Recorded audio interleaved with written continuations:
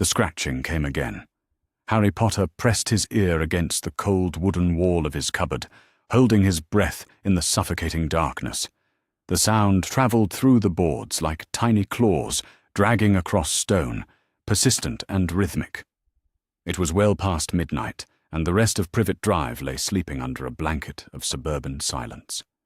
Even Uncle Vernon's thunderous snores from upstairs had finally quieted to occasional rumbles. At 7 years old, Harry had grown accustomed to the peculiar sounds that plagued Number 4. The house groaned and settled like an arthritic giant. Pipes clanged with indignant protest whenever Aunt Petunia ran the washing machine, and mice occasionally skittered through the walls during the coldest winter nights. But this scratching was different. It came from directly behind his head, as if something was deliberately trying to claw its way through the wall that separated his cupboard from whatever lay beyond. "Where are you watching from tonight? I wonder if you've ever found something hidden that completely changed your understanding of your life." Harry Potter was about to discover that some secrets refuse to stay buried, no matter how desperately others try to bury them. Let me know in the comments where you're tuning in from. The scratching paused, then resumed with renewed urgency. Harry shifted on his thin mattress, wincing as the springs creaked beneath him. The Dursleys had locked him in 3 hours earlier, as punishment for accidentally letting slip that he had been having strange dreams again. Dreams of green light and a woman's scream that made his scar burn with phantom pain. Uncle Vernon's face had turned that familiar shade of purple that meant trouble, and Aunt Petunia had simply pointed toward the cupboard with one bony finger, her lips pressed into a thin line of disapproval. Now, as Harry listened to the mysterious scratching, he found himself studying the wooden boards that formed the back wall of his prison. In the faint light that seeped beneath the cupboard door from the hallway, he could make out the grain of the wood, the way certain knots created darker patches in the timber. He had memorized every inch of this space during his 7 years of intermittent confinement. But tonight something seemed different. The scratching stopped abruptly, replaced by a sound that made Harry's heart leap into his throat. It was a soft tapping, deliberate and measured, as if something was politely requesting entry. 3 taps. Pause. 3 taps. Pause 3 taps again. The pattern repeated itself with mechanical precision, and Harry felt a strange tingling sensation in his fingertips. Without fully understanding why, Harry reached out and tapped back against the wall. 3 taps. Pause. 3 taps. Pause. 3 taps. The response was immediate and electrifying. A warm, golden light began to seep through what Harry had always assumed was a solid wooden wall. The light grew brighter, outlining the edges of what appeared to be a perfectly concealed door panel. Harry scrambled backward, his heart hammering against his ribs like a trapped bird. The golden light pulsed gently, and he could swear he heard something that sounded almost like a sigh of relief. The scratching resumed, but now it carried a different quality. It was urgent, but not frantic, purposeful rather than desperate. Whatever was behind that wall had been waiting for him to respond. The rational part of Harry's mind, the part that had been carefully trained by 7 years of Dursley discipline, told him to ignore the light and pretend to sleep. Strange things happened around Harry Potter, and strange things always led to punishment. But the larger part of his mind, the part that had been starved for mystery and wonder in this house of beige walls and rigid routine, was already reaching toward the glowing panel. His fingers touched the wood, and it was warm. Not just warm, but alive with some kind of energy that made his whole hand tingle. The moment his skin made contact with the glowing outline, the panel swung inward on silent hinges, revealing not another wall, but a space that shouldn't have existed. Cool air flowed from the opening, carrying with it the most wonderful smell Harry had ever encountered. It was the scent of old parchment and ink, of leather bindings and something floral that reminded him of the way the air smelled after summer rain. The golden light emanated from within the hidden space, and Harry could see that it was not a closet or storage area, but a room that was larger than his entire cupboard despite the fact that it appeared to exist within the space of a single wall. Harry hesitated for only a moment before crawling through the opening. The floor on the other side was covered with a thick carpet that felt impossibly soft beneath his knees. As he emerged fully into the hidden room, he gasped in wonder. The space was circular, with walls that curved up into shadows that the golden light couldn't quite penetrate. But it was not the architecture that took his breath away. It was the letters. Hundreds upon hundreds of letters covered every surface. They were stacked in neat piles on shelves that lined the circular walls, bundled with ribbon and sorted by some system Harry couldn't immediately discern. Some bundles were thick with official-looking envelopes bearing elaborate seals, while others consisted of lighter correspondence in pastel colors. Many bore his name written in various hands, from spidery script to bold block letters. Mr. H. Potter read one envelope near his feet. "Mr. Harry Potter," said another. "Harry James Potter," proclaimed a third in emerald green ink that seemed to shimmer in the golden light. Harry picked up the nearest envelope with trembling fingers. The parchment was heavy and cream-colored, sealed with what appeared to be genuine red wax. The seal bore an intricate coat of arms, featuring a lion, an eagle, a badger, and a snake surrounding the letter H. Above his name and the familiar address of number 4, Privet Drive, Little Whinging, Surrey, was written in elaborate script, Hogwarts School of Witchcraft and Wizardry. The date on the postmark made Harry's stomach lurch. 2 years ago. He would have been 5 years old. With careful fingers, he broke the wax seal and unfolded the letter. The parchment crackled softly as he opened it, and the words seemed to leap off the page in the golden light. "Dear Mr. Potter, we are pleased to inform you that you have been accepted at Hogwarts School of Witchcraft and Wizardry. Your magical education will commence when you reach the appropriate age. But we wanted to ensure that your guardians were aware of your heritage and began making appropriate preparations for your future enrollment." Harry read the words 3 times before their meaning began to penetrate. Magic. The letter was talking about magic as if it were real, as if it were something as mundane as mathematics or history. But more than that, it was talking about his magical education as if it were a foregone conclusion. He looked around the room with new understanding.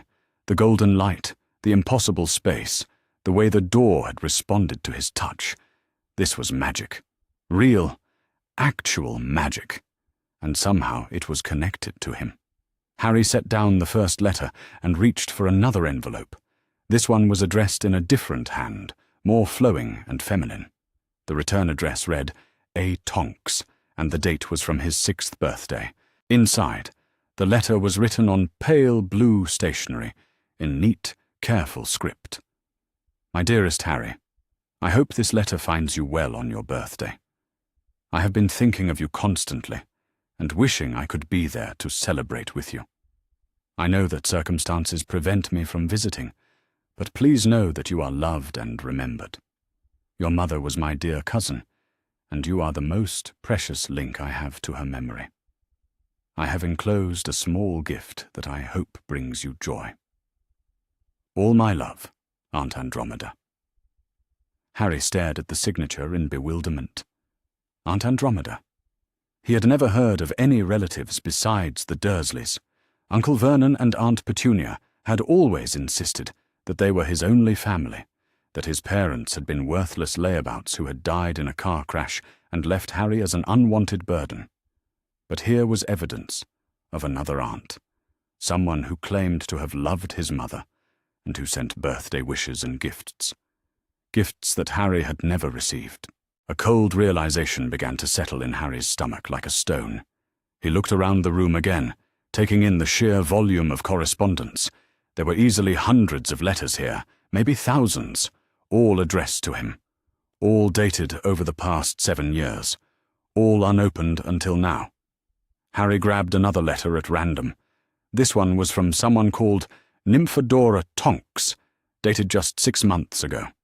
The handwriting was enthusiastic and slightly messy, with little doodles of stars and flowers in the margins. "Dear Cousin Harry, I turned 16 last month and officially started my aura training. I wish you could see the ministry. It's absolutely brilliant. All these lifts that move by themselves and people disappearing in green flames and everything. I've been trying to convince Mum to let me visit you, but she says the magical protections around your house are too dangerous to breach.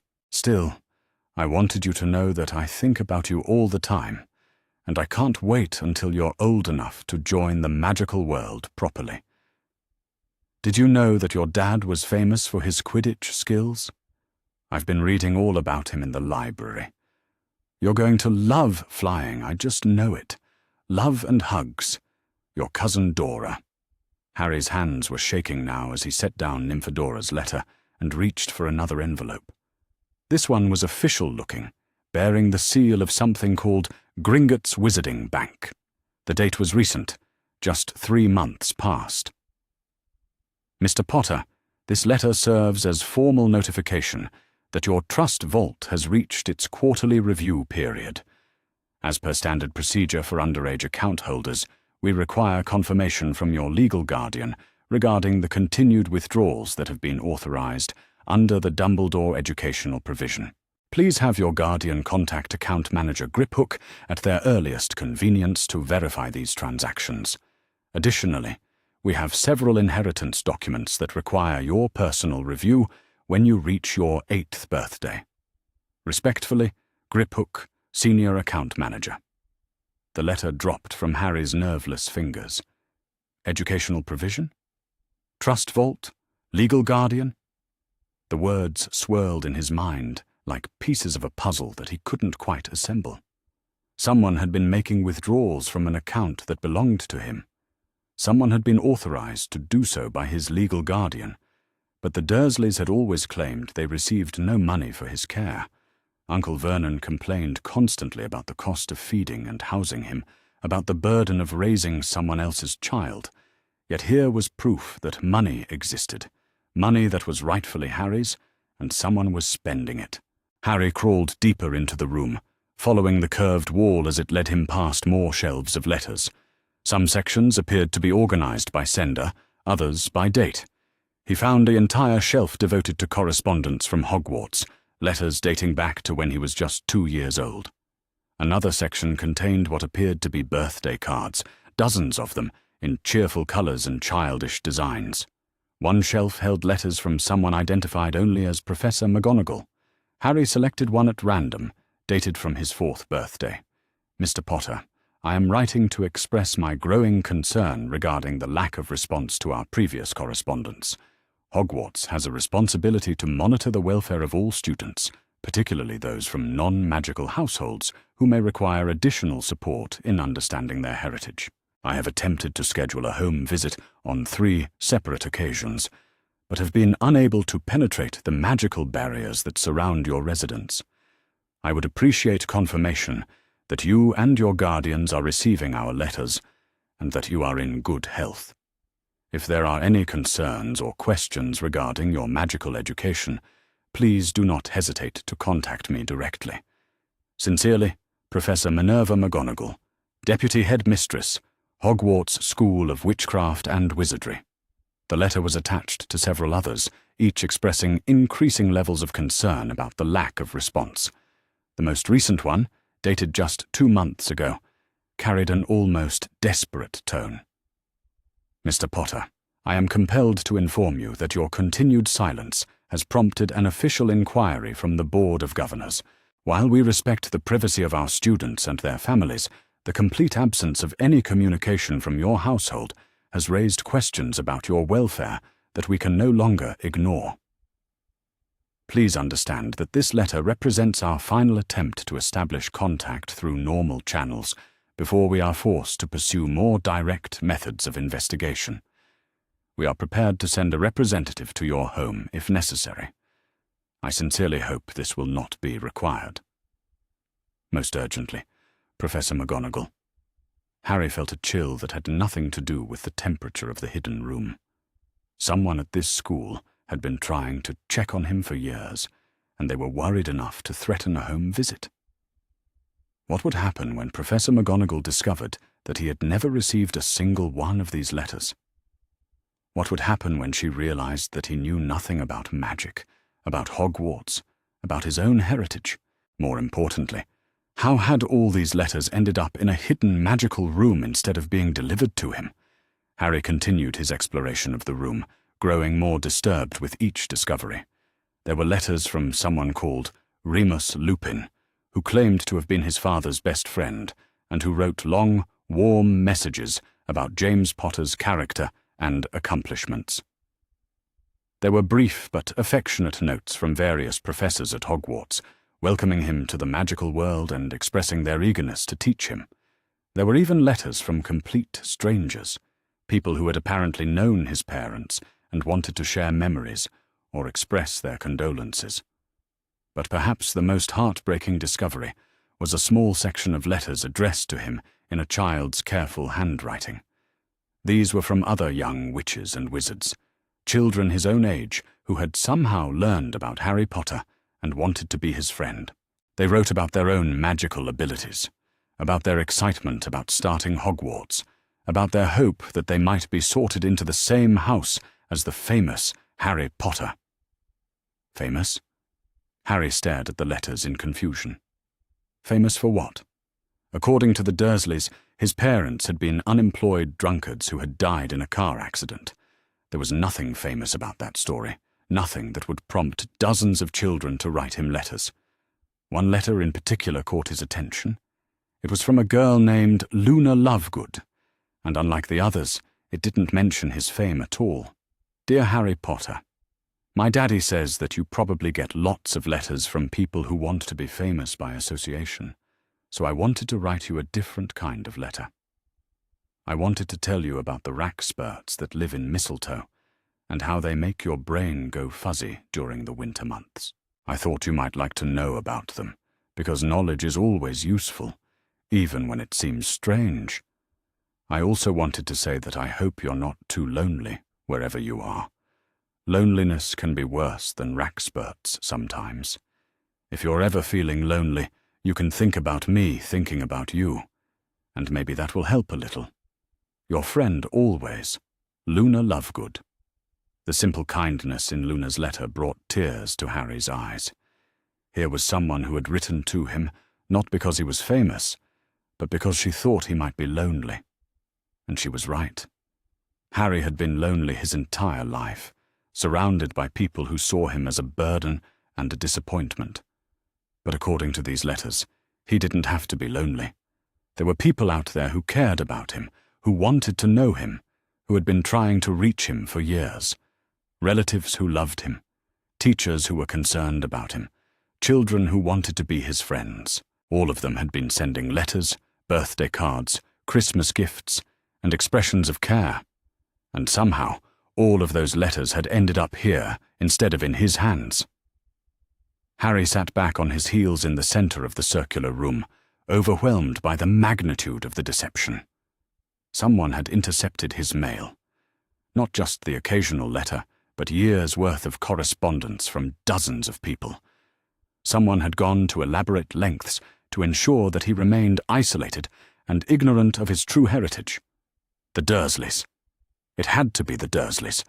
They were the only ones who had access to his mail, the only ones who could have prevented all these letters from reaching him. But how had they managed it? And more importantly, how had the letters ended up in this magical room? Harry picked up another envelope, this one bearing a seal he didn't recognize. The letter inside was brief and to the point, signed by someone called Albus Dumbledore, headmaster of Hogwarts School of Witchcraft and Wizardry.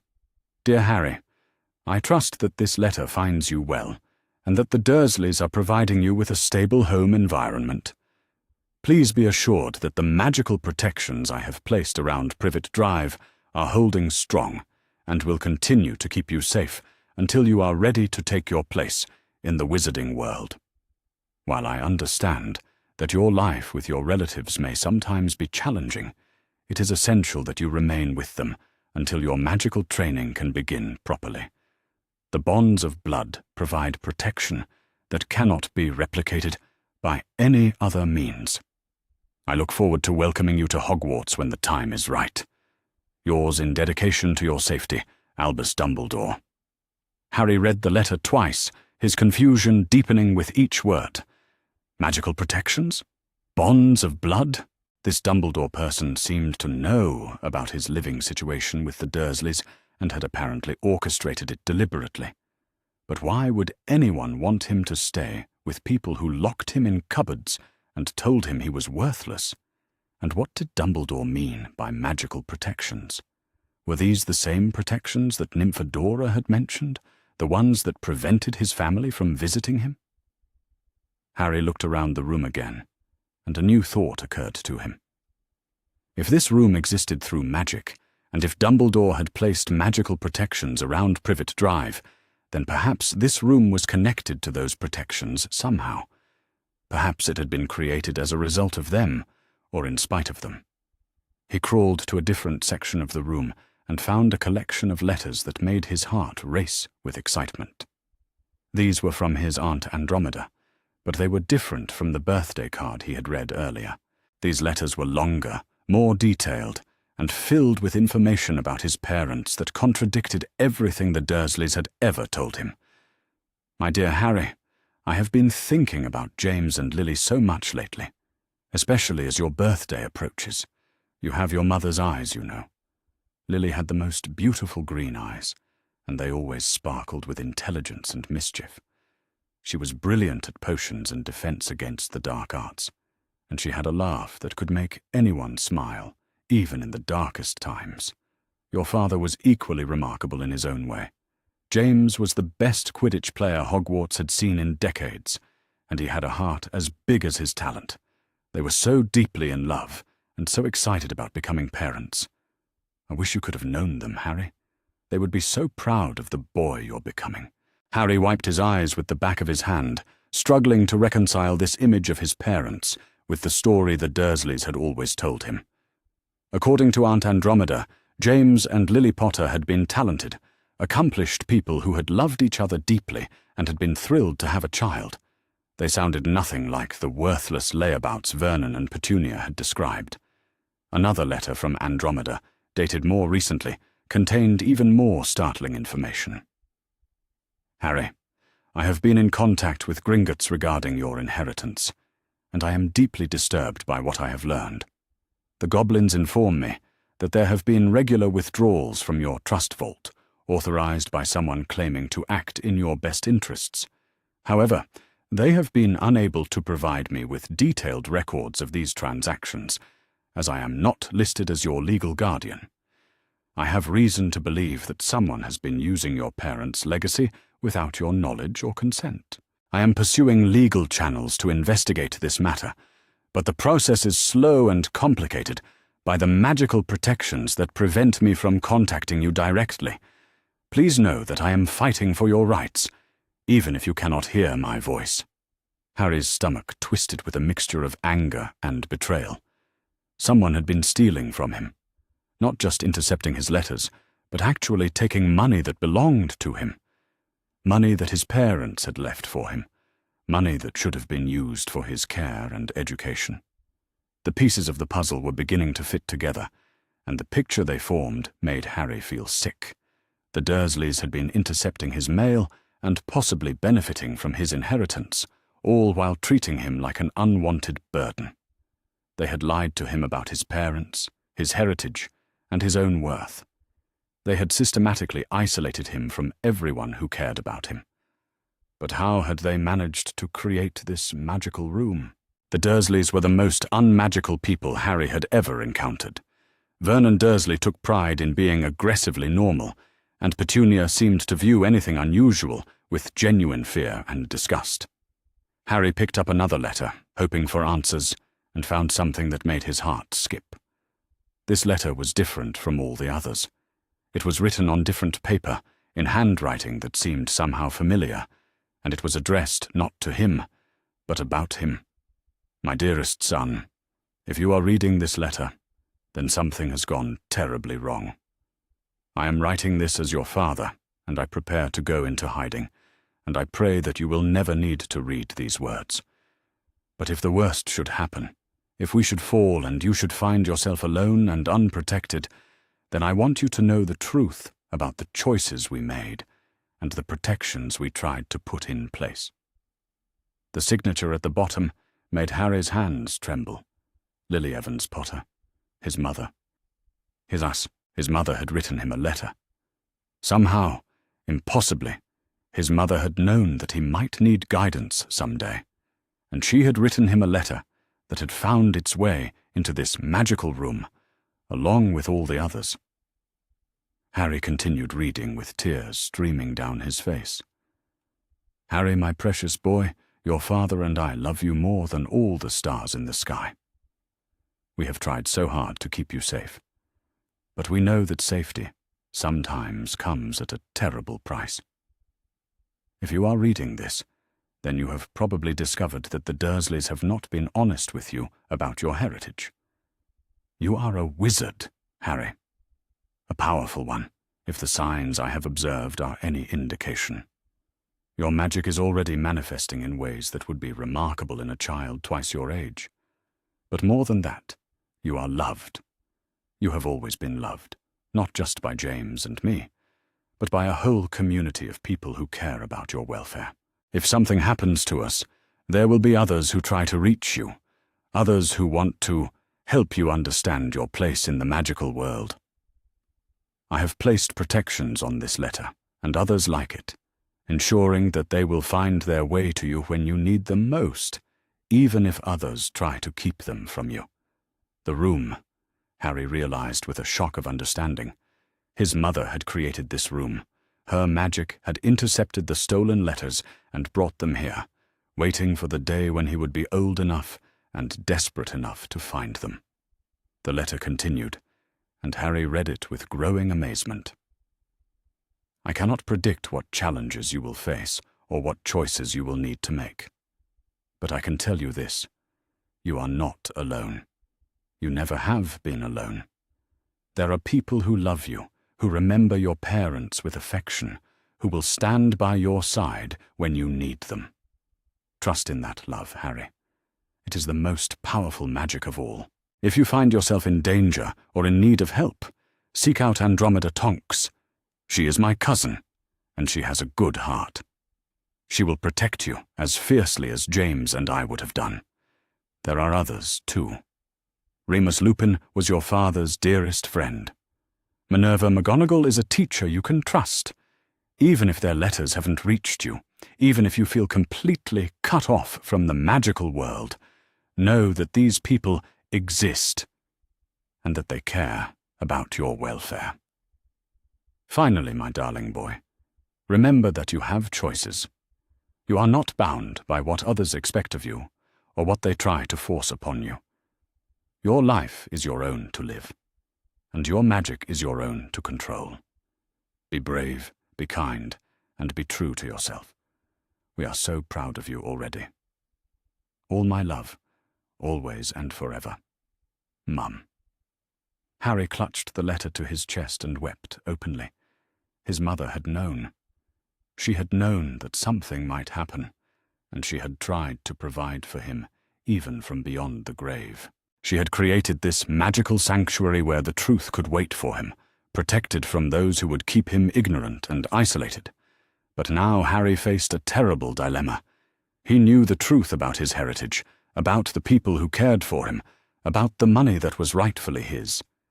He knew that he was not the burden and disappointment the Dursleys had always claimed he was. But he was still 7 years old, still locked in a cupboard under the stairs, still completely dependent on people who had been lying to him his entire life. What was he supposed to do with this knowledge?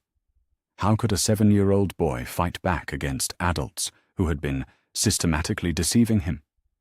How could he reach out to the people who had been trying to contact him when he had no way to send letters of his own? Harry wiped his eyes and looked around the magical room with new determination. His mother had not created this sanctuary just so he could feel sorry for himself. She had given him the truth because she expected him to do something with it. He began gathering letters systematically, organizing them by sender and date. The correspondence from Gringotts would be crucial, as it provided evidence of financial impropriety. The letters from Professor McGonagall showed a clear pattern of concern from the magical authorities. The personal letters from Andromeda Tonks and others proved that he had family who wanted to care for him. Most importantly, his mother's letter provided him with names of people he could trust and guidance about how to move forward. Harry Potter might only be 7 years old, but he was done being a victim. The magical world had been trying to reach him for years, and now he finally had the tools to reach back.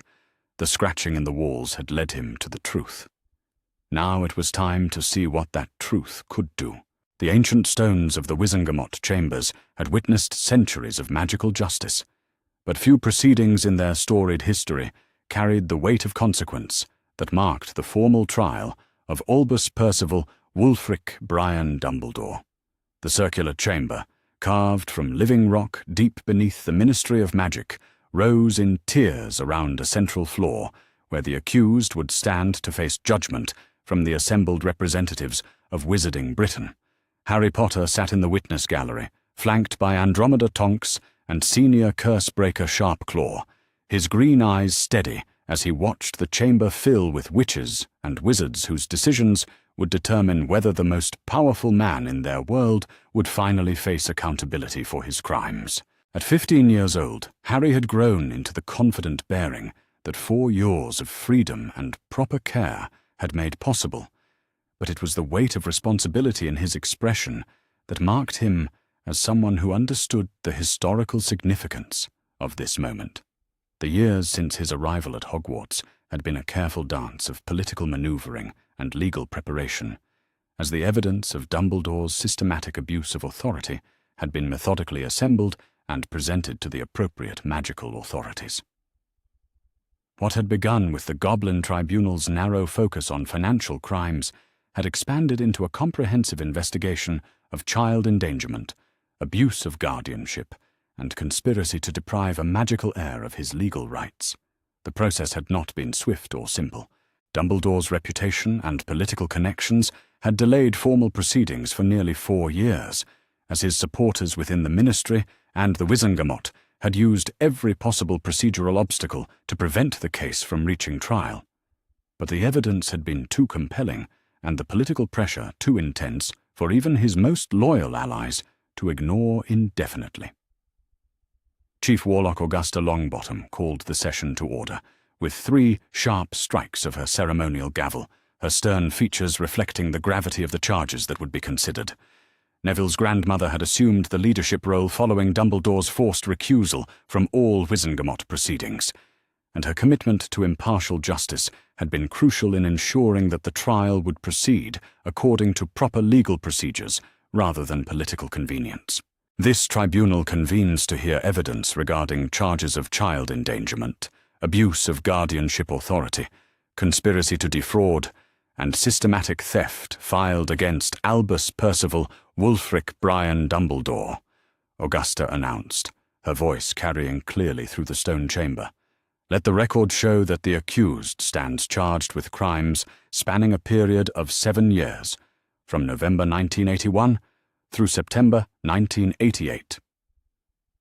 Dumbledore entered the chamber with as much dignity as his circumstances would allow, though the years since the Goblin Tribunal had clearly taken their toll. His once magnificent robes showed signs of wear and alteration, as his financial assets had been frozen pending the outcome of the criminal proceedings.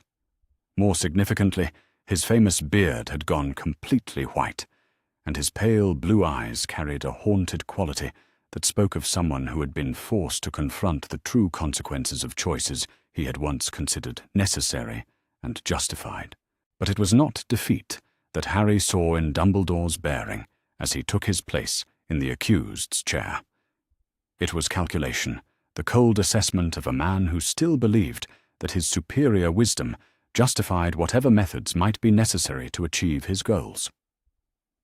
Even facing the judgment of his peers, Dumbledore radiated the quiet arrogance of someone who considered himself the only person capable of making the hard choices that leadership required. The prosecution was led by Senior Prosecutor Amelia Bones, whose meticulous investigation had uncovered the full scope of Dumbledore's manipulations and their impact on Harry's development. She rose from her seat with the deliberate movements of someone who had spent years preparing for this moment, her voice carrying the authority of someone who spoke for justice rather than political expedience. "Members of the Wizengamot," she began, her words echoing in the stone chamber with formal precision.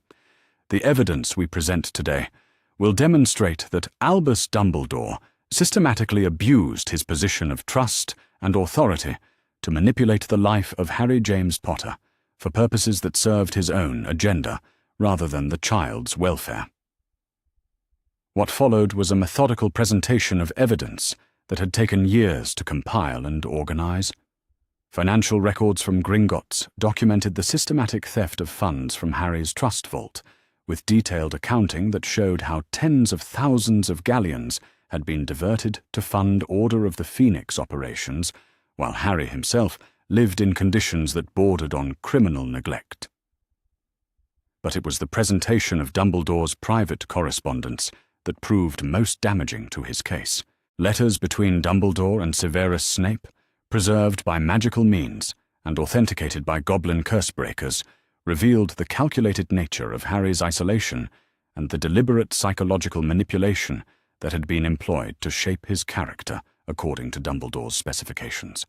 The accused wrote to his collaborator, Prosecutor Bones read from one particularly damning letter, that the boy's accidental magic incidents are increasing in frequency, which suggests that his power is developing as expected. However, the Dursleys' reactions continue to be counterproductive. Their fear and hostility may be creating psychological barriers that will interfere with his magical development. The letter continued with clinical discussions of how to modify the Dursleys' behavior through magical compulsion, and whether controlled revelation of Harry's heritage might serve Dumbledore's purposes better than continued complete ignorance. To the assembled Wizengamot members, these were not the words of a protector concerned with a child's welfare, but the calculations of a manipulator treating a human being as a strategic asset. Perhaps the most powerful moment in the prosecution's case came when Harry himself took the witness stand. 4 years of education and proper care had transformed him from the frightened, desperate child who had testified at the Goblin Tribunal into a young man whose intelligence and moral clarity commanded respect even from those who might have preferred to dismiss his accusations. "Mr. Potter," Prosecutor Bones said gently, "please tell the tribunal about your living conditions during the 7 years you were under Professor Dumbledore's guardianship." Harry's testimony was delivered with the calm precision of someone who had long since processed the trauma of his childhood and transformed it into a determination that others should not suffer similarly. He described the cupboard under the stairs, the systematic starvation and emotional abuse, the complete isolation from any knowledge of his magical heritage or his parents' true legacy. But it was when he described the psychological impact of Dumbledore's manipulation that his testimony became most devastating. "Professor Dumbledore created conditions designed to make me desperate for approval and acceptance," Harry explained, his young voice carrying a maturity that impressed even his critics. "He ensured that I would have no family connections, no independent resources, and no knowledge of alternatives to whatever path he chose to set before me. When I finally arrived at Hogwarts, I was supposed to be so grateful for rescue and so hungry for belonging that I would do anything to earn his favor." "And how do you know this was his intention?" Prosecutor Bones asked.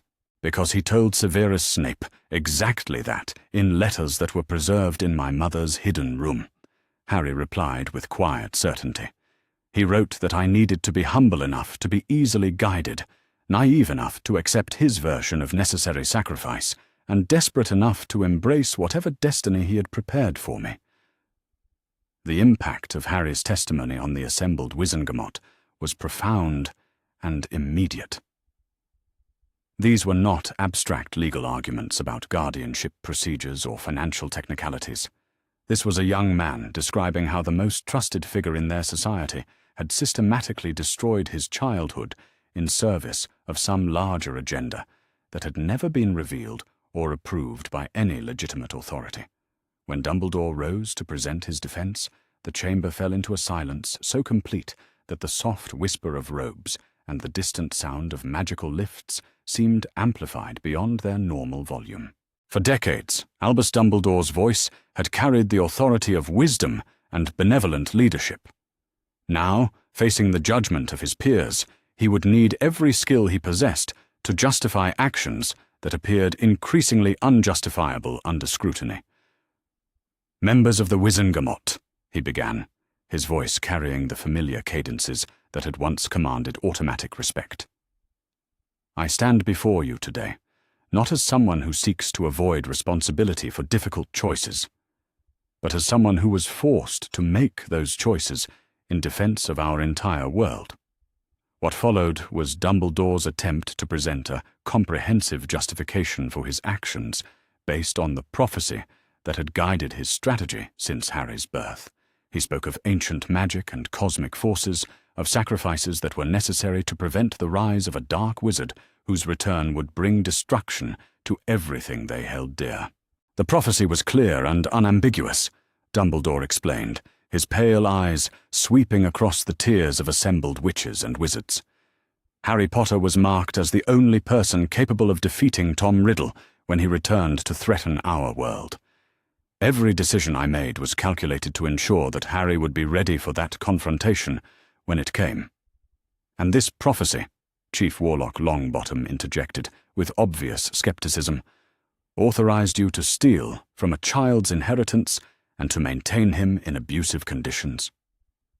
Dumbledore's hesitation before answering revealed the weakness of his position more clearly than any direct admission could have done.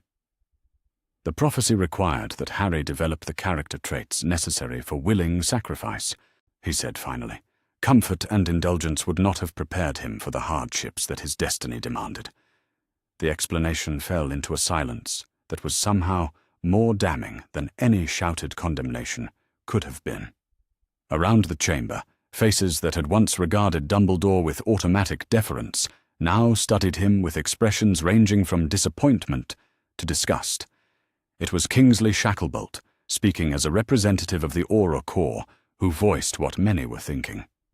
"Professor Dumbledore, you speak of destiny and prophecy as if they justified any action, no matter how harmful to an innocent child.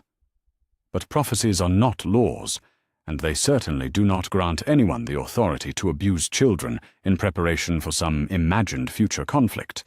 The criticism struck at the heart of Dumbledore's defense, exposing the fundamental flaw in his reasoning. Even if the prophecy were real and accurate, even if Harry Potter were destined to face some terrible enemy, that did not grant Dumbledore the right to shape a child's life according to his own interpretation of what that destiny required. But it was the testimony of Vernon and Petunia Dursley, delivered under the influence of Veritaserum, that provided the most damaging evidence against Dumbledore's claims of protective necessity. The truth serum compelled them to reveal not only the extent of their abuse and neglect, but also the payments they had received from Dumbledore's agents in exchange for maintaining Harry's isolation and ignorance.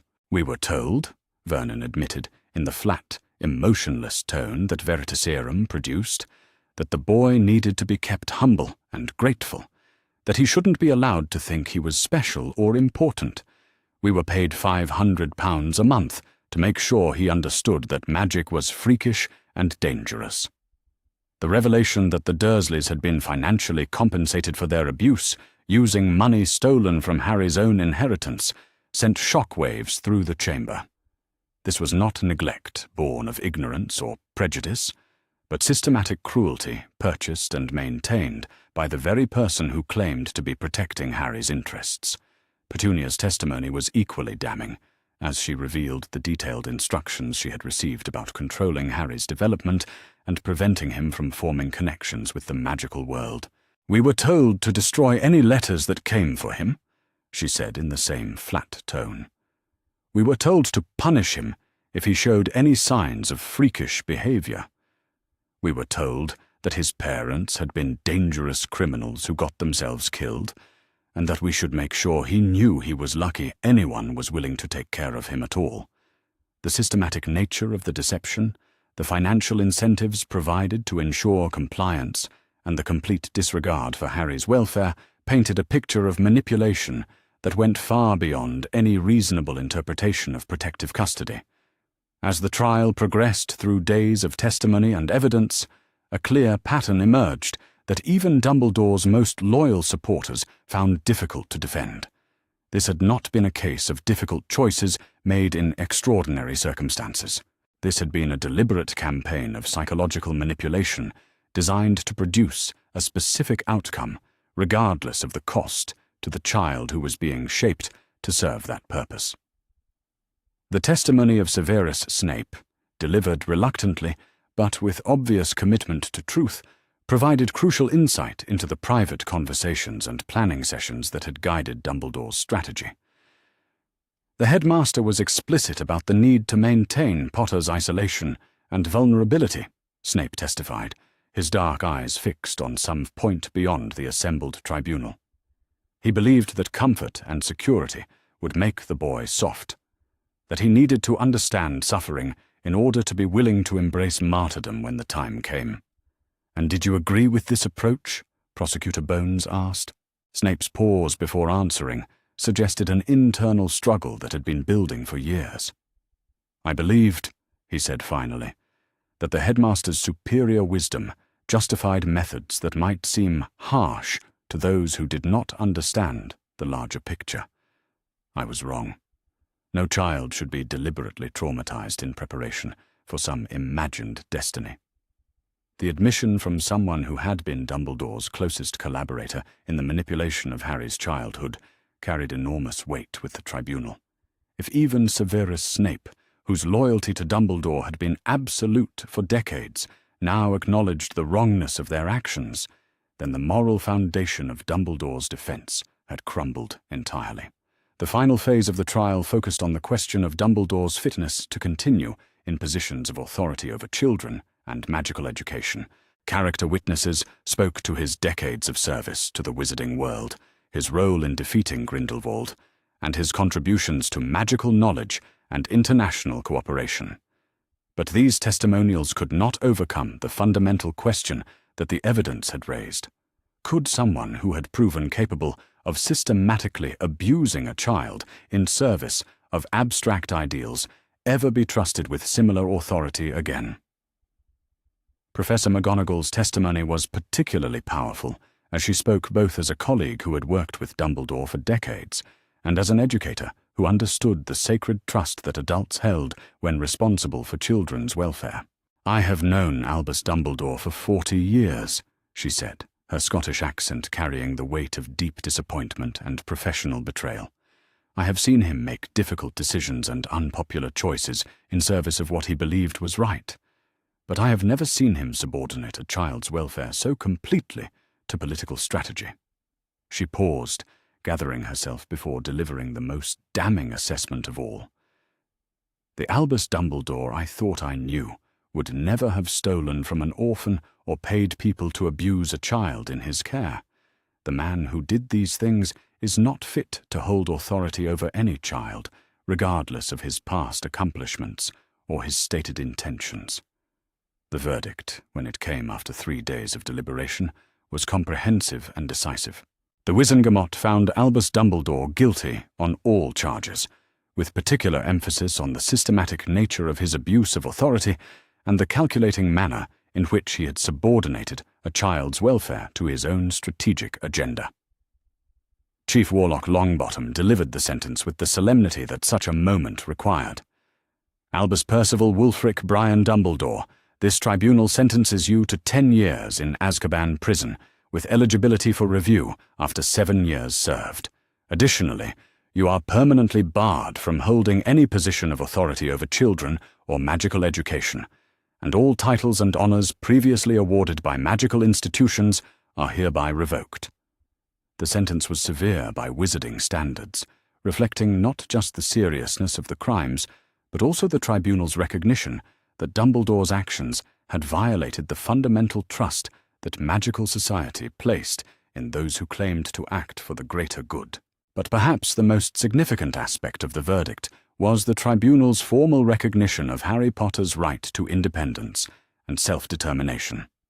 The Wizengamot explicitly stated that no prophecy, regardless of its source or apparent accuracy, granted anyone the authority to manipulate a child's life without proper legal oversight and genuine consideration for the child's welfare. "Mr. Potter," Chief Warlock Longbottom said, as the formal proceedings concluded, "this tribunal recognizes that you have suffered grievous harm at the hands of someone who claimed to be acting in your best interests. We hope that today's verdict provides some measure of justice and closure, and we formally acknowledge your right to determine your own future without interference from those who would subordinate your welfare to their interpretation of destiny or necessity." As Harry left the Wizengamot chambers, surrounded by family and allies who had supported him through 4 years of legal battles and political maneuvering, he felt a profound sense of completion rather than simple victory. This had never been about revenge or personal satisfaction. It had been about establishing the principle that no child should ever be sacrificed for someone else's vision of the greater good. The boy who had once lived in a cupboard under the stairs had become a young man whose courage and determination had challenged the most powerful wizard of his generation, and won. But more importantly, he had proven that individual worth and dignity were more important than abstract ideals about necessary sacrifice. The wizarding world would remember this trial as the moment when they chose to protect their children rather than exploit them, when they decided that no cause, however noble, justified the systematic abuse of those who were too young to defend themselves. And Harry Potter, finally free from the shadow of manipulation and control that had shaped his early life, could look toward a future that belonged to him alone. The prophecy that had been used to justify so much suffering remained, but it would be fulfilled on his terms, according to his choices, and in service of values that he himself had chosen to embrace. Justice had been served, and with it came the promise that no other child would suffer as he had suffered. That, more than any personal vindication, was the true victory that this day had achieved. The transformation of Hogwarts School of Witchcraft and Wizardry began on a crisp October morning, 6 months after Albus Dumbledore's conviction and sentencing had sent shockwaves through the wizarding world. Professor Minerva McGonagall stood at the tall windows of the headmistress's office, watching the sunrise paint the castle grounds in shades of gold and amber, and reflected on the magnitude of the changes that had swept through the ancient institution under her leadership. The office itself bore witness to the philosophical shift that had occurred since McGonagall's appointment as headmistress. Gone were the whimsical silver instruments that had cluttered Dumbledore's workspace, their mysterious purposes known only to their former owner. In their place stood practical devices for communication and administration, tools that served the transparent governance that McGonagall was determined to bring to Hogwarts. The portraits of former headmasters and headmistresses still lined the walls, but their whispered conversations now carried undertones of uncertainty as they adjusted to leadership that valued accountability over mystique. At the center of this transformation sat Harry Potter, now 15 years old and serving as the youngest member of the newly established Student Welfare Council.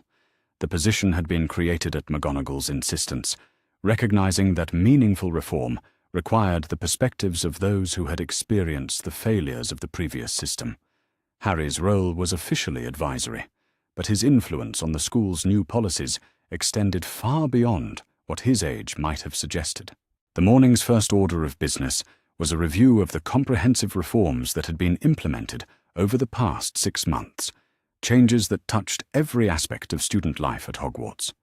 McGonagall had approached the task with the methodical precision that characterized all her work, but it was Harry's insights and suggestions that had shaped many of the most significant improvements.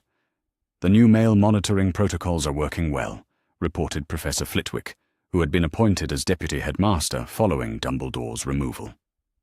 "We have documented delivery and receipt for every piece of correspondence sent to or from students, and the magical tracking system ensures that no letters can be intercepted or destroyed without leaving a permanent record. The mail protection system was one of Harry's most important contributions to the reform process. His own experience with intercepted correspondence had made him acutely aware of how easily communication could be used as a tool of control and manipulation.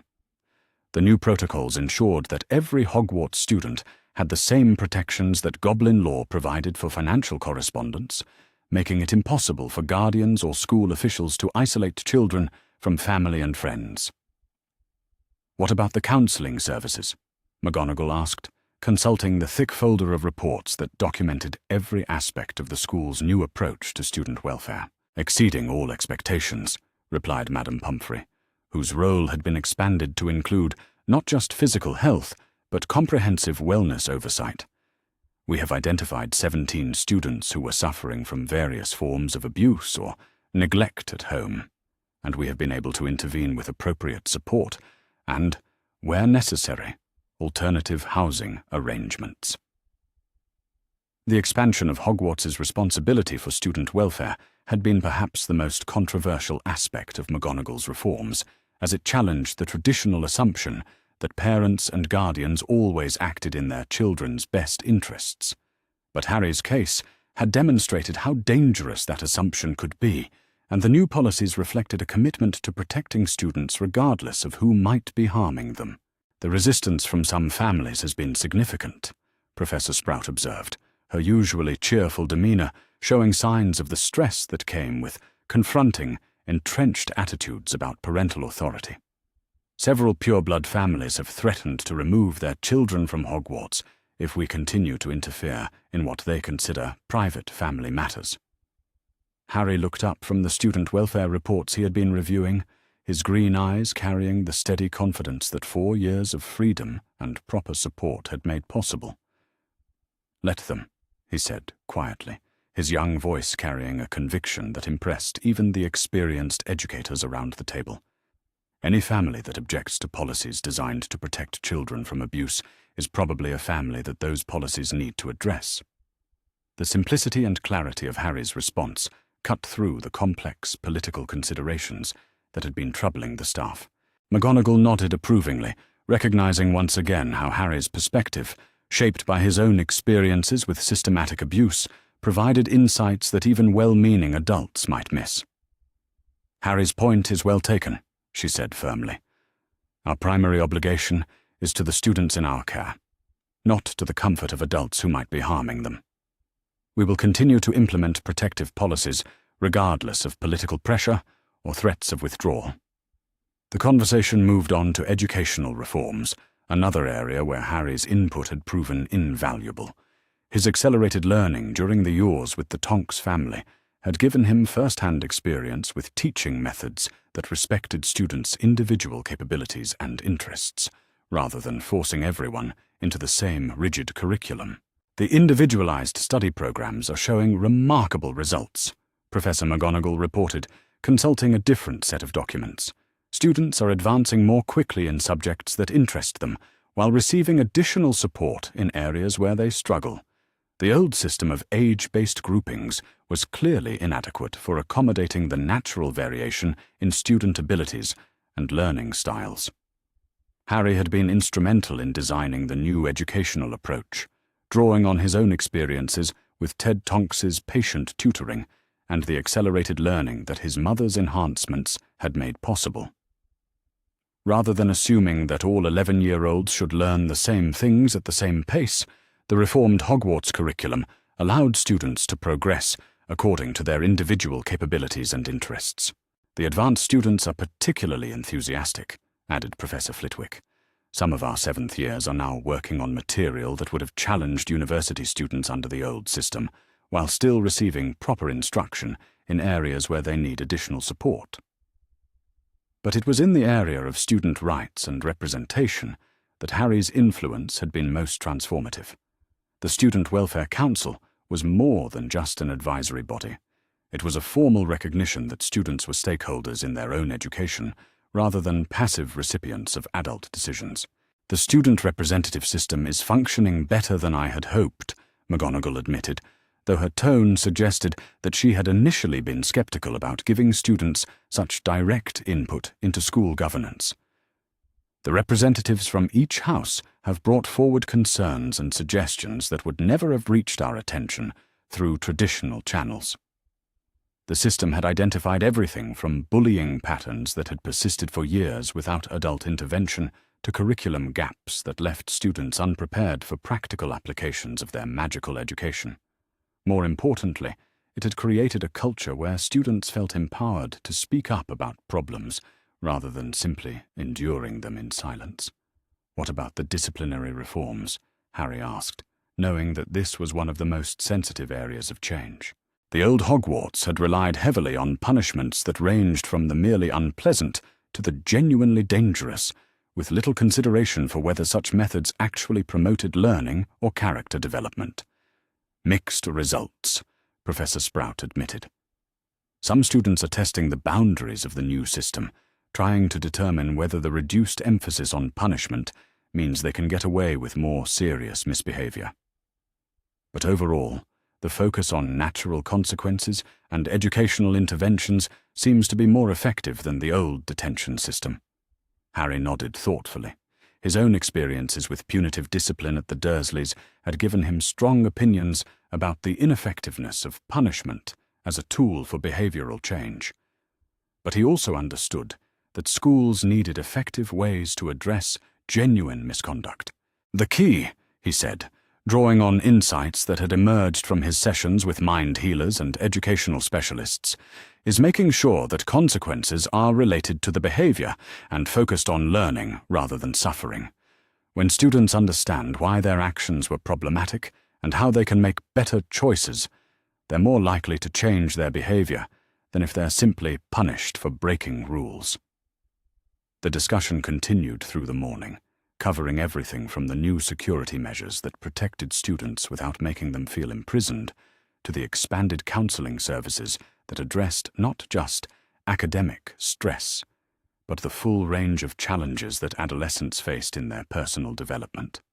But perhaps the most significant change was less tangible than policy reforms or structural modifications. It was the transformation in the school's culture, the shift from an environment where adult authority was unquestioned to one where students were treated as individuals with rights, opinions, and valuable perspectives. "The students are different," Madame Pomfrey observed, as the meeting drew toward its conclusion. "More confident, more willing to ask for help, more engaged in their own education. It's as if removing the fear of arbitrary punishment has freed them to focus on actually learning." Harry smiled at the assessment, recognizing the truth in Pomfrey's words. His own transformation from a frightened, desperate child to a confident young man had demonstrated the power of environments that nurtured rather than controlled, that empowered rather than diminished. The afternoon brought Harry's regular meeting with McGonagall to discuss specific student welfare cases that required his particular insights. These sessions had become one of the most valuable aspects of the reform process, as Harry's enhanced ability to detect deception and his experience with various forms of manipulation made him uniquely qualified to identify students who were struggling with problems they might be reluctant to discuss openly. "We have a third-year Hufflepuff who shows all the signs of systematic intimidation," McGonagall said, opening the first case file. "Her academic performance has declined dramatically this term. She's lost significant weight, and several professors have noticed that she seems constantly anxious and hypervigilant." Harry reviewed the documentation carefully, his enhanced senses and years of experience with trauma responses helping him identify patterns that might not be obvious to others. "The symptoms suggest ongoing stress rather than a specific incident," he observed. "Has anyone investigated her home situation?" "Difficult to assess," McGonagall admitted. "Her parents respond promptly to all official correspondence, and they express appropriate concern about her academic difficulties. But there's something about their letters that feels rehearsed." The description immediately caught Harry's attention, as it reminded him of the carefully crafted responses that the Dursleys had provided whenever official authorities had inquired about his welfare. "I'd like to speak with her directly, if she's willing," he said. Sometimes, students will open up to someone closer to their own age, especially if that person has experience with similar situations. The meeting with the Hufflepuff student proved to be both illuminating and heartbreaking. Sarah Whitmore was an intelligent, sensitive girl whose home life had become increasingly controlled and punitive as her magical abilities developed. Her parents, both non-magical, had initially been proud of their daughter's acceptance to Hogwarts, but their attitudes had shifted as they struggled to understand and accept the magical world their daughter now inhabited. "They're not cruel," Sarah explained during her conversation with Harry, her young voice carrying the same defensive tone that Harry remembered from his own attempts to explain away the Dursleys' behavior. "They just want what's best for me. They say that the magical world is dangerous, and that I need to focus on normal things instead of getting caught up in freak activities." The language was different, but the underlying pattern was disturbingly familiar. Sarah's parents were using emotional manipulation and systematic undermining to discourage their daughter's engagement with her magical heritage, creating the same kind of internal conflict and self-doubt that had characterized Harry's own early years. "Sarah," Harry said gently, drawing on techniques he had learned from mind healers and counselors, "what do you think would happen if you told your parents that you love studying magic and want to pursue advanced courses in subjects like transfiguration and charms?" The fear that flashed across Sarah's face was answer enough. Like Harry during his years with the Dursleys, she had learned to suppress her natural interests and abilities in order to avoid conflict with the adults who controlled her life. Working with Sarah's situation required delicate handling, as her parents were not violating any specific laws or engaging in the kind of obvious abuse that would justify immediate intervention. But the psychological impact of their systematic discouragement was real and damaging, and Harry was determined that no student should suffer the kind of identity suppression that had characterized his own childhood. The solution came through a combination of educational outreach and strategic support. McGonagall arranged for the Whitmores to visit Hogwarts for a comprehensive orientation program designed for non-magical parents who were struggling to understand their children's magical education. Meanwhile, Sarah was connected with counseling support and a peer mentoring program that would help her develop confidence in her magical identity. "The key," Harry explained to McGonagall as they reviewed the intervention plan, "is helping her parents understand that supporting Sarah's magical development doesn't mean losing their daughter to a world they can't share. They need to see that her magical abilities are part of who she is, not a threat to her relationship with them." The afternoon's work continued with several other cases, each requiring careful assessment and individualized response. A Slytherin whose pure-blood family was pressuring him to embrace dark magic traditions that made him uncomfortable. A Ravenclaw whose academic perfectionism had escalated into dangerous levels of stress and self-harm. A Gryffindor whose divorced parents were using her as a weapon in their ongoing conflicts with each other. Each case reminded Harry of why the reforms they had implemented were so crucial, and why vigilant attention to student welfare could never be considered optional or secondary to other educational goals. But it was the evening's activity that proved most rewarding. Harry had instituted regular study groups where older students mentored younger ones, creating the kind of positive peer relationships that had been missing from Hogwarts's traditionally hierarchical social structure. Tonight's group included students from all 4 houses, working together on projects that ranged from advanced transfiguration theory to practical applications of defensive magic. The sight of Slytherins and Gryffindors collaborating on complex spell work, or Hufflepuffs and Ravenclaws sharing research techniques, represented a fundamental shift in the school's culture that went beyond any specific policy reform. The house rivalry system was one of Dumbledore's most damaging legacies, Harry observed to Neville Longbottom, who had become his closest collaborator in the student welfare initiatives. It taught students to define themselves in opposition to their peers rather than finding common ground and mutual support. Neville nodded, his own transformation from a timid, uncertain boy to a confident young leader, reflecting the positive impact of the school's new environment. Competition can be healthy, he agreed, but not when it's based on arbitrary divisions that have nothing to do with actual values or achievements. The evening concluded with a planning session for the upcoming Parent Education Program, an initiative that Harry had proposed to address the systemic issues that had allowed his own abuse to continue undetected for so many years. "The problem," Harry explained to the assembled staff, "is that too many adults assume that parents and guardians always have their children's best interests at heart. The reality is that some adults are dangerous to children, and others are well-meaning but misguided. We need systems that can distinguish between these categories and respond appropriately to both. The Parent Education Program would provide resources and support for families who are struggling to understand their magical children, while also creating opportunities for early intervention when parents or guardians were engaging in harmful behaviors. It represented a proactive approach to child protection that went beyond simply responding to crisis situations. As Harry made his way back to Gryffindor Tower at the end of the long day, he reflected on how profoundly Hogwarts had changed since McGonagall had assumed leadership. The school was no longer a place where adult authority was absolute and student voices were irrelevant. It had become a community where everyone's welfare mattered, where problems were addressed rather than ignored, and where individual growth was valued over institutional convenience. The changes hadn't been without challenges. Some parents objected to the new policies as interference in family autonomy. Some traditionalist faculty members complained that the focus on student welfare was undermining academic rigor. Some students took advantage of the reduced emphasis on punishment to test boundaries in ways that required careful management. But the overall transformation was undeniably positive. Students were healthier, both physically and emotionally.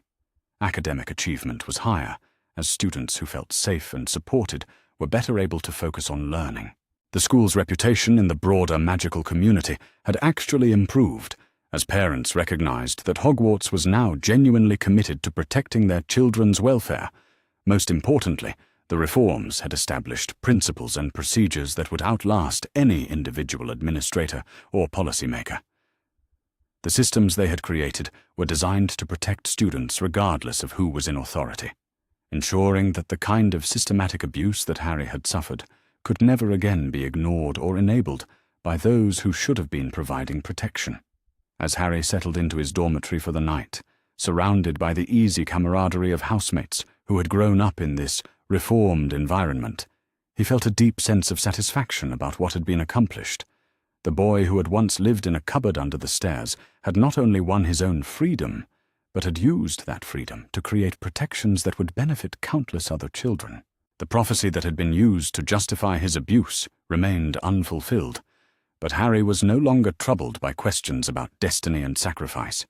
He had learned that the most important battles were not fought against dark wizards or cosmic forces, but against the everyday cruelties and systematic failures that made children vulnerable to those who would exploit them. His real destiny was not to die for some abstract, greater good, but to live in service of principles that he had chosen for himself, that children deserved protection, that individual worth mattered more than institutional convenience, and that those with power had obligations to use it responsibly. The transformation of Hogwarts was complete, but Harry's work was far from finished. There were other schools, other institutions, other systems that needed similar reforms. The lessons learned at Hogwarts could be applied wherever children were vulnerable to adult abuse or neglect. But for now, surrounded by friends and supported by adults who genuinely cared about his welfare, Harry Potter could rest, knowing that he had helped create something lasting and meaningful. The school that had once been a symbol of traditional authority and unquestioned power had become a model for what magical education could be when it truly served the needs of the students it was meant to protect. And that transformation, more than any victory over dark wizards or fulfillment of ancient prophecies, represented the true measure of Harry Potter's contribution to the magical world. He had proven that even the most entrenched systems could be changed when someone had the courage to challenge them, and the persistence to see reform through to completion. The new Hogwarts was his legacy, and it would protect children long after he had moved on to other battles and other victories in the ongoing struggle for justice and human dignity. The autumn morning that marked Harry Potter's 17th birthday dawned crisp and clear over the gardens of Tonks Hollow, where 10 years of careful tending had transformed the already beautiful grounds into something approaching magical perfection. The ancient oak trees wore their seasonal colors like royal robes, while the fairy roses that bloomed year-round in Andromeda's enchanted greenhouse added splashes of impossible color to the landscape that had become Harry's true home. Harry stood at the tall windows of what had once been his childhood bedroom, and was now his private study, watching the sunrise paint the familiar hills in shades of gold and amber. The room reflected the journey he had taken from the frightened 7-year-old who had first arrived here to the confident young man he had become. The shelves that had once held age-appropriate magical texts now contained advanced treatises on legal reform, educational policy, and child welfare advocacy. The desk where he had first learned to control his enhanced magical abilities was now covered with correspondence from schools, institutions, and government agencies throughout the magical world that sought his expertise in identifying and addressing systematic failures in child protection. The transformation in his physical appearance over the past 10 years had been remarkable, but it was the change in his presence that would have been most striking to anyone who had known him during his years of abuse. Gone completely was any trace of the hunted, desperate look that had characterized his early childhood. In its place was the steady confidence of someone who understood his own worth and had learned to use his experiences, both painful and redemptive, in service of principles he had chosen for himself. Today marked more than just his legal majority in the wizarding world. It represented the completion of a transformation that had begun in a hidden magical room filled with intercepted letters and had culminated in systematic reforms that had already begun protecting children throughout magical Britain and beyond. The boy who had been groomed for sacrifice had become a man whose greatest achievement was ensuring that no other child would face the systematic abuse and manipulation that had characterized his early years. The morning's first visitor arrived as Harry was reviewing the final draft of legislation that would extend Hogwarts's reformed child protection policies to all magical schools in Britain. Neville Longbottom, now 17 himself, and preparing to begin Aura training, had maintained the close friendship that had begun when their families reconnected during Harry's rescue from the Dursleys. The birthday boy contemplating his empire? Neville asked, with the easy humor that had developed as both young men had grown into their confidence and capabilities. Harry smiled, gesturing toward the correspondence and legal documents that covered his workspace. "Hardly an empire," he replied. "More like a collaborative effort to fix systems that were broken long before either of us was born." The legislative package that Harry and his allies had been crafting represented the most comprehensive reform of magical child welfare in centuries. Drawing on the lessons learned at Hogwarts and the evidence gathered from institutions throughout the magical world, the proposed Children's Magical Rights Act would establish uniform standards for child protection, mandatory reporting requirements for suspected abuse, and oversight mechanisms that would prevent the kind of systematic manipulation that Dumbledore had employed. "The ministry reception has been better than expected," Neville observed, reviewing some of the political correspondence. "Even the traditionalist factions seem to recognize that protecting children from abuse isn't really a partisan issue." Harry nodded, though his enhanced senses for detecting deception had taught him to be cautious about apparent political consensus. "The challenge will be in implementation," he said. "It's easy enough to pass laws that look good in the profit. Actually changing institutional cultures and individual behaviors is much more difficult." The conversation was interrupted by the arrival of Andromeda, whose role as Harry's guardian and adoptive mother had evolved over the years into something approaching a true partnership in his advocacy work. At 57, she carried herself with the grace and authority of someone who had spent decades fighting for causes that mattered, but it was her pride in Harry's accomplishments that marked her most clearly as someone who had found profound satisfaction in nurturing another person's growth. "The delegation from the International Council of Magical Education is here," she announced, her voice carrying the mixture of excitement and nervousness that had characterized her approach to the major conferences and policy meetings that had become routine parts of Harry's life. "They're very eager to discuss adapting your Hogwarts reforms for implementation in their respective countries." The international interest in Harry's work represented perhaps the most significant validation of the principles that had guided his transformation from victim to advocate. What had begun as a desperate attempt to escape systematic abuse had grown into a movement for institutional reform that was spreading throughout the magical world. The delegation proved to be as impressive as their credentials suggested. Headmasters and headmistresses from magical schools throughout Europe, representatives from child welfare organizations in North America and Asia, and policy researchers from institutions that Harry had only read about in advanced texts on comparative magical governance. "Mr. Potter," said Madame Olympe Maxime, the towering headmistress of Beauxbatons Academy, "your work at Hogwarts has been discussed extensively throughout the international educational community. We are hoping to learn from your experiences and adapt your approaches to our own institutional challenges." What followed was a morning-long discussion that showcased how profoundly Harry's understanding of institutional reform had developed over the past decade.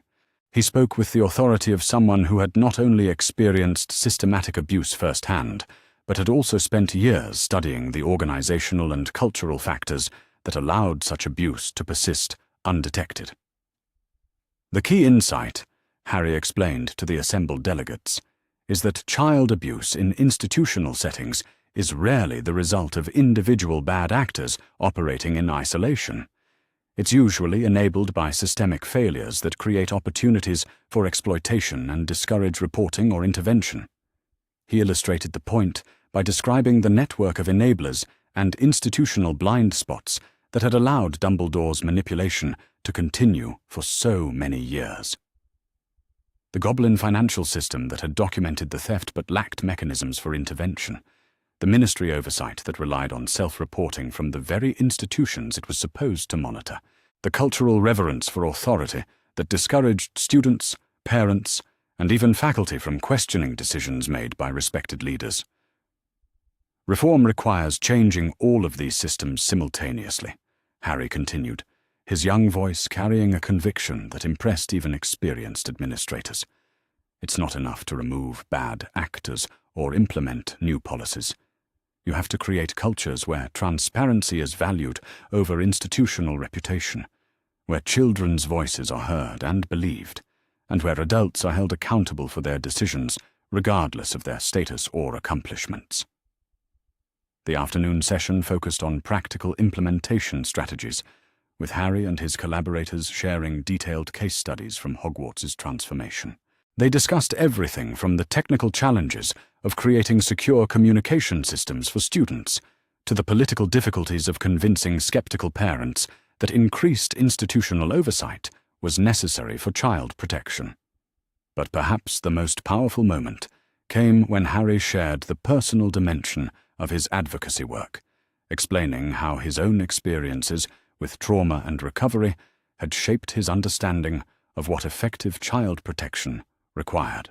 "I was fortunate," he said, his voice steady despite the emotional weight of the memories he was sharing. "I had family who fought for me, allies who recognized the injustice of my situation, and resources that allowed me to challenge the people who were harming me. But most children in similar circumstances don't have those advantages."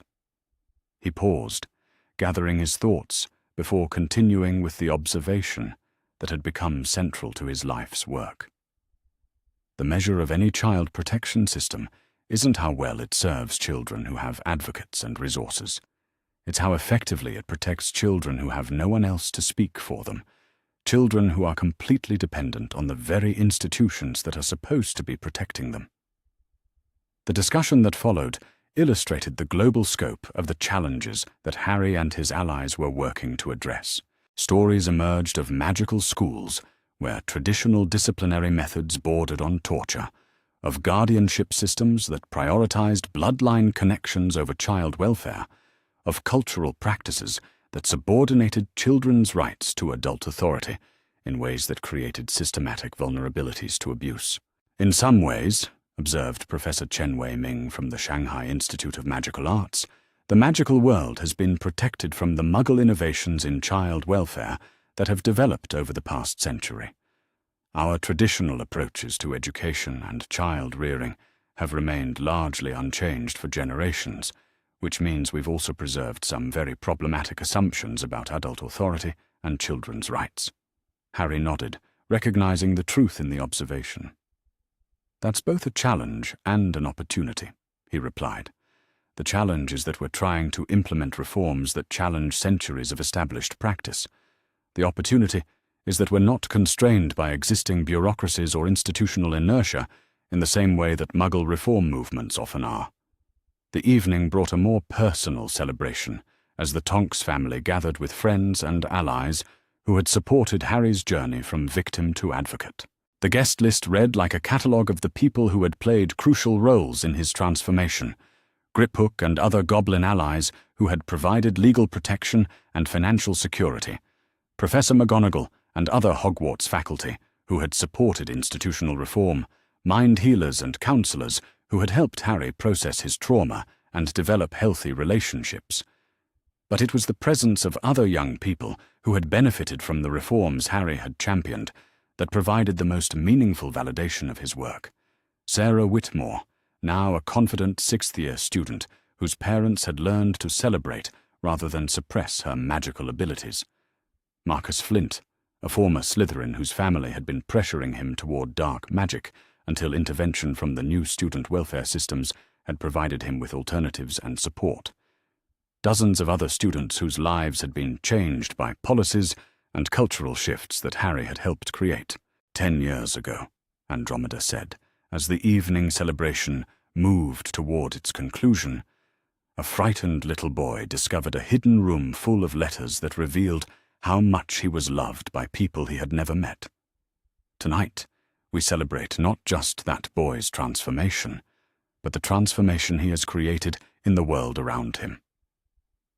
The toast that followed was both a celebration of Harry's personal journey and a recognition of the broader movement for child protection and institutional reform that his experiences had inspired. But perhaps the most significant moment came when Luna Lovegood, now a respected journalist whose reporting had helped expose institutional failures throughout the magical world, presented Harry with a collection of letters that paralleled those he had found in his mother's hidden room. "These are from children whose lives you've changed," Luna explained, her ethereal voice carrying unusual gravity.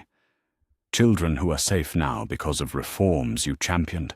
Families who have learned to support their magical children instead of suppressing them. Institutions that have chosen transparency over reputation management."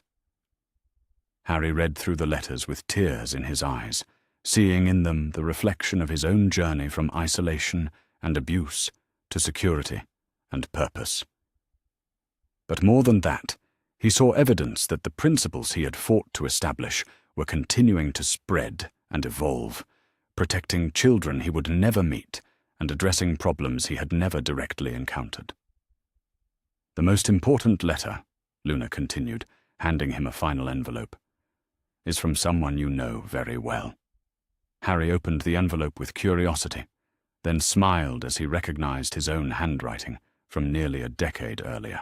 It was the first letter he had written from his mother's hidden room, the desperate plea for help that had initiated his rescue from Privet Drive and set in motion everything that had followed.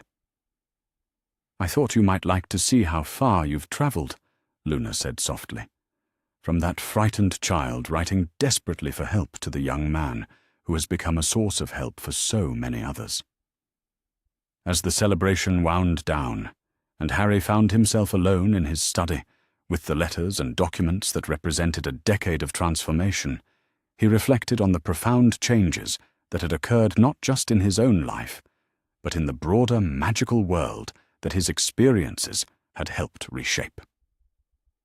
The prophecy that had been used to justify his abuse remained unfulfilled in the traditional sense. Voldemort had never returned from whatever diminished existence he had been reduced to on that night in Godric's Hollow.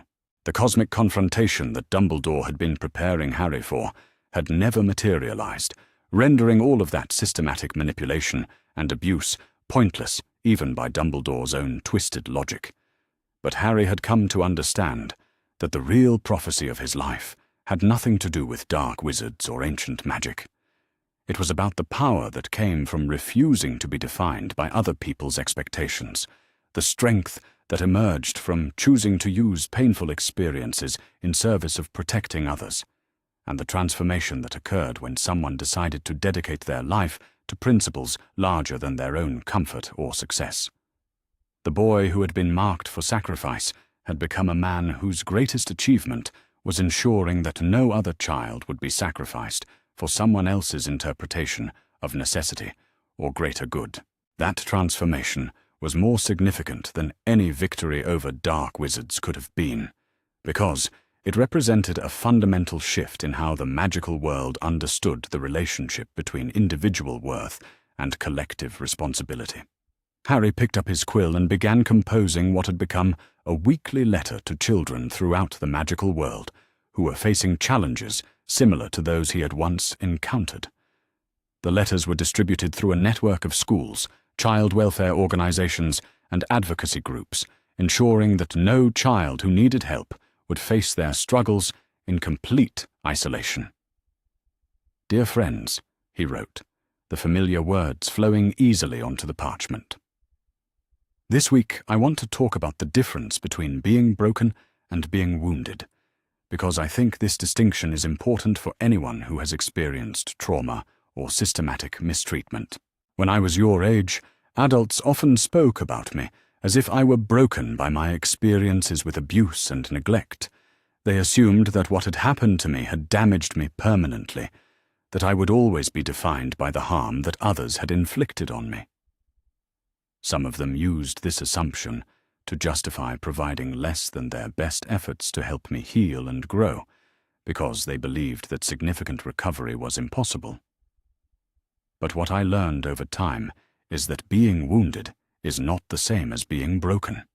Wounds can heal, leaving you stronger and more compassionate than you were before. Wounds can teach you things about resilience and hope that people who have never been seriously hurt may never understand. Most importantly, wounds can motivate you to prevent others from suffering similar harm. The letter continued with practical advice about recognizing abuse, seeking help, and understanding that recovery was not just possible, but likely when proper support was available. But it was the conclusion that carried the message Harry most wanted to share with young people who might be facing circumstances similar to those he had once endured. "Your life belongs to you," he wrote.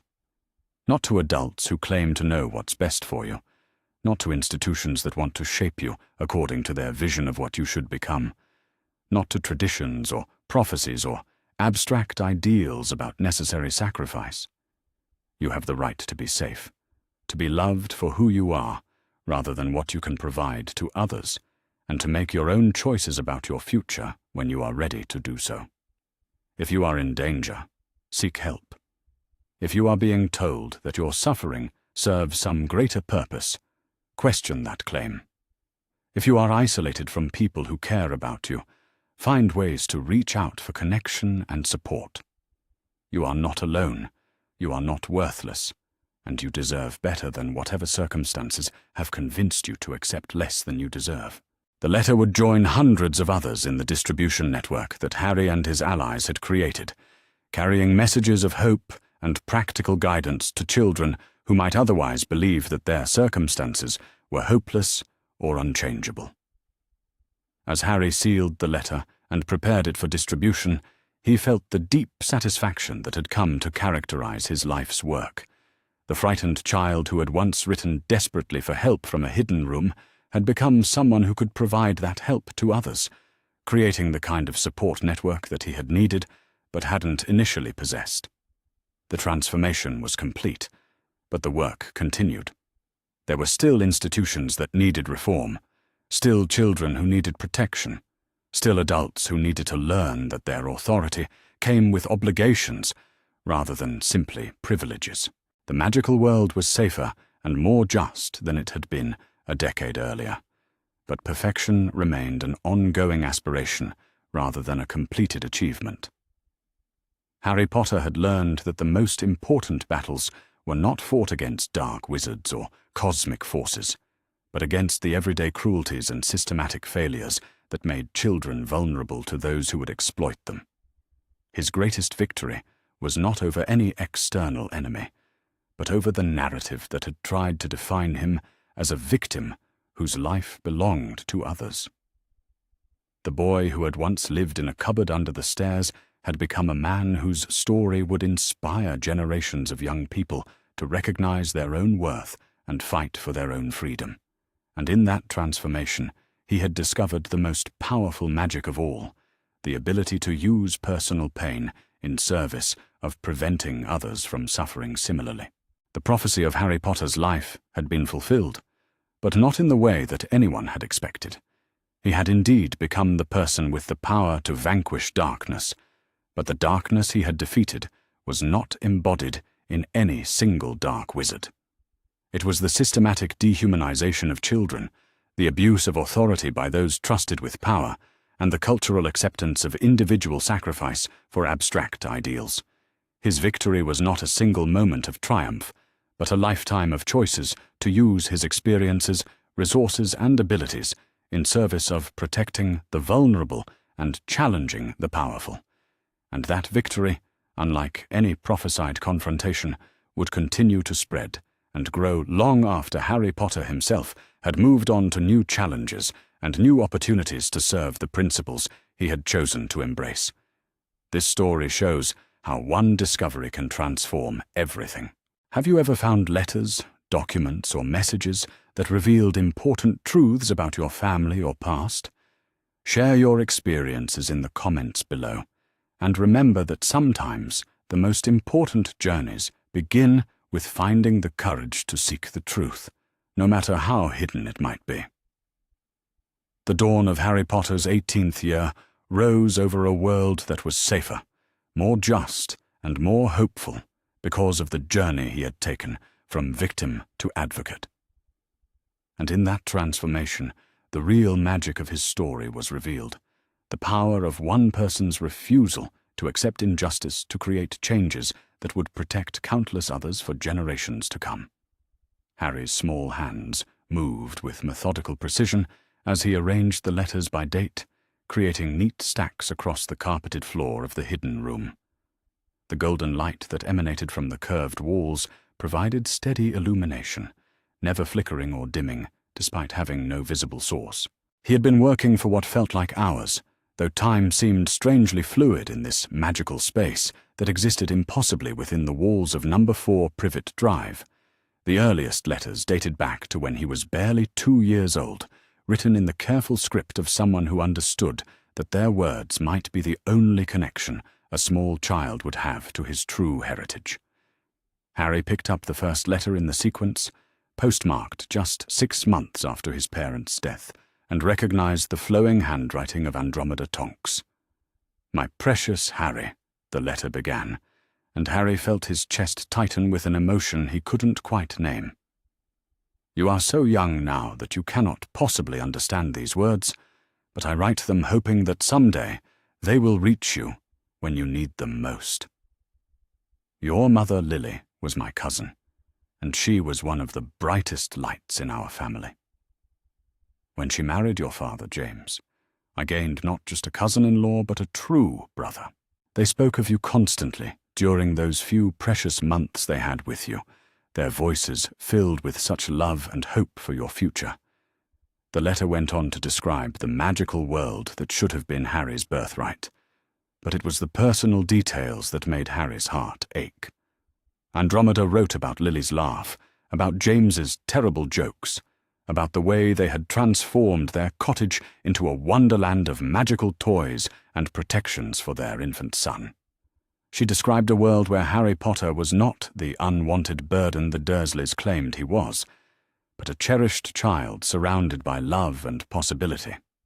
"I am trying to reach you through official channels," the letter continued, "but I am meeting with resistance from those who claim to have your best interests at heart. They say that you are safe where you are, that the blood protections provided by your mother's sister cannot be replicated anywhere else. I do not understand this reasoning, and I fear that those who make such decisions have never experienced the particular kind of safety that comes from being genuinely wanted and loved." Harry set down the letter and picked up the next one in the chronological sequence, also from Andromeda, dated 3 months later. The tone was more urgent. "My dear boy, I have received no response to my previous letters, which concerns me greatly. I have made inquiries through several channels, and everyone gives me the same response. You are well cared for, and must remain where you are for your own protection. But no one will allow me to see you or to verify your welfare with my own eyes. This troubles me more than I can express. I want you to know that you have a family beyond the Dursleys. My husband Ted is a wonderful man, who was born to non-magical parents, but who embraces the wizarding world with enthusiasm and joy. Our daughter Nymphadora is only a few years older than you, but she is already showing remarkable magical ability. She asks about you constantly, and I know she would love to have a cousin to play with and learn alongside. We live in a cottage in the countryside, with a garden where magical plants grow alongside the mundane ones. There is a room here that we have kept ready for you, painted in soft colors and filled with books appropriate for a magical child. I dream of the day when you might come to stay with us, when you might experience what it means to be part of a family that celebrates your gifts rather than hiding from them." Harry wiped his eyes with the back of his hand and continued reading.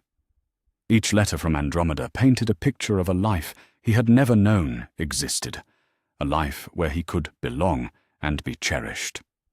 But more than that, they revealed a pattern of systematic obstruction. Someone was preventing his magical relatives from reaching him, and that someone was doing it in the name of his protection. The letters progressed through the years, and Harry could trace the evolution of Andromeda's feelings from hope to concern to growing frustration and alarm. By the time he was 4 years old, her correspondence had taken on a desperate quality. "Harry, I am writing this letter on your 4th birthday, and my heart is breaking because I cannot be there to celebrate with you. I have tried every legal avenue I know to gain visitation rights, or at least confirmation of your well-being. But I am told repeatedly that the arrangements made for your care are not subject to review or modification. I have consulted with magical lawyers, with officials at the Ministry of Magic, and even with members of the Wizengamot. But everyone defers to the authority of Albus Dumbledore in matters concerning your welfare. They speak of him with reverence and trust, and they assure me that he has your best interests at heart. But I cannot help but wonder whether anyone has actually verified that you are receiving the care and education that a magical child requires. I am enclosing a gift that I hope will somehow find its way to you. It is a small toy dragon that was enchanted by your mother when she was learning advanced transfiguration. When you touch it, it will sing the lullaby that Lily used to hum when she was expecting you. I thought perhaps it might bring you some comfort to know that your mother's love continues to exist in the world, even though she cannot be with you." Harry looked around the room frantically, searching for any sign of the gifts that Andromeda had mentioned. He found them in an alcove he had not previously noticed, a collection of wrapped packages and small toys that had apparently been accumulating for years. The dragon was there, just as Andromeda had described, carved from smooth green stone and warm to the touch. When Harry picked it up, It began to sing in a voice so beautiful and familiar that it made his chest ache with longing. The melody was wordless, but filled with such tenderness that he knew instinctively it was his mother's voice, preserved by magic and love. He clutched the dragon to his chest and wept for everything he had lost, everything he had been denied. The next several letters chronicled Andromeda's growing desperation and her increasing awareness that something was terribly wrong with the arrangements made for Harry's care. Her writing became more formal and urgent as she documented her attempts to work within the magical legal system. To whom it may concern, one letter began, clearly a copy of official correspondence. I am writing to formally request information regarding the welfare and educational progress of Harry James Potter, who is under the guardianship of Vernon and Petunia Dursley of Little Whinging, Surrey. As Mr. Potter's closest magical relative, I believe I have the right to be informed of his well-being and to have input regarding decisions that affect his future. I have been informed by various officials that Mr. Potter is thriving in his current environment and that no changes to his living arrangements are contemplated. However, I have received no direct evidence to support these claims, and my repeated requests for visitation or even written confirmation from the child himself have been denied. I am particularly concerned about Mr. Potter's magical education. Children from his bloodline typically begin showing signs of accidental magic by age 3, and they benefit greatly from early exposure to magical concepts and communities. If Master Potter is being raised in a non-magical household with no connection to our world, he may be suffering unnecessarily and missing crucial developmental opportunities. The letter went on to cite various magical laws and precedents regarding the rights of magical relatives, but Harry could sense the futility in Andromeda's carefully worded arguments. Someone with considerable authority was blocking her efforts, and that someone clearly had the backing of the magical establishment. As Harry continued through the chronological sequence, he found letters from other relatives he had never known existed. There were brief but warm notes from someone called Cousin Edgar, who worked for the Ministry of Magic, and who expressed concern about the lack of information available regarding Harry's circumstances. There were longer letters from a woman named Alice Longbottom, who had apparently been friends with his parents, and who wrote about her own son Neville, born just a day before Harry himself. "Dear Harry," Alice had written when he was 3 years old, "my husband Frank and I think of you often, and wonder how you are growing up. Our son Neville is walking now and showing his first signs of accidental magic, which mostly involves making his toys float when he gets excited. I would love for the two of you to meet and play together, as I think you would be good friends. Your parents spoke of you so fondly during those precious months they had with you, and James was convinced that you would be the greatest Quidditch player of your generation. I have tried to arrange playdates through the proper channels, but I am told that security concerns make such meetings inadvisable. I understand the need for caution, given the circumstances of your parents' death, but I cannot help but feel that isolation is not the answer to protection. Children need companionship and community, especially children who have experienced loss. If you ever receive this letter, please know that the Longbottom family considers you part of our extended family, and you will always be welcome in our home." Harry set down Alice's letter and felt a surge of anger that surprised him with its intensity. He had been denied not just family connections, but friendships with other magical children. He could have grown up with playmates who understood his unusual experiences, children who would not have thought him strange or freakish when unexplained things happened around him. Instead, he had been raised in complete isolation from his magical heritage, told that he was a burden and a disappointment, left to wonder why he was different, and whether there was something fundamentally wrong with him. The next section of letters revealed an even more disturbing pattern. These were the Hogwarts letters that should have been delivered to him starting at age 6, when magical children typically received their first official contact from the school. Harry found stacks of them, each more urgent than the last.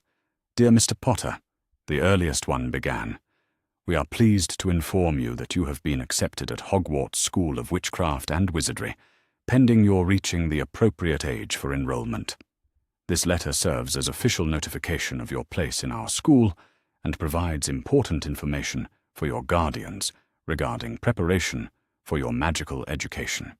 As you are being raised in a non-magical household, we will be arranging for a school representative to visit you prior to your 11th birthday to assist with the transition to the magical world and to help you obtain the necessary supplies for your studies. In the meantime, we encourage you to begin reading about magical history and basic principles, which can ease the adjustment process considerably. Please respond to this letter at your earliest convenience to confirm receipt and to schedule your preliminary visit. We look forward to welcoming you to Hogwarts in due course." The letter was signed by Professor McGonagall and included detailed information about magical education, lists of recommended reading, and contact information for various school officials. It was exactly the kind of letter that should have filled the Dursleys with excitement and anticipation about Harry's future. Instead, it had been hidden away with all the others, leaving Harry completely ignorant of his destiny until this moment. The subsequent Hogwarts letters showed increasing concern about the lack of response. Professor McGonagall's writing became more formal and urgent with each attempt. "Mr. Potter, I am writing to express concern regarding your failure to respond to our previous correspondence. Hogwarts has a legal obligation to ensure that all magical children receive proper notification of their educational opportunities, and your continued silence suggests that either our letters are not reaching you, or there are circumstances preventing your response. If you are experiencing difficulties with your guardian's acceptance of your magical nature, please know that the school has resources to assist with such situations. We have counselors trained to help families adjust to the reality of magical children, and we can provide additional support during the transition period. However, if our letters are being intercepted, or if you are being prevented from responding, please understand that we take such interference very seriously. The education of magical children is not optional, and we have the authority to investigate situations where a child's rights are being violated. I will be attempting to schedule a home visit within the next month. Please ensure that you and your guardians are available to meet with me at that time." Harry felt a chill as he read these letters. Professor McGonagall had been trying to help him for years, had been growing increasingly suspicious about his circumstances, and had even threatened to investigate. But somehow, her visits had never materialized. Someone had been intercepting not just his incoming mail, but apparently managing to prevent official school visits as well. The next batch of letters provided a partial answer to this mystery. These were copies of correspondence between various magical officials, apparently preserved in the room by the same magic that had gathered all of his personal letters. The exchange was between Professor McGonagall and someone identified as the Chief Warlock of the Wizengamot. "Professor McGonagall, I have received your request to investigate the circumstances surrounding young Harry Potter's educational preparation. While I appreciate your concerns, I must remind you that the arrangements for Mr. Potter's care and protection fall under my personal jurisdiction as his magical guardian, appointed by emergency decree following the death of his parents. The protections currently in place around Mr. Potter are both complex and essential to his survival. Any interference with these arrangements could compromise his safety and potentially expose him to the same forces that killed James and Lily Potter. I therefore cannot authorize the home visit you have requested. Please be assured that Mr. Potter is being monitored carefully, and that his magical education will commence at the appropriate time through the proper channels. Your concerns are noted and appreciated, but direct contact with the child or his guardians is not advisable at this time." The letter was signed with an elaborate flourish. Albus Percival, Wulfric Brian Dumbledore. Harry stared at the signature in shock. The same Dumbledore who had written to him about blood protections and the necessity of staying with the Dursleys was also the person preventing his teachers from checking on his welfare. He was Harry's magical guardian, appointed without consultation with any of Harry's actual relatives, and he was using that authority to maintain Harry's isolation. But why? What possible purpose could be served by keeping Harry ignorant of his heritage and cut off from people who wanted to help him? The answer came in the form of additional letters from Gringotts, far more detailed than the brief notification he had read earlier. These letters, addressed to Dumbledore rather than to Harry himself, painted a picture of systematic financial manipulation that made Harry feel sick to his stomach. Chief Warlock Dumbledore. The first letter began, "This correspondence serves as quarterly notification of expenditures from the Potter Trust Vault, as required by Goblin law for all accounts involving underage beneficiaries. During the past 3 months, the following withdrawals have been authorized under your guardianship decree. Educational preparation materials, 150 galleons living expenses and household support, 300 galleons, security consulting and protective services, 500 galleons, administrative fees and legal consultation, 200 galleons. Please note that the trust fund established by James and Lily Potter for their sons' care and education currently contains 127,000 galleons, in addition to the main Potter family vault, which remains sealed until the beneficiary reaches majority. The trust fund was intended to provide for all reasonable expenses related to Mr. Potter's upbringing and early magical education. We require written confirmation that these expenditures are being used for their stated purposes and that the beneficiary is receiving appropriate benefit from the funds allocated for his care." The letter was signed by Griphook and included detailed financial records that made Harry's head spin with their complexity. But even with his limited understanding of money, he could see that enormous sums were being spent, supposedly for his benefit, while he lived in a cupboard under the stairs and wore Dudley's cast-off clothing.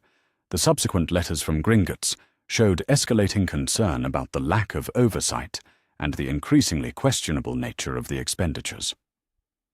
Chief Warlock Dumbledore, we must express our growing alarm regarding the management of the Potter Trust Vault.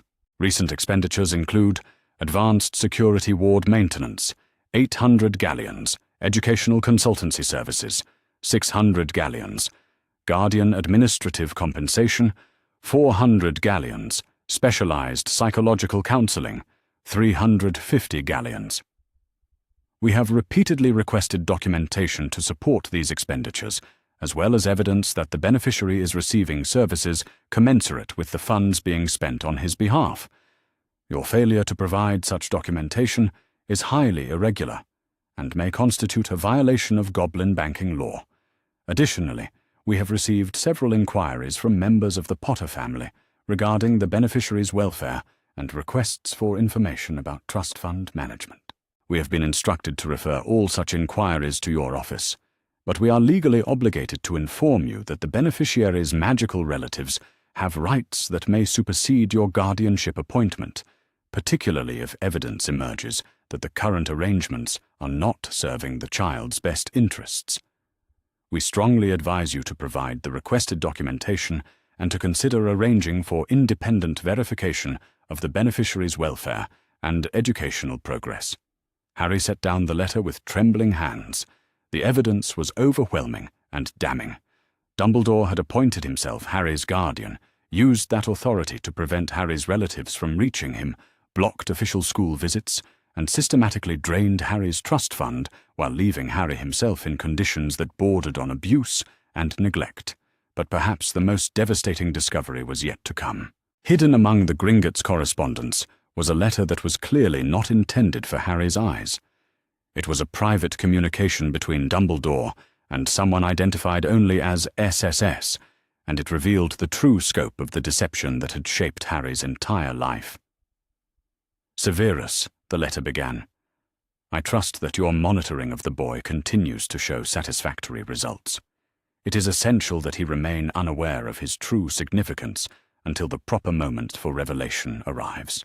The prophecy requires that he develop the character traits necessary for ultimate sacrifice, and premature exposure to adulation or family connections would interfere with this development.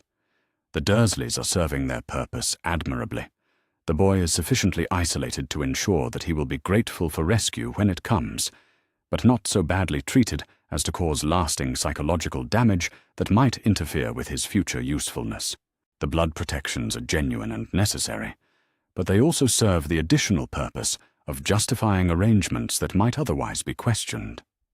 Continue to monitor the situation through your usual channels and report any changes in the boy's circumstances or behavior. It is crucial that he enter Hogwarts in exactly the right frame of mind. Lonely enough to be grateful for friendship, naive enough to be easily guided, and desperate enough to embrace the destiny we have prepared for him. The letter was signed with Dumbledore's characteristic flourish, but the cold calculation it revealed made Harry feel physically ill. He had not been placed with the Dursleys for his protection. Not really. He had been deliberately isolated and mistreated in order to shape his character according to someone else's plan. Dumbledore wanted him to be grateful, naive, and desperate. He wanted Harry to enter the magical world with no family connections, no independent knowledge, and no resources beyond what Dumbledore himself chose to provide. Harry was not being protected. He was being groomed. The realization hit him like a physical blow, and he had to sit down heavily on the soft carpet as the full implications sank in. Everything the Dursleys had done to him, every cruel word and locked door and missed meal, had been orchestrated by someone who claimed to be acting in his best interests. His isolation, his ignorance, his desperation for acceptance and belonging, it had all been carefully calculated to produce a specific result. But what was this prophecy Dumbledore had mentioned? What sacrifice was Harry supposedly destined to make? And who was SS, the person helping to monitor his development? Harry looked around the room with new understanding. His mother's magic had created this sanctuary, not just to preserve his male, but to preserve evidence of the conspiracy that had stolen his childhood. She had somehow known, or suspected, that those who claimed to protect her son might have ulterior motives. The letters continued chronologically, and Harry found more correspondence between Dumbledore and his mysterious collaborator. The exchanges revealed a network of people involved in maintaining Harry's isolation and controlling the narrative of his life. Severus, one letter read, "The boy's accidental magic incidents are increasing in frequency, which suggests that his power is developing as expected. However, the Dursleys' reactions continue to be counterproductive. Their fear and hostility may be creating psychological barriers that will interfere with his magical development. I am considering whether to arrange for subtle modifications to their behavior, perhaps through the application of mild compulsion charms. It would be regrettable to resort to such measures, but the boy's preparation is too important to leave to chance.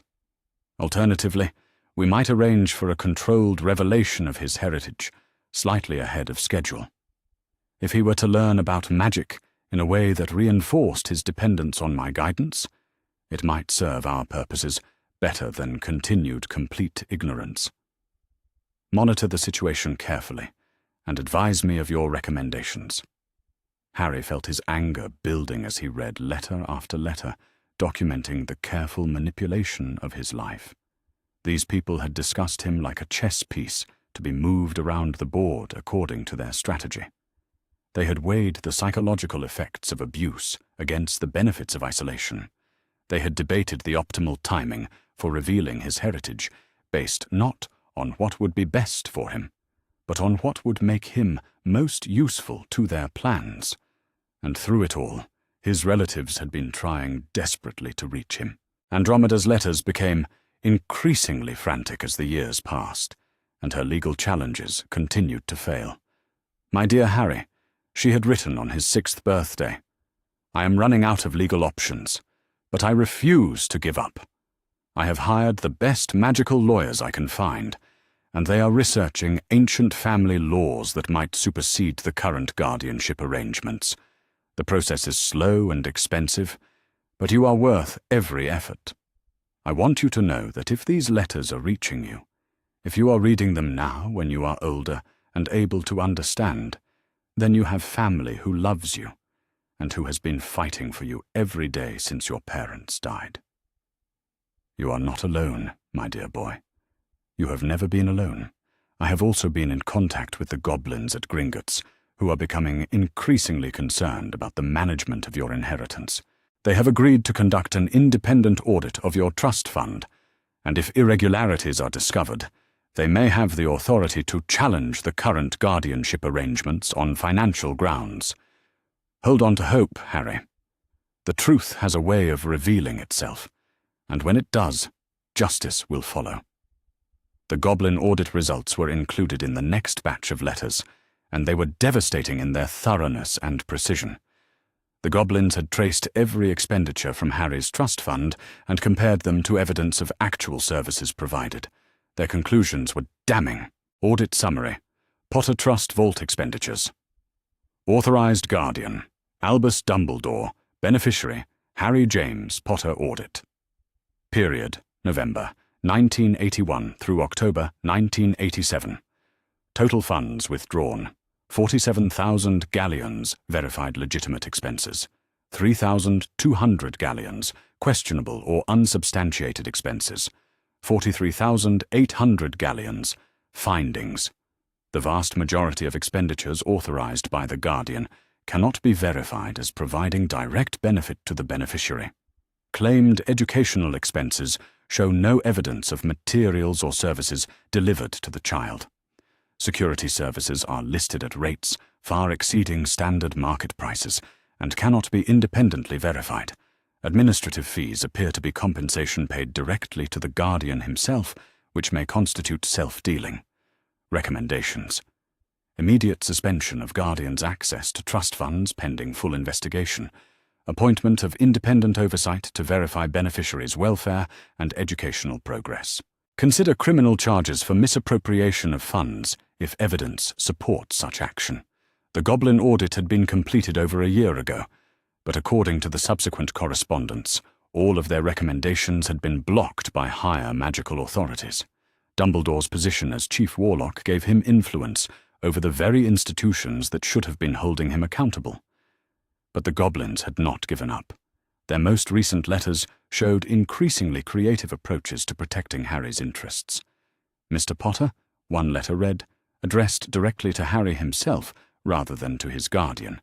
Gringotts Bank is legally obligated to inform you that irregularities have been discovered in the management of your trust fund. As the beneficiary, you have the right to request detailed financial records and to challenge expenditures that were not made in your best interests. While you are currently underage and subject to guardianship, Goblin law recognizes the rights of magical heirs to seek protection from financial exploitation. If you believe that your inheritance has been mismanaged, please contact Account Manager Griphook at your earliest convenience. Additionally, please be aware that Gringotts has received multiple requests from your magical relatives seeking information about your welfare. While we have been instructed not to release such information to unauthorized parties, we can arrange for secure communication between you and your family members if you so desire. Your vault contains sufficient funds to provide for your complete independence, including housing, education, and legal representation, should you choose to pursue such options. The letter was signed with the Gringotts seal and included detailed instructions for contacting the bank through secure magical channels. Harry stared at the letter in amazement. The goblins were offering him a way out. They were telling him that he had resources, that he had rights, and that he had family members who wanted to help him. All he had to do was find a way to contact them. But how could a 7-year-old boy, locked in a cupboard under the stairs, manage to reach Gringotts Bank or his magical relatives? He had no way to send letters, no access to the magical world, and no knowledge of how any of it worked. Unless... Harry looked around the room again, studying the golden light and the impossible architecture. This room existed through magic, his mother's magic, preserved and sustained for years while waiting for him to find it. If the room could gather letters and preserve gifts, if it could exist in defiance of physical laws, Then perhaps it could do other things as well. Perhaps it could help him send letters of his own. Harry crawled to the center of the room and placed his hands flat on the soft carpet. He could feel the magic humming beneath his palms, warm and welcoming, and somehow familiar. This was his mother's love made manifest, her determination to protect and guide him, even from beyond the grave. "Mum," he whispered, feeling slightly foolish but desperate enough to try anything. "I need help. I need to contact these people, the ones who have been trying to reach me. Can you help me do that?" The golden light pulsed brighter, and Harry felt a warm pressure against his mind, gentle but unmistakable. Images began to form in his thoughts. A quill writing on parchment, an owl taking flight, letters finding their way through the darkness to their intended recipients. Harry understood. The room could send letters just as it had received them, but he would need to write them first, and he would need to be very careful about what he said and to whom he said it. He was 7 years old, locked in a house with people who had been systematically lying to him and stealing from him. He was surrounded by adults who had power and authority, and who had been manipulating his life for their own purposes. One mistake, one wrong word, and he could find himself in even worse circumstances than he already faced. But he also had advantages that his captors didn't know about. He had evidence of their crimes, he had the names of people who wanted to help him, and he had access to magical resources that they couldn't control or monitor. Harry Potter had been shaped by isolation and deprivation, but he had also been shaped by his mother's love and protection. The time had come to discover which influence was stronger. He gathered fresh parchment from a supply that had appeared near his hands, selected a quill that felt perfectly balanced in his small fingers, and began to compose his first letter to the outside world. The words flowed onto the page with surprising ease, as if his mother's magic was guiding his hand and helping him express thoughts that were too complex for his young mind to formulate alone. When he finished, he read over what he had written with satisfaction. It was time to let the world know that Harry Potter was awake, aware, and ready to reclaim his stolen life. The quill felt impossibly light in Harry's small fingers as he began his first letter, but the words that flowed onto the parchment carried the weight of 7 years of suppressed truth. The golden light of the hidden room seemed to pulse in rhythm with his heartbeat, and he could feel his mother's magic guiding his hand, helping him express thoughts that were far too complex for a 7-year-old to articulate alone. "Dear Account Manager Griphook," he wrote, the letters forming themselves with startling clarity and precision. "I am Harry James Potter, and I am writing to inform you that I have only just discovered the existence of my inheritance and the irregularities in its management. I have been kept in complete ignorance of my magical heritage and have never received any of the correspondence you sent to me. I am currently living in conditions that you would find shocking, and I need your help to protect both my inheritance and my welfare." Harry paused, considering his next words carefully. The letters he had read made it clear that the goblins took financial crimes very seriously, and that they had growing suspicions about Dumbledore's management of the Potter Trust Vault. But he needed to be strategic in how he presented his case. "I have in my possession copies of correspondence between my supposed guardian Albus Dumbledore and various officials, including letters that prove he has been deliberately preventing my magical relatives from contacting me. I also have evidence that he has been using my trust fund for purposes that provide no benefit to me whatsoever. The audit you conducted shows that over 40,000 galleons have been misappropriated, while I have been living in a cupboard under the stairs and wearing second-hand clothing." The quill moved across the parchment with increasing confidence as Harry's anger gave strength to his words. "I am only 7 years old, but I am not stupid, and I am not helpless. I know that you have been trying to protect my interests, and I know that my relatives have been trying to reach me. I want to meet with you as soon as possible to discuss my options for independence and legal protection. I understand that I am underage, But the letters you sent indicate that goblin law recognizes special circumstances where magical heirs require protection from financial exploitation. I believe my circumstances qualify, and I am prepared to provide all the evidence I have gathered to support a formal challenge to the current guardianship arrangements. Please respond to this letter through the same magical channels that brought your correspondence to me. I will be watching for your reply. Harry signed his name with a flourish that would have made his mother proud, then sealed the letter with a drop of wax that appeared at his fingertips, already bearing the Potter family crest. The magic of the room was responding to his needs and intentions in ways that should have been impossible for someone so young and untrained. As he set the completed letter aside, Harry felt the warm pressure against his mind again, and suddenly he understood how to send it. He placed his hand on the sealed parchment and concentrated, imagining it flying through the darkness of London to reach the marble halls of Gringotts Bank. The letter began to glow with the same golden light that illuminated the room, then faded from view entirely. Harry smiled grimly and reached for another piece of parchment.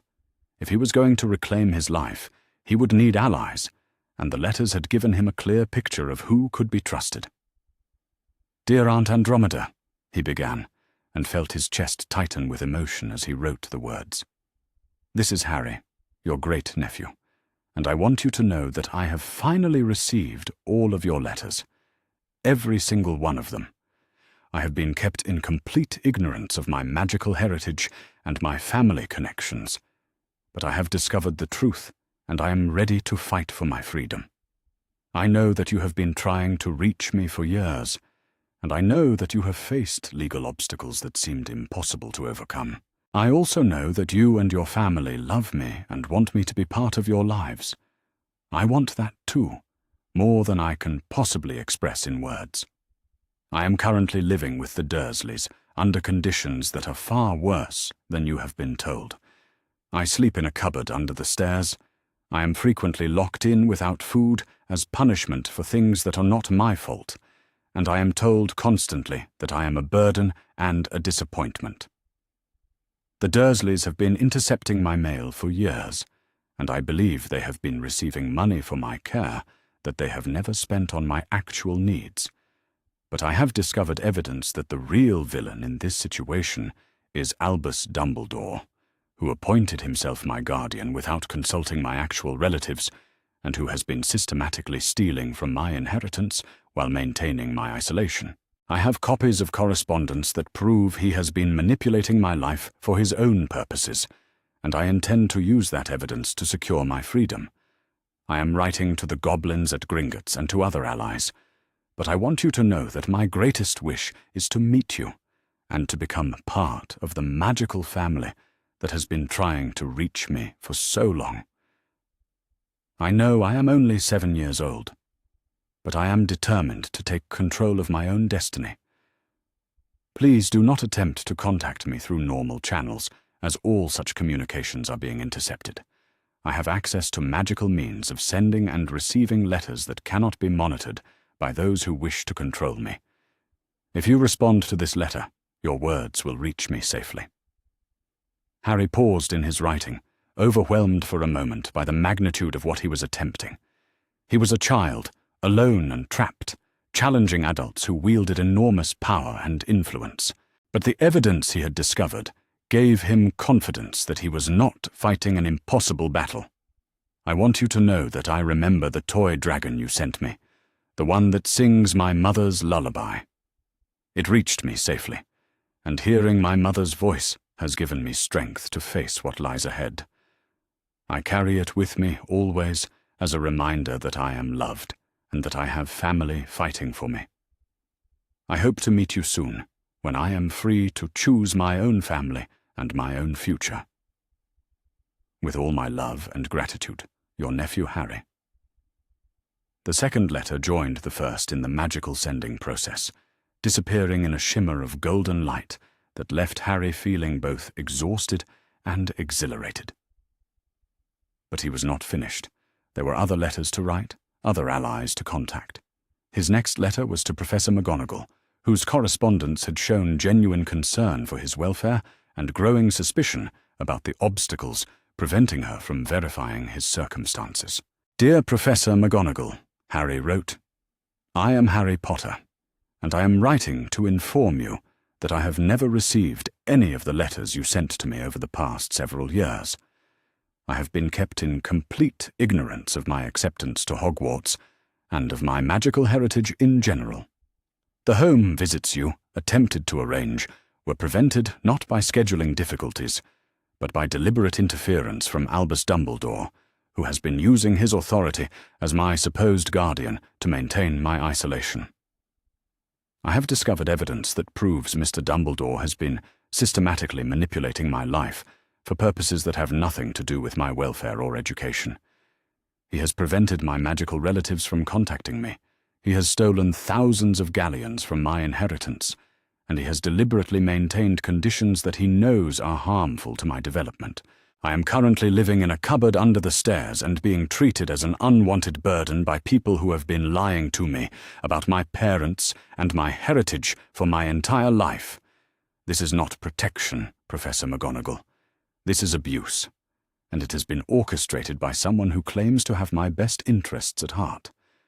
I know that you have been trying to help me, and I know that your concerns about my circumstances were justified.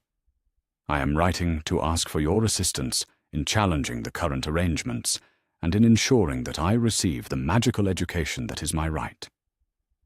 I have evidence that will shock and disturb you, but I also have hope that the truth will finally set me free. Please respond to this letter if you are willing to help me fight for my freedom and my future." The third letter dissolved into golden light, and Harry felt a deep sense of satisfaction as he watched it disappear. Professor McGonagall had shown genuine concern for his welfare, and her position at Hogwarts would give her both the authority and the motivation to challenge Dumbledore's actions. But perhaps the most important letter he needed to write was to someone he had never met, but who had shown him unexpected kindness in her brief correspondence. "Dear Luna," he began, and smiled as he remembered the gentle wisdom in her unusual letter. "You wrote to me about rack-spurts and loneliness, and you told me that I could think about you thinking about me when I felt alone. I want you to know that your words have meant more to me than you could possibly imagine. You were right about the loneliness. I have been lonely my entire life, surrounded by people who see me as a burden and who have been lying to me about everything that matters. But I have also discovered that there are people who care about me. People who have been trying to reach me for years, and I am no longer willing to accept isolation and ignorance as my fate. I am only 7 years old, but I am about to challenge some very powerful people who have been controlling my life. I may need friends in the days to come, friends who understand what it means to be different and who are not afraid of unusual circumstances. I hope that when I finally make it to Hogwarts, we can meet and become the friends you offered to be.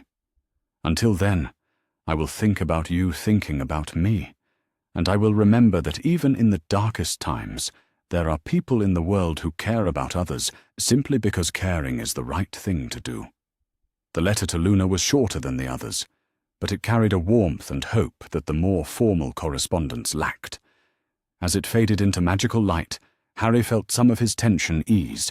He was no longer fighting alone. His final letter was the most difficult to write, because it was addressed to someone whose motivations he could not fully understand, but whose help he desperately needed. "Dear Mr. Lupin," Harry wrote carefully, "I am James Potter's son, and I have discovered that you were his best friend, and that you have been trying to maintain contact with me despite obstacles that have prevented your letters from reaching me. I have learned terrible things about the people who claim to be protecting me, and I need the help of someone who truly knew and loved my parents. The letters you wrote about my father's character and accomplishments paint a picture of a man who was brave and principled, and who would be horrified by the circumstances of my current life. I am living with people who hate me, and who have been systematically lying to me about my heritage. Worse, I have discovered evidence that Albus Dumbledore has been using his position as my guardian to steal from my inheritance and to maintain my isolation for purposes that have nothing to do with my welfare. I know that you may have loyalties and obligations that complicate your ability to help me, but I am hoping that your loyalty to my parents' memory will be stronger than any other considerations.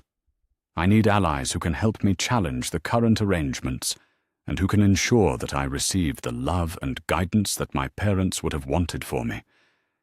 If you are willing to help me, please respond to this letter. If you are not, I will understand. But I hope you will at least wish me well as I fight to reclaim the life that has been stolen from me. Harry sealed the letter to Lupin with particular care, knowing that it represented perhaps his greatest gamble. The man had been James Potter's best friend, but Harry had no way of knowing whether years of separation and Dumbledore's influence might have compromised his willingness to act against the established order. As the letter disappeared into the magical sending system, Harry felt the weight of what he had just accomplished. He had reached out to the wider magical world, had made contact with people who had been trying to help him for years, and had provided them with evidence that could fundamentally change his circumstances. But he had also committed himself to a course of action that would inevitably bring him into direct conflict with some of the most powerful people in the magical world. Dumbledore would not react kindly to having his carefully laid plans exposed, and Harry had no illusions about the man's capacity for manipulation and control. The immediate question was how long he had before his activities were discovered. The Dursleys typically left him locked in the cupboard overnight when they were particularly angry, which meant he might have several hours before they checked on him. But if Dumbledore had any kind of monitoring in place, Harry's sudden burst of magical activity might have already triggered alarms. He needed to prepare for the possibility that his correspondence would provoke an immediate response, possibly a hostile one. The hidden room provided some protection, but he could not stay here indefinitely. Eventually, he would need food, water, and access to a bathroom, all of which required leaving the magical sanctuary his mother had created. Harry gathered the most incriminating letters into a neat stack and placed them in the center of the room, where the golden light was brightest. If something happened to him, if he were moved or imprisoned or worse, he wanted the evidence to remain safe and accessible.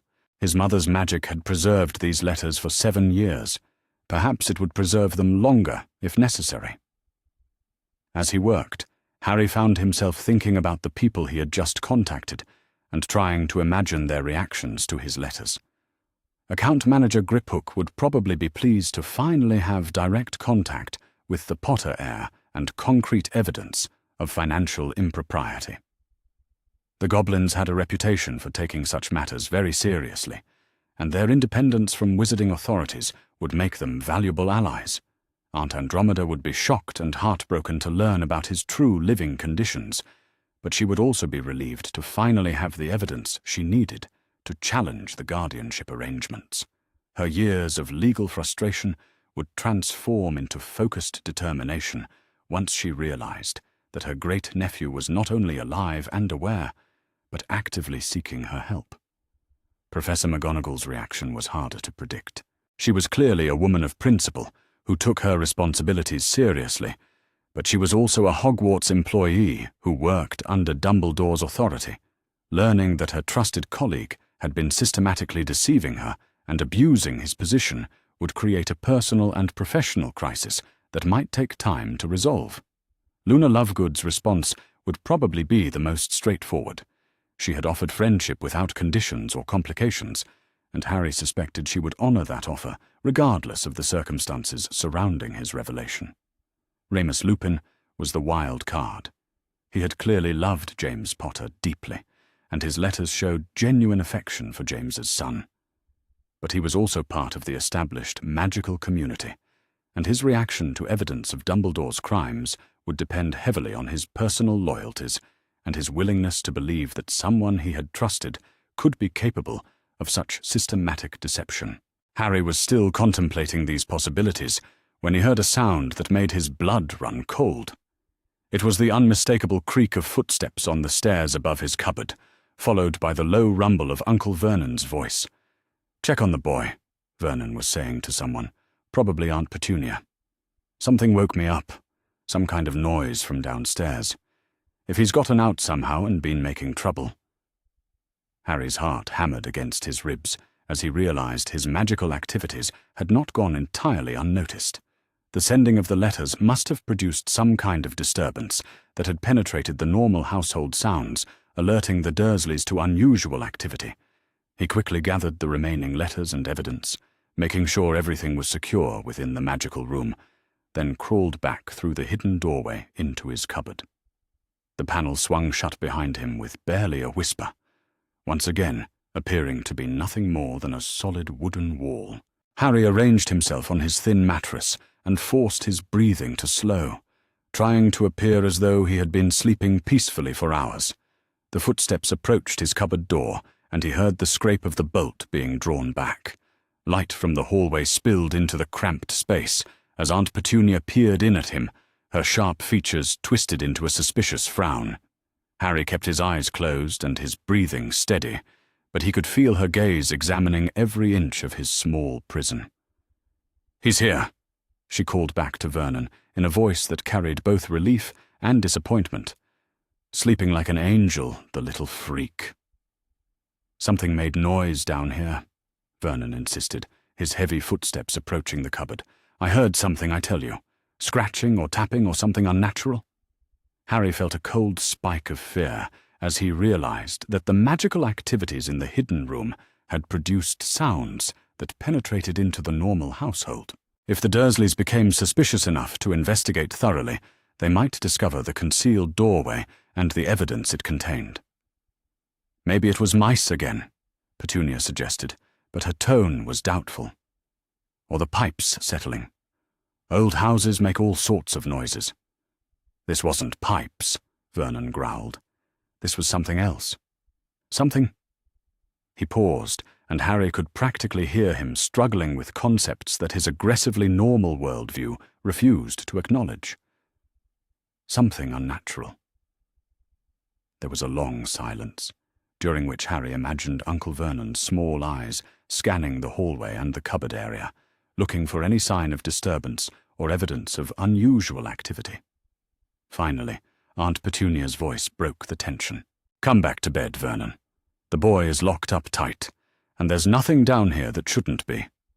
You're imagining things." "I don't imagine things," Vernon replied stiffly, but Harry heard his footsteps retreating toward the stairs. "Mark my words, Petunia. That boy is trouble. He's always been trouble, and he's getting worse as he gets older. We should have sent him to the orphanage years ago." "And have the freaks come looking for him?" Petunia's voice carried a note of fear that Harry had never heard before. "No, Vernon. We keep him here where we can watch him, where we can make sure he doesn't turn into what his parents were." The voices faded as the Dursleys returned to their bedroom, but Harry remained motionless for a long time, processing what he had overheard. Aunt Petunia's words suggested that she knew more about his parents and their fate than she had ever admitted. Her reference to freaks coming to look for him implied that she was aware of the magical world and fearful of its attention.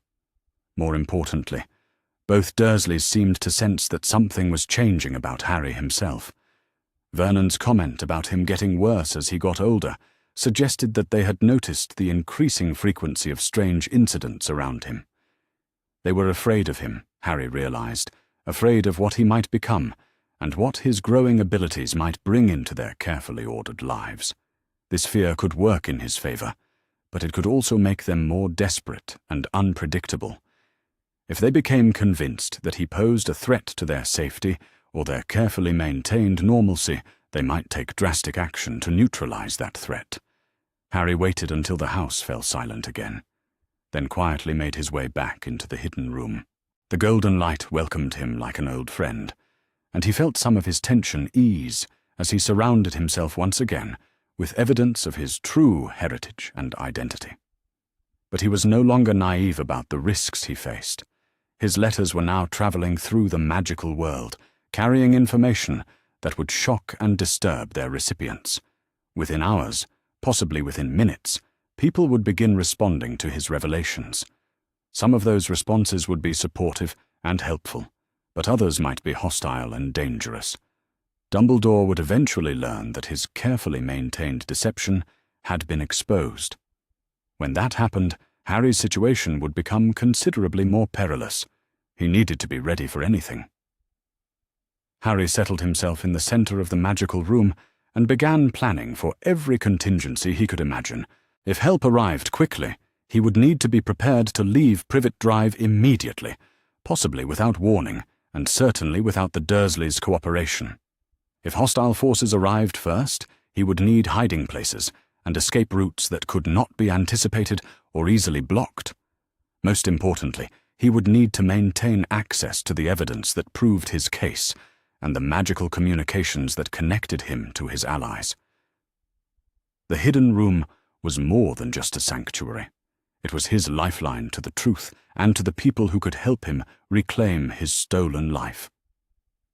As he worked, Harry felt a deep sense of transformation taking place within himself.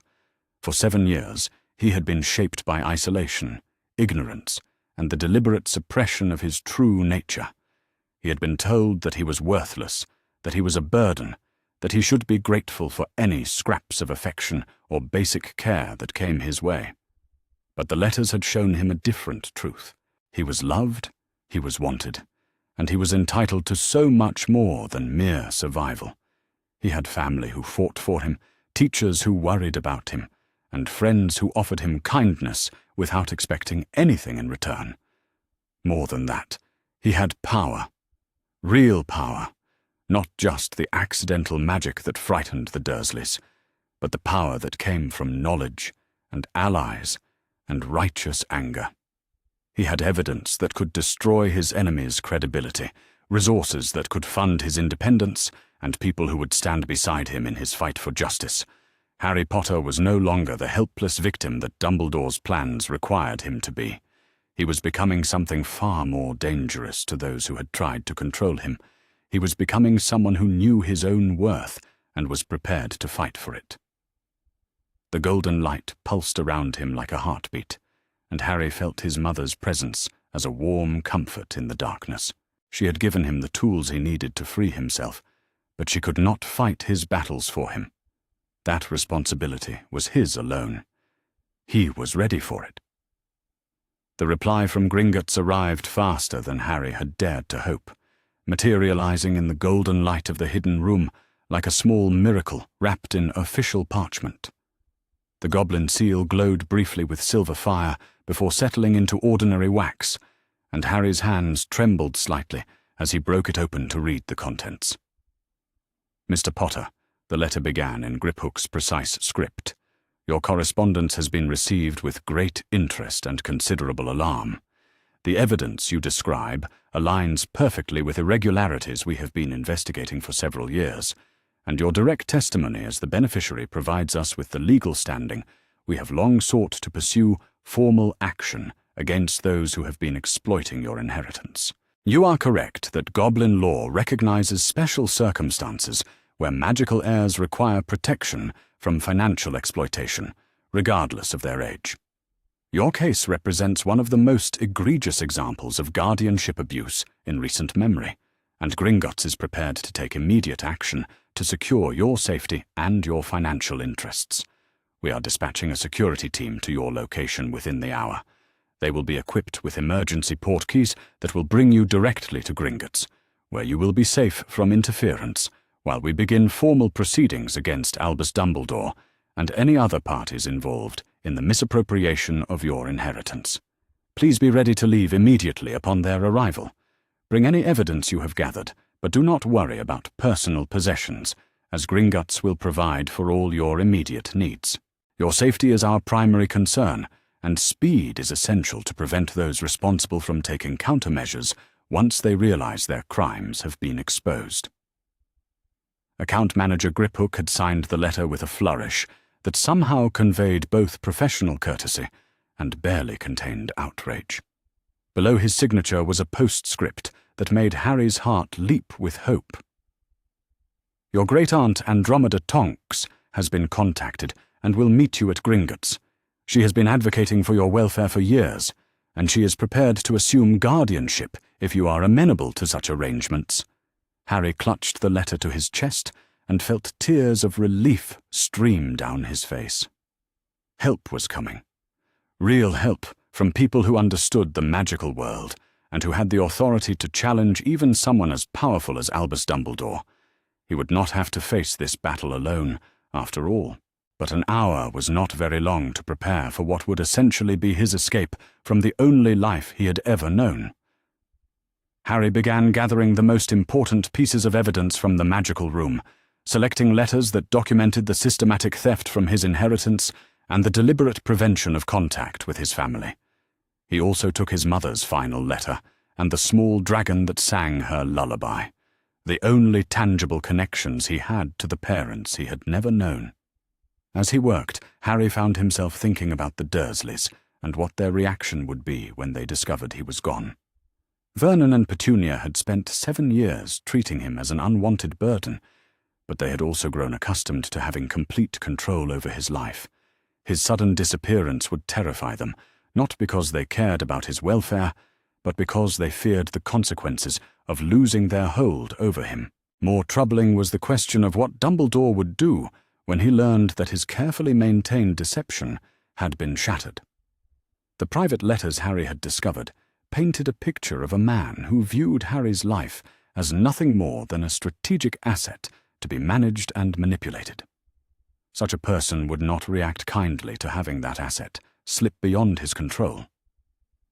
Harry was still pondering these concerns when he heard the soft sound of displaced air from somewhere above his cupboard, followed by voices speaking in low, urgent tones. The Goblin security team had arrived, and they were not wasting time with conventional approaches. "The magical signature is strongest here," a gravelly voice was saying, speaking with the distinctive accent Harry had read about in descriptions of Goblin speech. "The young Potter is somewhere in this immediate area, but the readings are unusual." "Unusual how?" asked a second voice, this one female and carrying the crisp tones of professional authority. "The magic is layered," the first Goblin replied. "There are very old protections here, but also something newer, something that feels like Evan's family magic. Lily Potter may have left safeguards that we are only now detecting." Harry felt a thrill of pride in his mother's foresight and magical skill. Even the Goblins, with all their expertise in detecting and analyzing magical signatures, were impressed by what she had accomplished. "Can you pinpoint his exact location?" the female voice asked. "Give me a moment," the first Goblin murmured, and Harry heard the soft chanting of what sounded like a detection spell. "There. He is directly below us, but not in the space that should exist according to the architectural layout of this house. Lily Potter created a hidden room, accessible only to her son, and protected by magic that has been growing stronger over time." There was a pause, and then the female voice spoke again with something that might have been awe. "Remarkable. She must have known that he would need sanctuary someday, and she prepared for it even before her death. The foresight and skill required for such magic is considerable," the first Goblin agreed. "Young Potter, we know you can hear us. We are here to help you, as promised in our correspondence. Can you make your way to us, or do you require assistance accessing your hiding place?" Harry took a deep breath and crawled through the concealed doorway back into his cupboard. The transition from the golden light of the magical room to the cramped darkness of his normal prison felt like moving from one world to another, and he realized with sudden clarity that he was indeed leaving one life behind to begin another. "I'm here," he called softly, not wanting to wake the Dursleys, but knowing that the Goblin's sensitive hearing would pick up his voice easily enough. The response was immediate. The lock on his cupboard door clicked open without the sound of a key, and the door swung wide to reveal 2 figures that took Harry's breath away. He had read descriptions of goblins in some of the magical books that had found their way into the hidden room, but seeing them in person was entirely different.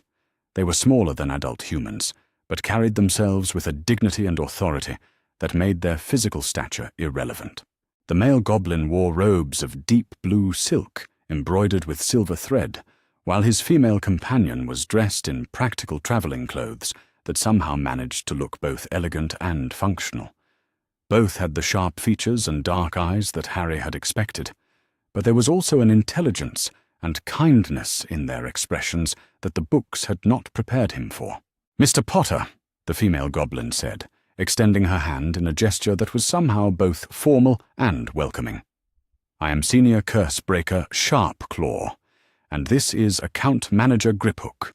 We are very pleased to finally meet you, though we regret the circumstances that have made this meeting necessary." Harry shook her hand solemnly, surprised by the strength of her grip and the warmth of her skin.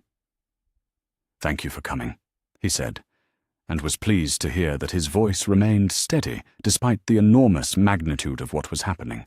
"I have evidence that proves everything I told you in my letter."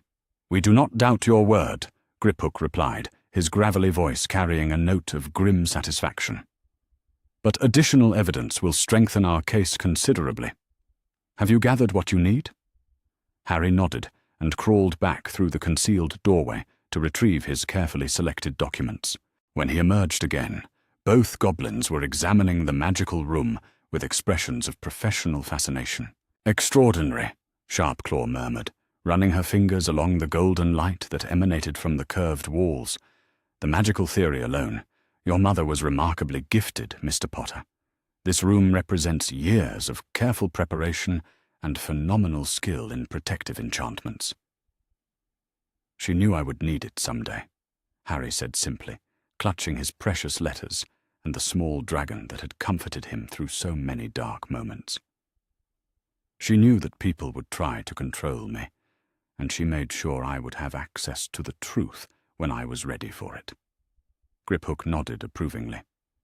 Lily Evans Potter was known to our people as a witch of exceptional integrity and intelligence. It appears that her son has inherited both qualities. He glanced around the cupboard with obvious distaste.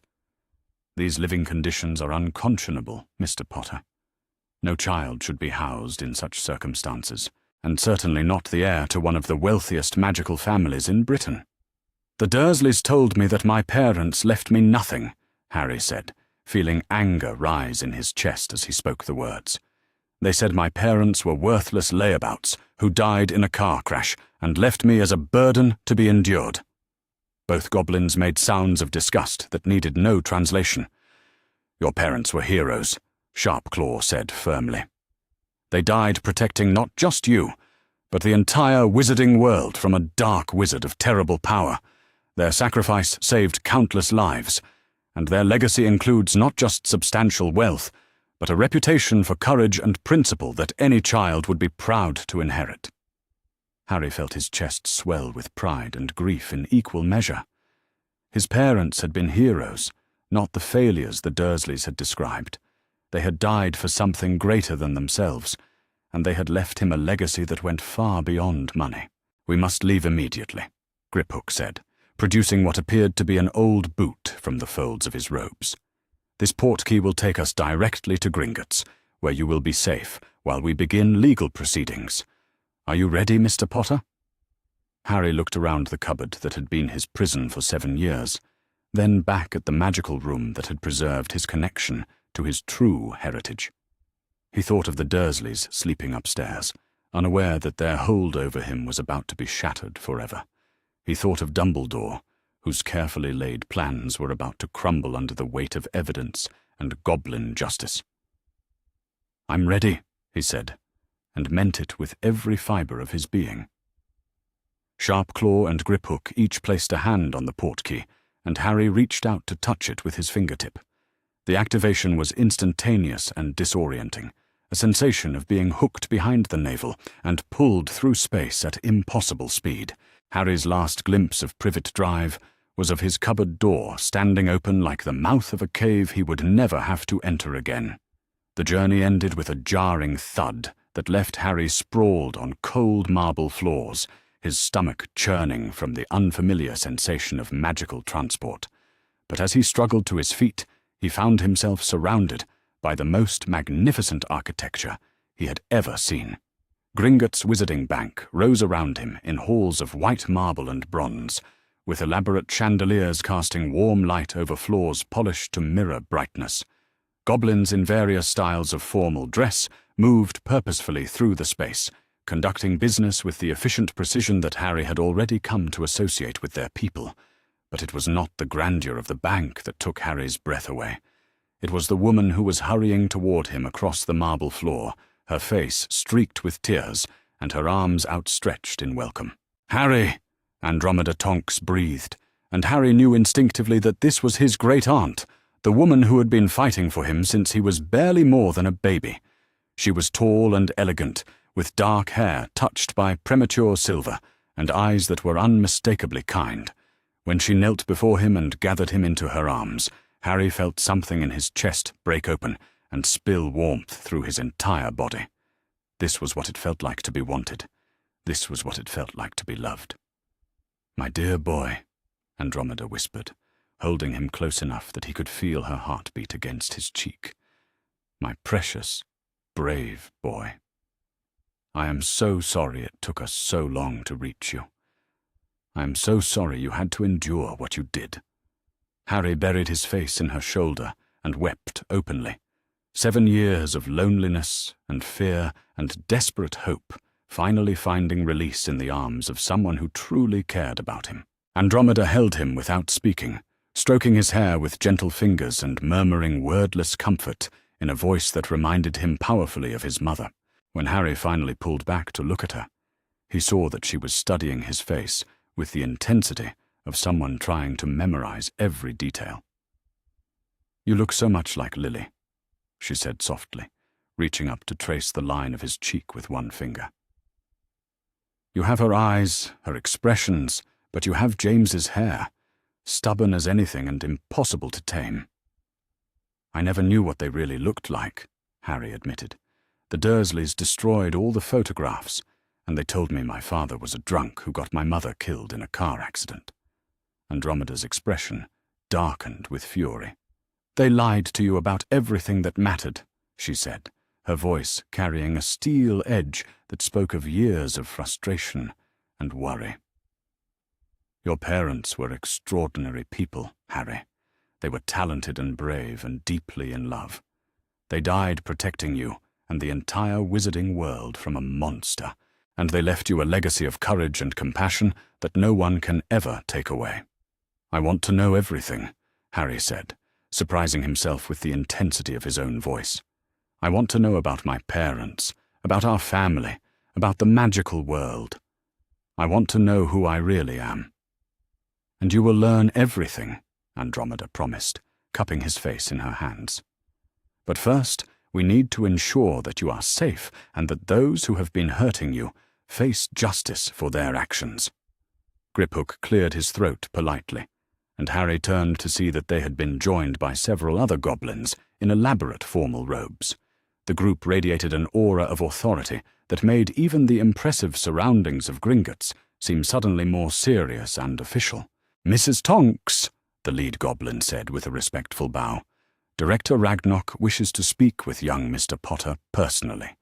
The irregularities in his account management have reached the highest levels of our leadership, and the bank is prepared to take unprecedented action to ensure justice." Andromeda rose smoothly, keeping one protective hand on Harry's shoulder. "Of course. Harry, these are the people who have been protecting your inheritance and fighting for your rights when no one else would listen. They are allies and friends." The Goblin Director's office was even more impressive than the main banking hall, with walls lined with ancient ledgers and glass cases containing artifacts that Harry suspected were priceless. Director Ragnok himself was elderly even by goblin standards, his dark robes embroidered with gold thread that caught the light when he moved. "Harry Potter," Ragnok said, rising from behind a desk carved from a single piece of black marble. "It is an honor to finally meet the young wizard whose case has so thoroughly captured our attention. Please sit and make yourself comfortable." Harry settled into a chair that adjusted itself to his small frame with Andromeda taking the seat beside him and the security team arranging themselves nearby. The attention was overwhelming, but it was also exhilarating. For the first time in his life, he was surrounded by adults who were focused entirely on his welfare and his rights. "Now then," Ragnok continued, opening a ledger that appeared to contain several years' worth of detailed financial records. "Let us discuss the systematic theft that has been perpetrated against your inheritance and what we intend to do about it." The next hour passed in a blur of legal terminology and financial documentation that stretched Harry's understanding to its limits. But the basic facts were clear enough.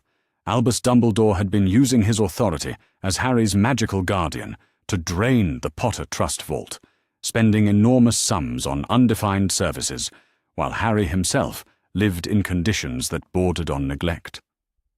"The total amount misappropriated approaches 60,000 galleons," Ragnok explained, his voice carrying the cold precision of someone presenting evidence in a formal proceeding. "This represents approximately half of the trust fund that was established by your parents for your care and education." "What was the money supposed to be used for?"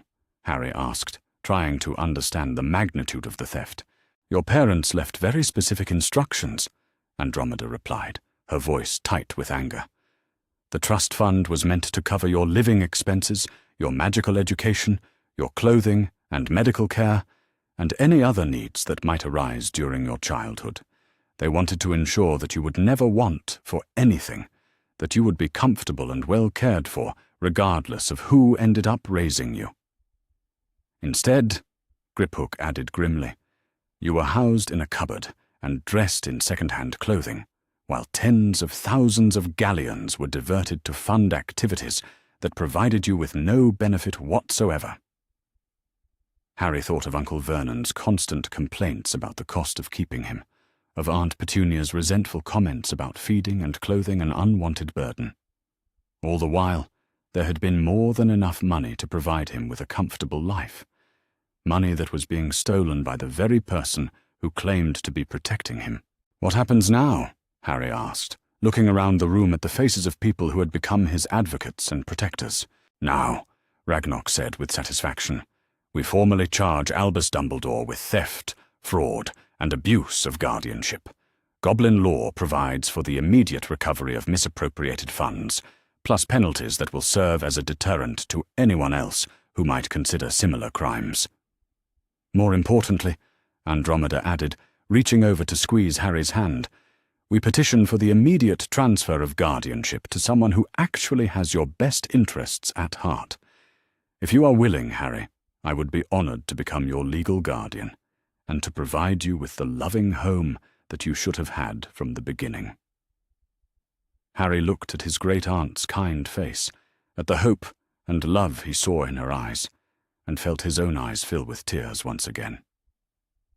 "Yes," he said, his voice barely more than a whisper. "Please, yes. I want to be part of your family." Andromeda's smile was radiant. "Then you are," she said simply. "From this moment forward, you are my son in every way that matters, and you will never again have to face the world alone." The legal proceedings that followed were swift and decisive. Goblin law was ancient and precise, with procedures that had been refined over centuries of dealing with exactly this type of financial crime. Within an hour, formal charges had been filed against Albus Dumbledore, recovery proceedings had been initiated for the stolen funds, and guardianship papers had been prepared, transferring Harry's legal custody to Andromeda Tonks. "There is one more matter to discuss," Ragnok said, as the session drew to a close. "Mr. Potter, your parents left you more than just the trust fund. There is a main family vault that contains the bulk of the Potter inheritance, including properties, investments, and artifacts of considerable historical and magical significance. This vault cannot be accessed until you reach majority, but you should be aware of its existence." Harry nodded, still overwhelmed by the revelation that he was not just financially secure, but actually wealthy by any reasonable standard. The knowledge was liberating, but it also carried weight. He would have resources and opportunities that most people could only dream of, which meant he would also have responsibilities.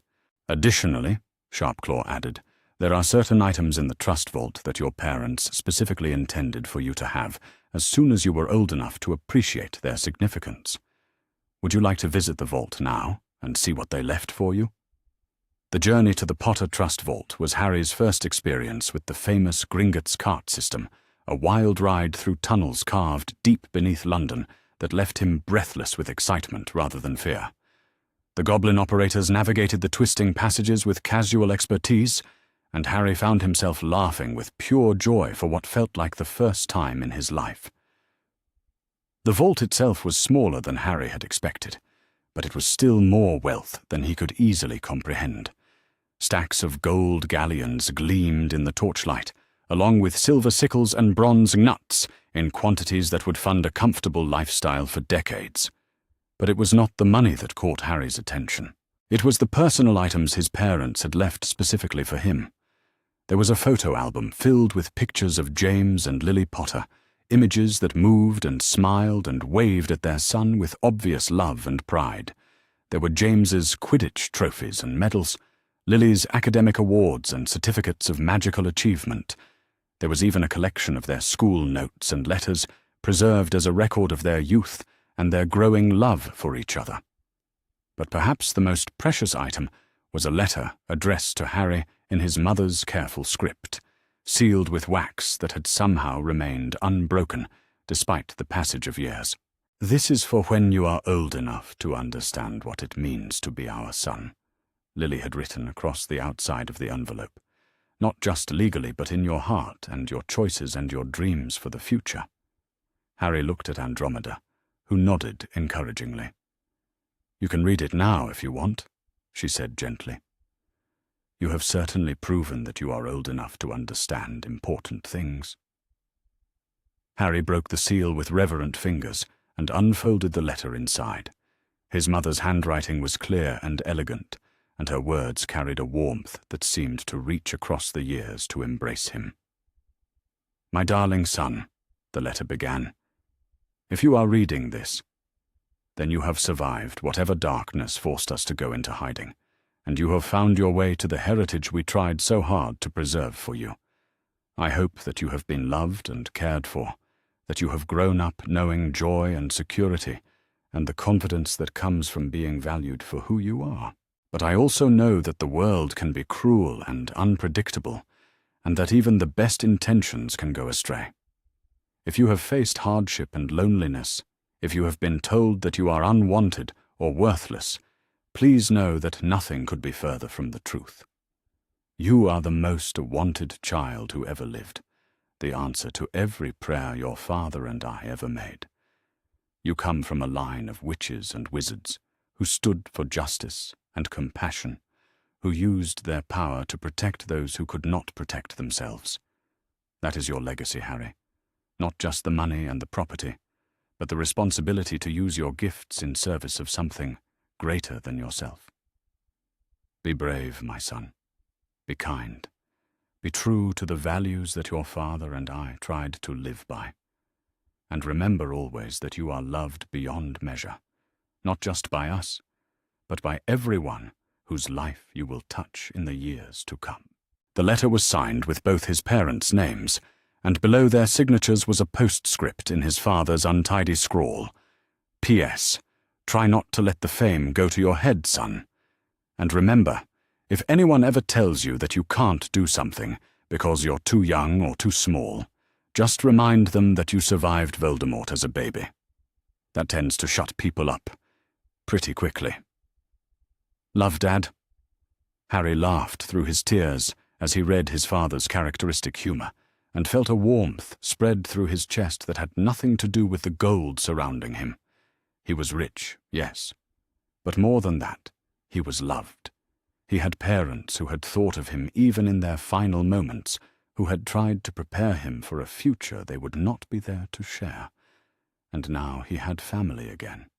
He had Andromeda, who had fought for him for years without ever giving up hope. He had allies like the goblins, who valued justice and principle above convenience or political considerations. He had a future that belonged to him alone, free from the manipulations of those who would use him for their own purposes. As they left the vault and began the journey back to the surface, Harry felt a profound sense of transformation taking place within himself. He was no longer the frightened, ignorant boy who had lived in a cupboard under the stairs. He was Harry Potter, son of heroes, heir to a legacy of courage and compassion, and the master of his own destiny. The war for his freedom was not over. Dumbledore would not surrender his control easily, and there would certainly be other challenges ahead. But Harry was no longer facing those challenges alone. He had family, he had allies, and he had the truth on his side. That would have to be enough. The formal hearing chamber deep within Gringotts was unlike anything Harry had ever imagined. Ancient stone walls rose to impossible heights, carved with intricate reliefs depicting centuries of goblin history and jurisprudence. Torches burned in elaborately wrought sconces, casting dancing shadows across rows of seats that could accommodate hundreds of observers. At the center of the chamber, a raised platform held the speaker's podium, flanked by seats for witnesses and the accused. Harry sat between Andromeda and Senior Cursebreaker Sharpclaw, his small hands clutching the folder of evidence that would either vindicate him or condemn him to a lifetime of manipulation and control. The past 3 days at Gringotts had been a whirlwind of legal preparation, medical examinations, and formal interviews that had left him both exhausted and exhilarated. For the first time in his life, adults were listening to him with genuine attention and respect. The medical examination had been particularly revealing. Healer Ironforge, a goblin specialist in magical child welfare, had documented years of systematic neglect and abuse with clinical precision that had left even the hardened bank officials visibly disturbed. Harry's stunted growth, chronic malnutrition, and psychological trauma provided physical evidence to support his testimony about life with the Dursleys. The physical evidence alone constitutes grounds for criminal charges against the Muggle Guardians, Healer Ironforge had explained to the assembled legal team. But more importantly, it demonstrates that the magical guardian who placed the child in this environment either failed in his duty of oversight or deliberately ignored conditions that were harmful to the child's development. Now, as Director Ragnok called the formal hearing to order, Harry felt the weight of history settling around him. This was not simply a dispute over money or guardianship. This was a reckoning that would determine whether the most powerful wizard in Britain was above the law, and whether a 7-year-old boy's testimony could bring down a man whose reputation had been built over decades of carefully cultivated trust. "We convene this tribunal," Ragnok announced, his voice carrying clearly through the stone chamber, to hear evidence regarding the systematic misappropriation of funds from the Potter Trust Vault and the abuse of guardianship authority by Albus Percival Wulfric Brian Dumbledore. The sound of his full name echoing through the chamber seemed to summon the man himself. The massive doors at the rear of the hearing room swung open with theatrical precision, and Albus Dumbledore entered as if he were arriving at a social gathering rather than facing serious criminal charges. Harry's first sight of the man who had controlled his life from the shadows was both more and less impressive than he had expected. Dumbledore was tall and imposing, with the flowing robes and magnificent beard that proclaimed his status as a wizard of considerable power and reputation. But there was something in his pale blue eyes, a calculating coldness beneath the grandfatherly twinkle that made Harry's skin crawl with instinctive revulsion. "Director Ragnok," Dumbledore said, with a slight bow that managed to convey both respect and condescension in equal measure. "I must confess that I am somewhat puzzled by the urgency of these proceedings. Surely any concerns about young Harry's welfare could have been addressed through normal channels, rather than this rather dramatic tribunal." "Normal channels," Ragnok replied with icy precision, "were repeatedly blocked by your office, Chief Warlock. We have documentation showing that our legitimate inquiries were dismissed, deflected, or simply ignored for a period of several years. This tribunal became necessary when it became clear that you had no intention of providing the transparency that goblin law requires. Dumbledore's eyes swept the chamber, taking in the assembled officials, the stacks of evidence, and finally settling on Harry himself. For a moment, the mask of benevolent authority slipped, and Harry saw something that looked remarkably like panic flicker across the older wizard's features. "Harry, my dear boy," Dumbledore said, his voice carrying the warm tones that had probably charmed thousands of students over the decades. "I am so relieved to see that you are safe. When we discovered that you had disappeared from your aunt and uncle's home, we were quite beside ourselves with worry." Harry felt Andromeda's hand tighten protectively on his shoulder, and he drew strength from her presence as he met Dumbledore's gaze steadily. "I wasn't safe there," he said clearly, his young voice carrying surprisingly well in the stone chamber. "I was never safe there, and you knew it." Something shifted in Dumbledore's expression, a hardening around the eyes that suggested he was reassessing his approach.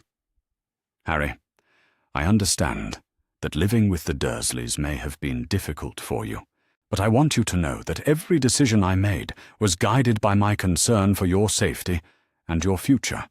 The magical protections that kept you safe required you to remain with your blood relatives, no matter how challenging the circumstances might have been." "Challenging," Griphook repeated, rising from his seat at the evidence table. "Chief Warlock Dumbledore, are you familiar with the contents of this medical report?" He held up a thick folder that Harry knew contained the detailed documentation of his years of neglect and abuse. Because the conditions this child endured go well beyond challenging and into the realm of criminal neglect. Dumbledore's eyes narrowed slightly, but his voice remained pleasant. "I am sure that any difficulties were minor and temporary. Children often exaggerate their troubles, particularly when they are seeking attention or trying to avoid responsibilities."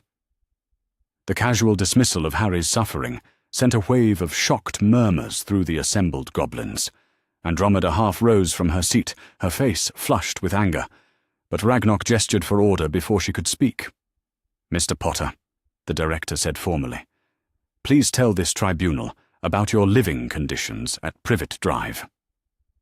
Harry took a deep breath and began to speak, his voice growing stronger with each word as he described 7 years of systematic cruelty. He told them about the cupboard under the stairs, about being locked away for days without food as punishment for accidental magic. He described Dudley's bullying, Vernon's violence, and Petunia's cold rejection of everything that made him different. As he spoke, Harry watched Dumbledore's face carefully. The older wizard maintained his expression of concerned attention, but Harry could see calculation behind the kindly facade. Dumbledore was not surprised by these revelations. He was not shocked or horrified to learn about Harry's treatment. He was simply annoyed that his carefully maintained narrative was being challenged. "And during all this time," Harry continued, his voice gaining power and clarity, "you were receiving reports about my condition. You knew exactly how I was being treated, and you decided it was acceptable because it served your purposes." "Harry, my dear boy," Dumbledore said, with what sounded like genuine sadness, "I can see that you have been given access to information that you are perhaps too young to fully understand. The decisions I made regarding your care were complex and difficult, but they were always guided by the greater good." "Whose greater good?" Harry asked sharply, surprising himself with the edge in his voice. "Certainly not mine. I've read your letters, Professor Dumbledore. I know what you really think of me." Dumbledore went very still, his blue eyes sharpening with something that looked dangerously like fury. "What letters, Harry?" Griphook stepped forward with evident satisfaction, producing a folder that contained the most damaging pieces of correspondence. "Perhaps you recognize these, Chief Warlock. Private letters between yourself and one SS, discussing the strategic value of maintaining young Mr. Potter in conditions of isolation and deprivation." The silence that followed was absolute. Every goblin in the chamber leaned forward slightly, sensing that they were witnessing a moment of historical significance. Dumbledore's mask of grandfatherly benevolence slipped completely, revealing the cold strategist beneath. "Those letters were private communications," he said carefully, "taken out of context and misinterpreted by minds that lack the wisdom to understand the complexities of the situation." "Then perhaps you would care to provide context," Ragnok suggested, with deceptive mildness. "Please explain to this tribunal how deliberately maintaining a child in conditions of abuse and neglect serves any conceivable greater good." Dumbledore was quiet for a long moment, his pale eyes studying the faces around him, as if calculating odds and possibilities. When he finally spoke, his voice carried a weight of authority that had commanded respect for decades. "There are forces in this world that you do not understand," he said slowly.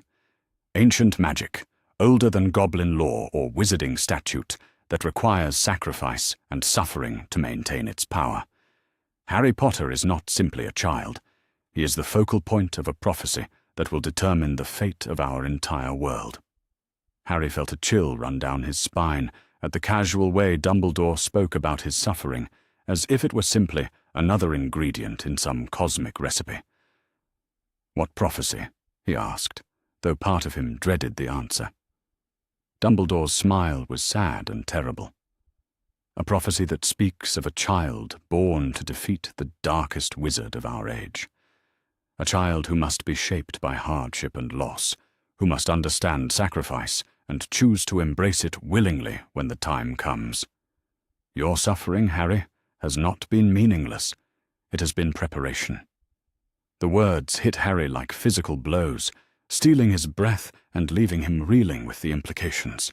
His entire life, every moment of pain and loneliness and desperate hope, had been deliberately orchestrated by this man who spoke of prophecies and greater goods as if Harry's childhood was simply a strategic asset to be managed. "Preparation for what?" Andromeda demanded, her voice shaking with barely controlled rage. "For the ultimate sacrifice," Dumbledore replied calmly. "The magic that saved Harry as a baby requires an equal price to be effective against Voldemort's return. Harry must be willing to give his life to protect others, and such willingness cannot be manufactured through comfort and indulgence. It must be earned through suffering and shaped by love for those he seeks to protect." The chamber erupted in shocked voices and angry protests, but Harry barely heard them. The room seemed to spin around him as the full scope of Dumbledore's manipulations became clear. He had not been placed with the Dursleys for his protection. He had been deliberately abused and neglected to make him more willing to die when Dumbledore decided the time was right. "You're a monster," Harry whispered, his young voice cutting through the chaos like a blade. "You're worse than Voldemort because at least he's honest about what he is." Dumbledore's face hardened at the comparison. "Harry, you are too young to understand the terrible choices that leadership requires. Someday, when you are older and wiser, you will realize that everything I did was necessary to save our world from darkness." "No," Harry said firmly, rising from his seat despite his small stature. "I will never understand how torturing a child serves any good purpose. I will never accept that my life is worth less than your grand plans, and I will never forgive you for stealing my childhood to serve your agenda." The power in Harry's voice seemed to fill the chamber, and several goblins nodded approvingly at his declaration of independence. But Dumbledore's expression grew calculating rather than contrite. "Harry, you are making a grave mistake," he said softly. "The protections that have kept you safe depend on your remaining with your blood relatives. If you abandon those protections now, you will be vulnerable to forces that will destroy you before you can fulfill your destiny." "What protections?" Sharpclaw interjected with obvious skepticism. "We have found no evidence of any magical safeguards around the Dursley home beyond standard muggle-repelling charms." Dumbledore's mouth tightened slightly. "The protections are subtle and complex. They depend on the bond of blood between Harry and his mother's sister, reinforced by the sacrifice Lily Potter made when she died to save her son." "Sacrifice magic," Ragnok mused, his dark eyes studying Dumbledore with new understanding. "Ancient and powerful, but also very specific in its requirements. Tell me, Chief Warlock, what exactly did these protections protect the boy from? From detection by Voldemort's followers, Dumbledore replied. From magical attacks that might have found him wherever he lived.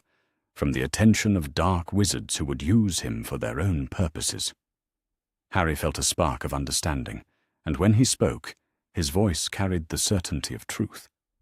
But Voldemort is gone, isn't he? You told everyone that he was destroyed when he tried to kill me. So what exactly were these protections protecting me from? The question hung in the air like an accusation, and Harry saw Dumbledore's face tighten with what might have been annoyance or fear. Voldemort was not destroyed, Harry. He was weakened and forced into hiding. But such evil cannot be truly eliminated so easily. The protections were necessary to keep you safe until you were old enough to face him again. And when would that be? Griphook asked with deadly politeness. When would the child have been considered old enough to face this threat you describe? Dumbledore was quiet for a moment, clearly realizing that his explanations were creating more problems than they solved. When he reached his magical majority and could defend himself properly. At 17, Ragnarok clarified, you intended to maintain this child in abusive conditions for 10 more years, until he came of age and could be considered expendable in your war against this Voldemort. It was never about expendability, Dumbledore protested, but his voice lacked conviction. It was about preparation and protection, and ensuring that Harry would have the strength of character necessary to make the right choices when the time came. Harry looked at the man who had shaped his entire existence and felt something cold and hard settle in his chest. The right choices, according to you, he said quietly. You never intended to give me any real choices at all. You were grooming me to die for your cause. I was preparing you to save the world, Dumbledore replied, his voice carrying a note of desperation that suggested even he was beginning to doubt his justifications. By torturing me, Harry said flatly. By ensuring that I would be so desperate for love and acceptance that I would do anything to earn approval. By making sure I had no family connections or independent resources that might give me alternatives to your plans. The silence that followed was profound and damning. Every person in the chamber could see the truth of Harry's words, could understand the systematic manipulation that had shaped a child's life according to one man's vision of necessary sacrifice. Director Ragnarok rose from his seat, his presence commanding absolute attention. Chief Warlock Dumbledore, he said formally, this tribunal finds your explanations inadequate and your actions unconscionable. You stand accused of systematic theft from the Potter Trust Vault, abuse of guardianship authority, and child endangerment. How do you answer these charges? Dumbledore drew himself to his full height, and for a moment he looked every inch the powerful wizard whose reputation had commanded respect for decades. I answer that I have always acted in accordance with my conscience and my understanding of what was necessary to protect our world. If that puts me at odds with goblin law or popular opinion, then so be it. History will vindicate my choices. History will remember you as a child abuser, Andromeda said coldly, rising to stand beside Harry with protective fury radiating from every line of her body. A man who tortured an innocent child in service of his own messianic delusions. Dumbledore's eyes fixed on her with something that might have been hatred. Mrs. Tonks, you do not understand the forces at work here. Your nephew is not an ordinary child. He is the focus of ancient prophecies and terrible destinies. Removing him from the protections I have established will doom not just him, but our entire world. Then our world will have to find another way to save itself, Andromeda replied firmly. Because this child is under my protection now, and I will not allow anyone to harm him in the name of greater good or prophecy, or any other excuse for cruelty. The formal verdict, when it came, was swift and comprehensive.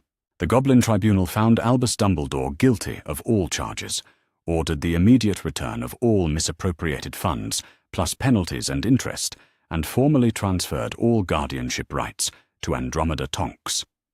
More significantly, they issued a formal statement declaring that Goblin law would protect Harry Potter from any attempts to force him into circumstances against his will. The debt you owe to Gringotts Bank is now 137,000 galleons, Ragnok informed Dumbledore with evident satisfaction. Payment is due within 30 days, or your assets will be seized to satisfy the judgment. Dumbledore's face had gone completely pale during the reading of the verdict, but his voice remained steady when he spoke. "This tribunal has made a grave error," he said quietly. "The consequences of your decision will be felt throughout the wizarding world. When Voldemort returns, as he surely will, the blood of innocence will be on your hands." "The only blood on our hands," Griphook replied coldly, "is the blood we have prevented from being spilled by protecting this child from further abuse." As the formal proceedings concluded and the chamber began to empty, Harry found himself surrounded by people offering congratulations and support, but his attention was focused on Dumbledore, who was gathering his robes with the careful dignity of a man whose world had just crumbled around him. Their eyes met across the chamber, and Harry saw something in the older wizard's gaze that made him shiver. It was not defeat or shame or even anger. It was calculation, as if Dumbledore were already planning his next move in a game that was far from over. "This is not finished, Harry," Dumbledore said quietly, his voice carrying easily across the distance between them. "You cannot escape your destiny simply by changing guardians. The prophecy will be fulfilled, one way or another." "Maybe," Harry replied, his young voice steady and clear. "But it will be fulfilled on my terms, not yours. And if Voldemort really does return, I'll face him as a free person who chose to fight, not as a victim you groomed for sacrifice." Dumbledore's smile was sad and terrible. "Freedom is an illusion, Harry. We are all bound by forces greater than ourselves. You will learn that lesson in time." "The only thing I've learned," Harry said firmly, "is that people who talk about greater good usually mean their own convenience. And I've learned that I have family who will fight for me, allies who respect my rights, and the resources to make my own choices about my future." As Dumbledore left the chamber, his footsteps echoing in the stone corridors, Harry felt a mixture of triumph and unease. He had won this battle, had exposed the man who had controlled his life and secured his freedom from further manipulation. But he was also keenly aware that Dumbledore was not a man who accepted defeat gracefully. "What happens now?" he asked Andromeda, as they gathered their belongings and prepared to leave Gringotts. "Now," she said, wrapping her arm around his shoulders with fierce protectiveness, "we go home. We introduce you to your cousin, Nymphadora. We help you recover from the trauma you've endured. And we start building the life you should have had from the beginning." "And if Dumbledore tries to interfere?" Harry asked, thinking of the calculating look in the older wizard's eyes. "Then he will discover that the Tonks family has its own ways of dealing with people who threaten our children," Andromeda replied with a smile that was both warm and dangerous.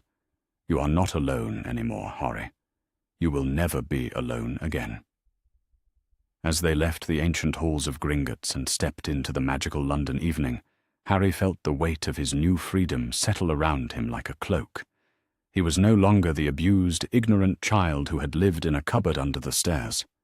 He was Harry Potter, heir to a legacy of courage and principle, son of heroes, and now the ward of people who would protect him, not because prophecy demanded it, but because love required it. The war for his soul was over. The war for his future was just beginning. But for the first time in his life, Harry Potter was ready for the battle ahead. He had truth on his side.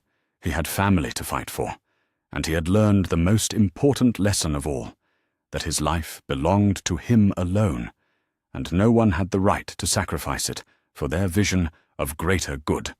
The prophecy Dumbledore had spoken of might be real, and Voldemort might indeed return someday.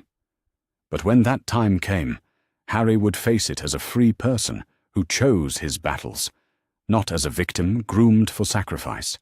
And that, he thought with grim satisfaction, would make all the difference in the world. The cottage that had been waiting for Harry Potter stood nestled in a valley between rolling green hills, its honey-coloured stone walls and slate roof gleaming in the afternoon sunlight like something from a fairy tale. Ancient oak trees shaded a garden where magical and mundane plants grew in cheerful profusion, and the air itself seemed to hum with contentment and welcome. As the ministry car wound down the narrow lane toward what would be his new home, Harry pressed his face to the window and felt something in his chest unclench for the first time in his memory. "There it is," Andromeda said softly, her voice carrying a warmth that spoke of years of hope finally fulfilled. "Tonks Hollow. It's not grand like some of the old pure-blood estates, but it's been our family's sanctuary for 3 generations. Every room was built with love, and every corner holds memories of laughter and joy." The car came to a stop beside a garden gate, painted in cheerful blue, and Harry climbed out slowly, overwhelmed by the sensory richness of his new environment. The air smelled of lavender and fresh bread, with an underlying sweetness that he would later learn came from the fairy roses that bloomed year-round in Andromeda's enchanted greenhouse. Birds sang in the ancient trees, and somewhere in the distance he could hear the gentle murmur of a stream wandering through the meadows. But it was the front door opening that truly captured Harry's attention. The young woman who emerged moved with an easy confidence that spoke of someone completely comfortable in her own skin, despite the fact that her hair was currently a shocking shade of purple, and her face bore the distinctive heart-shaped features that marked her as Andromeda's daughter. She was perhaps 16 years old, with dark eyes that sparkled with intelligence and mischief in equal measure.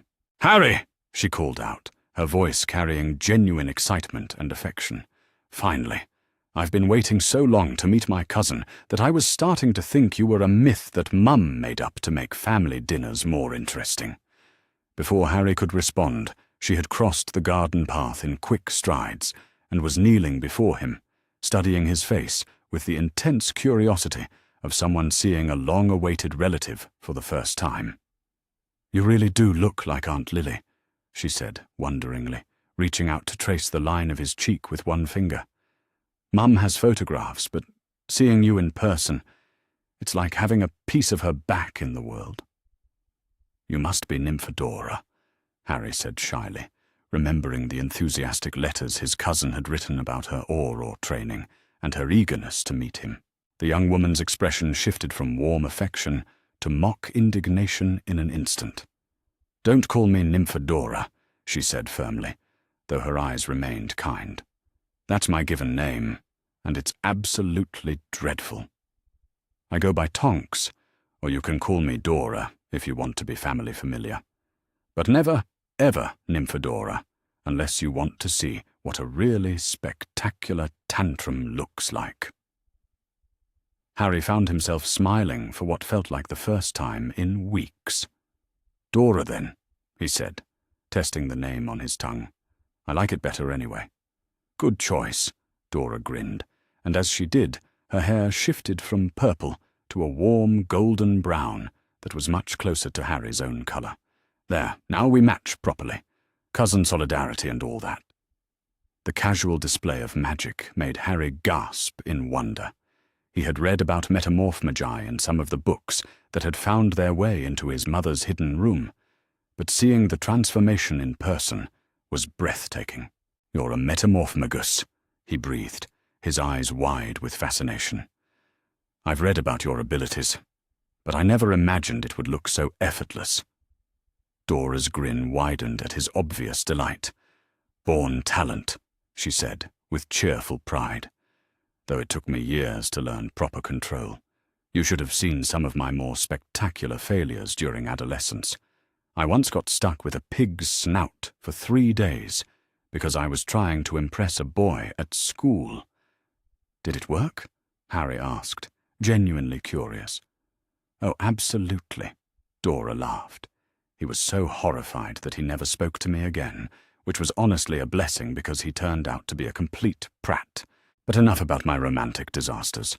Let's get you inside and properly settled. Mum's been cooking for 3 days straight, and if we don't eat soon, she'll start force-feeding us from sheer maternal anxiety." The interior of Tonks Hollow was everything the exterior had promised, and more. The rooms were spacious but cozy, with low-beamed ceilings and windows that let in generous amounts of natural light. The furniture was comfortable rather than fashionable, clearly chosen for long use and daily enjoyment rather than to impress visitors. Photographs covered every available surface, showing 3 generations of Tonks family history in moving images that waved and smiled at Harry as he passed. But what struck Harry most profoundly was the feeling of warmth that permeated every room.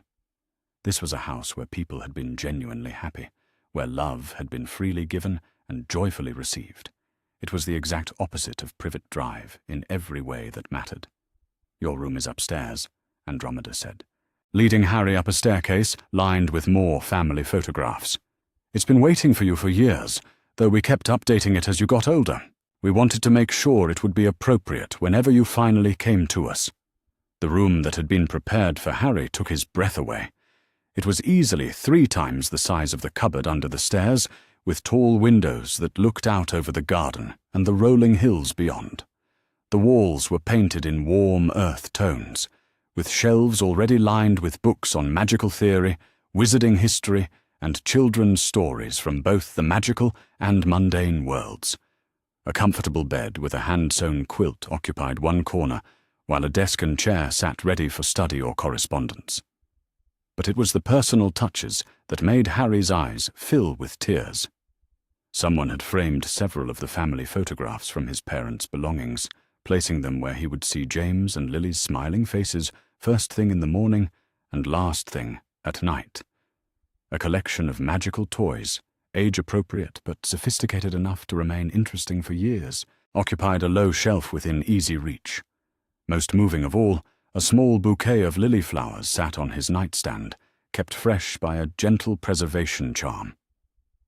"We wanted you to know that this was your space," Andromeda explained softly, watching his face as he took in every detail. "Not a guest room or a temporary arrangement, but a place that belonged to you completely, somewhere you could be yourself without fear or judgment." Harry sat down heavily on the bed, overwhelmed by the generous thoughtfulness that had gone into every aspect of his new environment. For 7 years he had owned nothing that was truly his own. Even his threadbare clothing had been hand-me-downs from Dudley, and his small collection of personal possessions could have fit in a shoebox. Now he was surrounded by beautiful things that had been chosen specifically for him, by people who had been planning for his comfort and happiness long before they even knew if they would ever have the chance to provide it. "Thank you," he whispered, his voice thick with emotion. "I've never had a room of my own before. I've never had anything that was really mine." Dora sat down beside him on the bed, her hair shifting to a comforting shade of warm brown as she sensed his emotional state. "Well, you do now," she said firmly. "This is yours, and we're yours, and nothing is ever going to change that. Family is forever, cousin. Even when we drive each other completely mad, we stick together." The next several hours passed in a blur of introductions, explanations, and the gradual process of adjustment that came with entering a completely new world.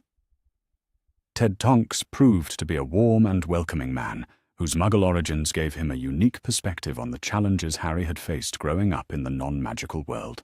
He asked thoughtful questions about Harry's experiences with the Dursleys, not from prurient curiosity, but from genuine concern about helping Harry process the trauma he had endured. "The hardest part," Ted explained over dinner, "is learning to trust that kindness is genuine, and not a manipulation. When you've been hurt by people who should have protected you, it becomes difficult to believe that anyone's motives are pure." Harry nodded, grateful that someone understood the wariness that had become second nature to him. "How do you tell the difference?" he asked. "How do you know when someone really cares about you versus when they just want something from you?"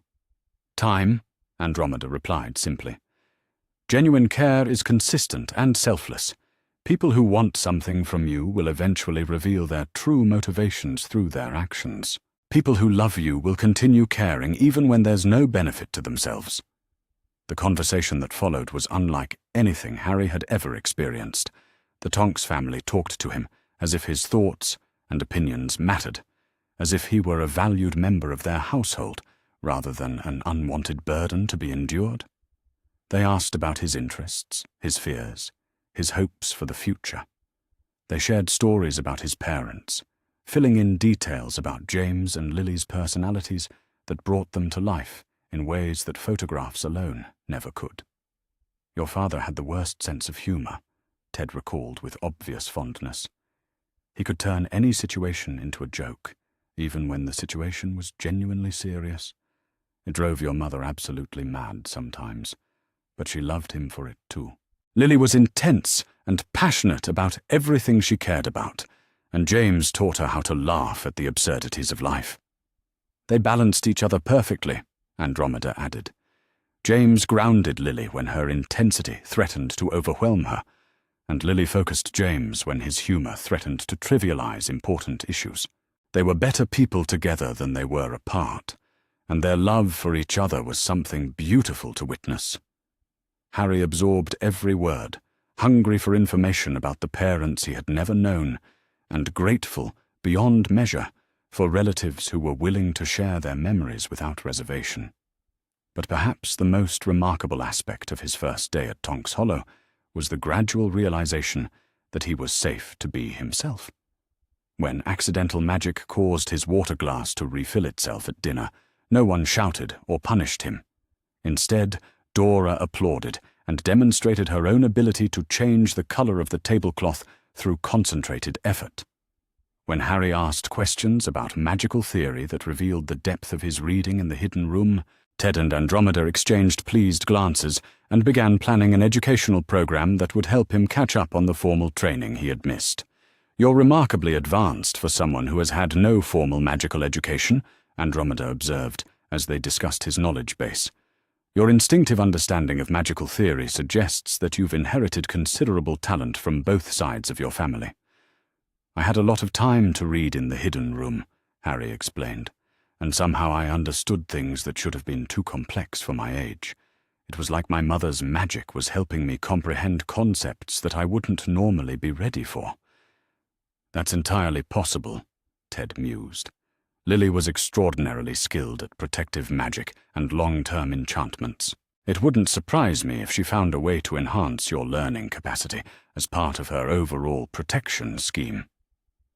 The conversation moved naturally from Harry's magical education to his emotional recovery, and it was here that the true depth of the Tonks family's commitment became clear.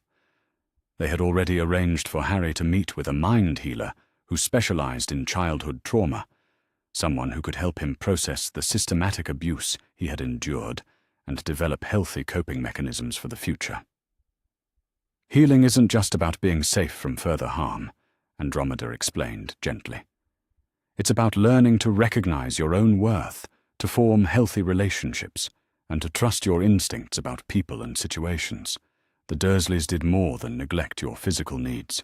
They damaged your sense of self-worth, and repairing that damage takes time and professional help." Harry nodded, though part of him rebelled against the idea that he needed fixing. The Tonks family seemed to sense his internal struggle, because Dora reached over and squeezed his hand supportively. "It's not about being broken," she said softly. "It's about learning skills that you never had the chance to develop. Like learning to recognize when you're having an emotional response to something from your past versus something that's actually happening now. Or learning to ask for help when you need it, instead of trying to handle everything alone." The wisdom in her words surprised Harry, given that Dora was only a few years older than him. But he was beginning to understand that the Tonks family had been preparing for his arrival for years, educating themselves about trauma recovery and child psychology, so they would be ready to provide the support he would need. As the evening progressed, Harry found himself relaxing in ways he had never experienced before. The constant hypervigilance that had characterized his life at Privet Drive began to ease as he realized that no one here was looking for reasons to punish him. When he accidentally knocked over a lamp while reaching for a book, Ted simply repaired it with a casual flick of his wand and suggested they rearrange the furniture to prevent future accidents. "Growing boys need room to move around," he said cheerfully. "We should have thought about that when we set up the room originally." The casual acceptance of his clumsiness, the assumption that accidents were normal and forgivable, brought tears to Harry's eyes. He had spent 7 years walking on eggshells, terrified that the slightest mistake would result in punishment and confinement. The freedom to be imperfect, to make mistakes without fear of retribution, was perhaps the most precious gift his new family could have given him. That night, as Harry lay in his own bed for the first time in his life, he found himself staring at the ceiling and trying to process everything that had changed. Less than a week ago, he had been locked in a cupboard under the stairs, ignorant of his magical heritage and convinced that he was a worthless burden on people who barely tolerated his existence. Now he was surrounded by family who loved him, protected by goblin law from those who would manipulate him, and facing a future that was full of possibilities rather than limitations. The transformation was so complete and so sudden that part of him kept waiting for someone to tell him it was all a mistake, that he didn't really deserve this happiness and would have to return to his previous life. But as the hours passed, and no one came to take away his new reality, Harry began to believe that this was permanent. He was safe. He was loved. He was free to make his own choices about his future, and he had people who would support those choices even if they disagreed with them. The realization brought with it a profound sense of responsibility. The Tonks family had opened their hearts and their home to him without reservation, and Harry was determined to prove worthy of their trust and affection. He would work hard at his magical education, cooperate with the mind healer they had found for him, and do everything in his power to become the kind of person his parents would have been proud of. But more than that, he would use his freedom wisely. Dumbledore had tried to convince him that his life belonged to some greater destiny, that his choices were predetermined by prophecy and ancient magic. The Goblin Tribunal had freed him from that narrative, but freedom came with the obligation to choose responsibly. Harry Potter was no longer the victim of other people's plans and manipulations. He was a young man with resources, family support, and the opportunity to shape his own future. What he made of those advantages would determine not just his own fate, but his ability to help others who found themselves in similar circumstances. As sleep finally claimed him, Harry's last conscious thought was a promise to himself and to the memory of his parents. He would not waste the second chance he had been given. He would learn and grow and become strong, not because prophecy demanded it, but because it was the right thing to do. And someday, when he was ready, he would make sure that no other magical child ever had to endure what he had suffered. That would be his real destiny, chosen freely and pursued with the support of people who loved him. The house settled around him, with the comfortable sounds of a home where people slept peacefully, secure in their love for each other and their confidence in the future. For Harry Potter, it was the first night of his real life, and it was perfect. The emergency meeting of the Order of the Phoenix convened at Grimmauld Place in the pre-dawn hours of a grey London morning, 3 days after the catastrophic Goblin Tribunal that had stripped Albus Dumbledore of his carefully maintained control over Harry Potter. The ancient house at number 12 bore witness to a gathering unlike any in its storied history, as some of the most powerful witches and wizards in Britain struggled to comprehend how their trusted leader's reputation had crumbled so completely in the space of a single afternoon. Dumbledore himself sat at the head of the long table in the dining room, his usually immaculate appearance showing signs of strain that spoke volumes about his state of mind. His magnificent beard was slightly unkempt, his robes bore wrinkles that suggested he had slept in them, and his pale blue eyes carried a haunted quality that made even his most loyal supporters uncomfortable. Around the table, faces that had trusted Dumbledore without question for decades now regarded him with expressions ranging from confusion to barely concealed anger.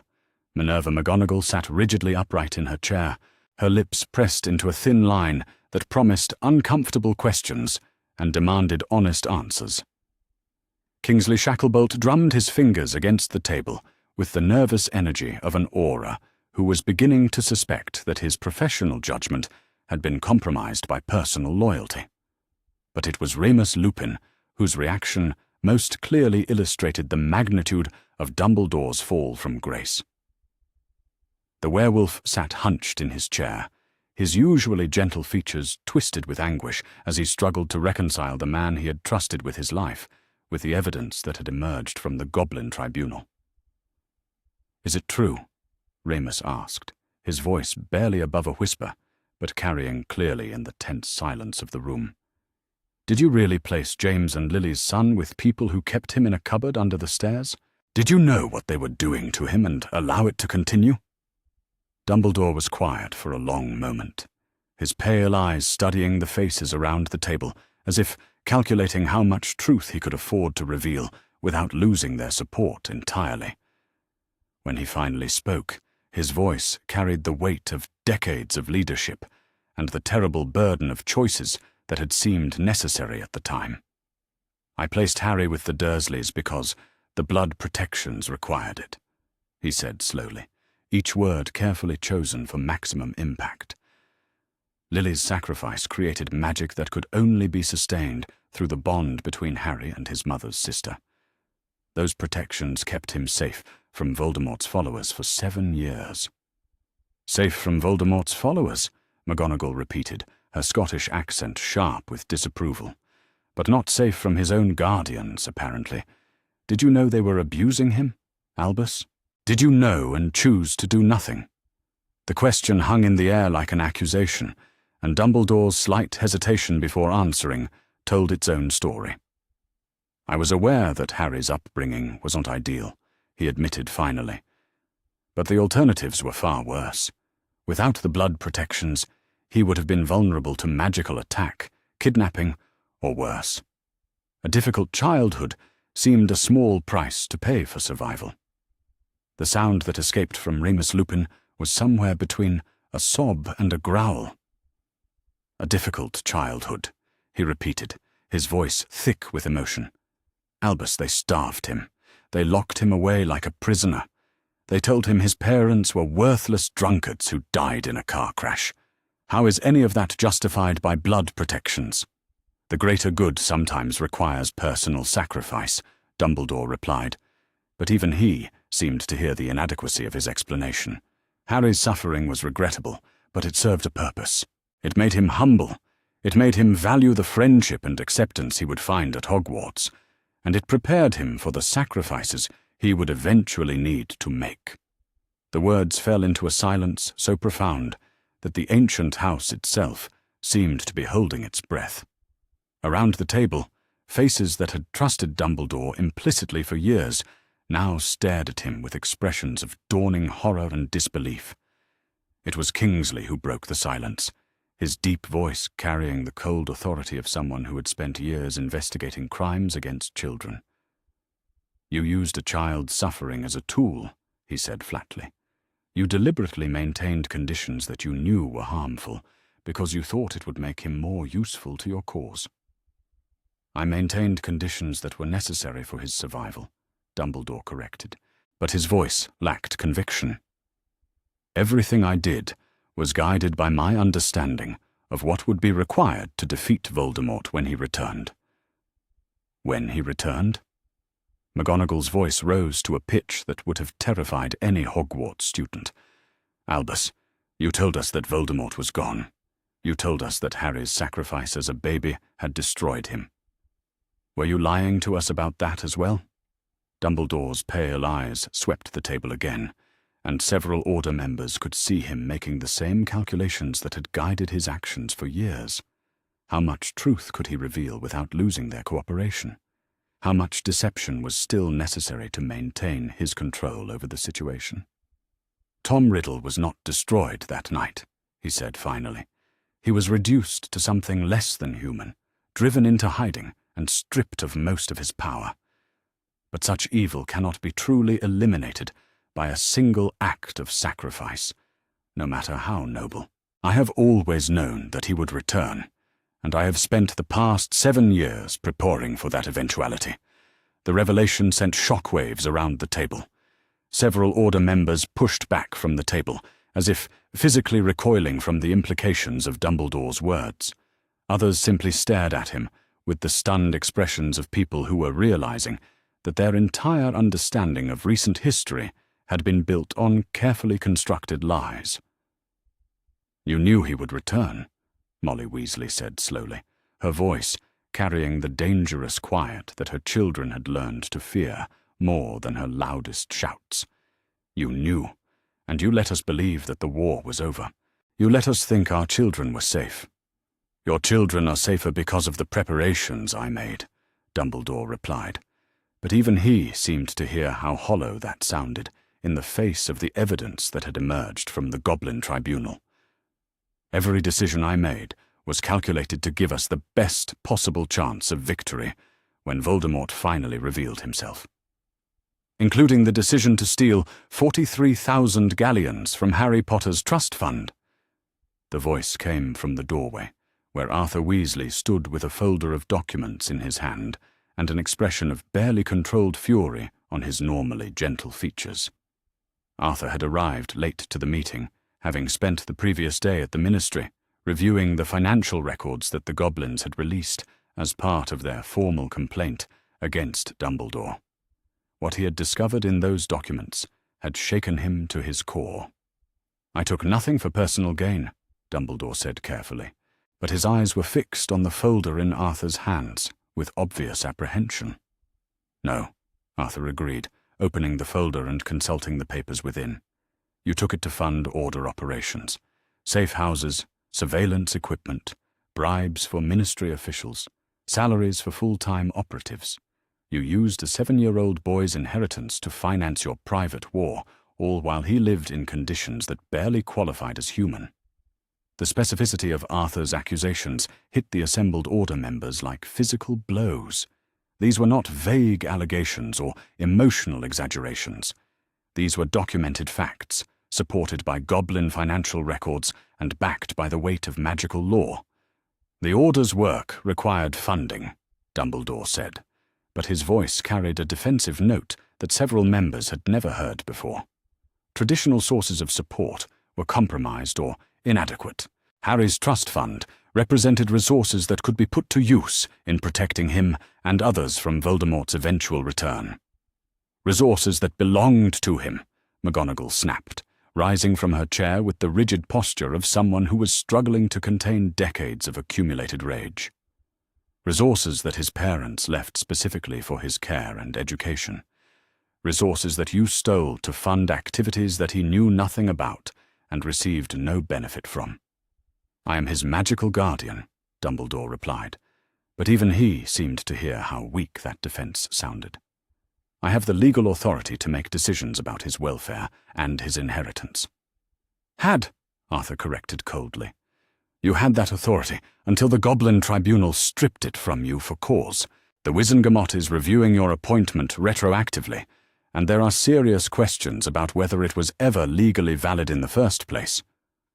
The words hit Dumbledore like a physical blow, and for the first time in the meeting, his mask of calm authority slipped completely.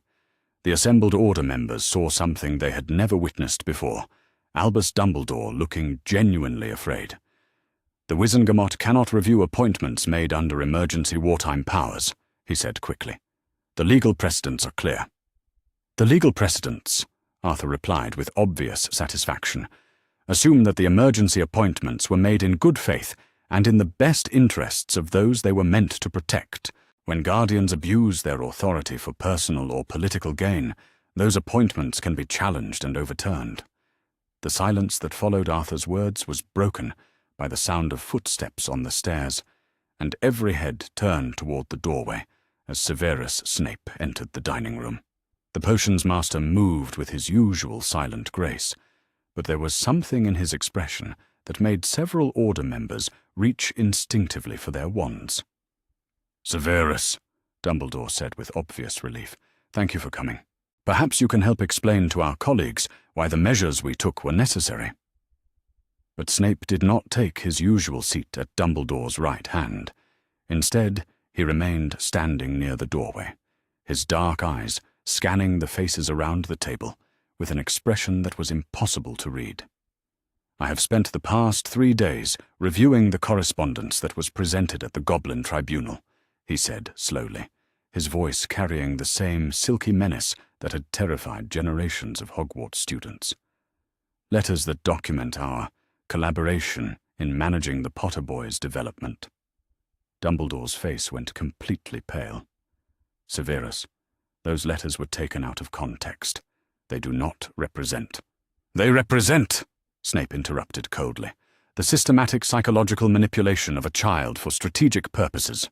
They document our discussions about the optimal level of abuse required to produce the character traits you deemed necessary for your plans." The accusation hung in the air like a poison cloud, and several order members made sounds of shock and disgust that needed no translation. Even those who had been willing to give Dumbledore the benefit of the doubt were beginning to understand the true scope of what had been done in their name.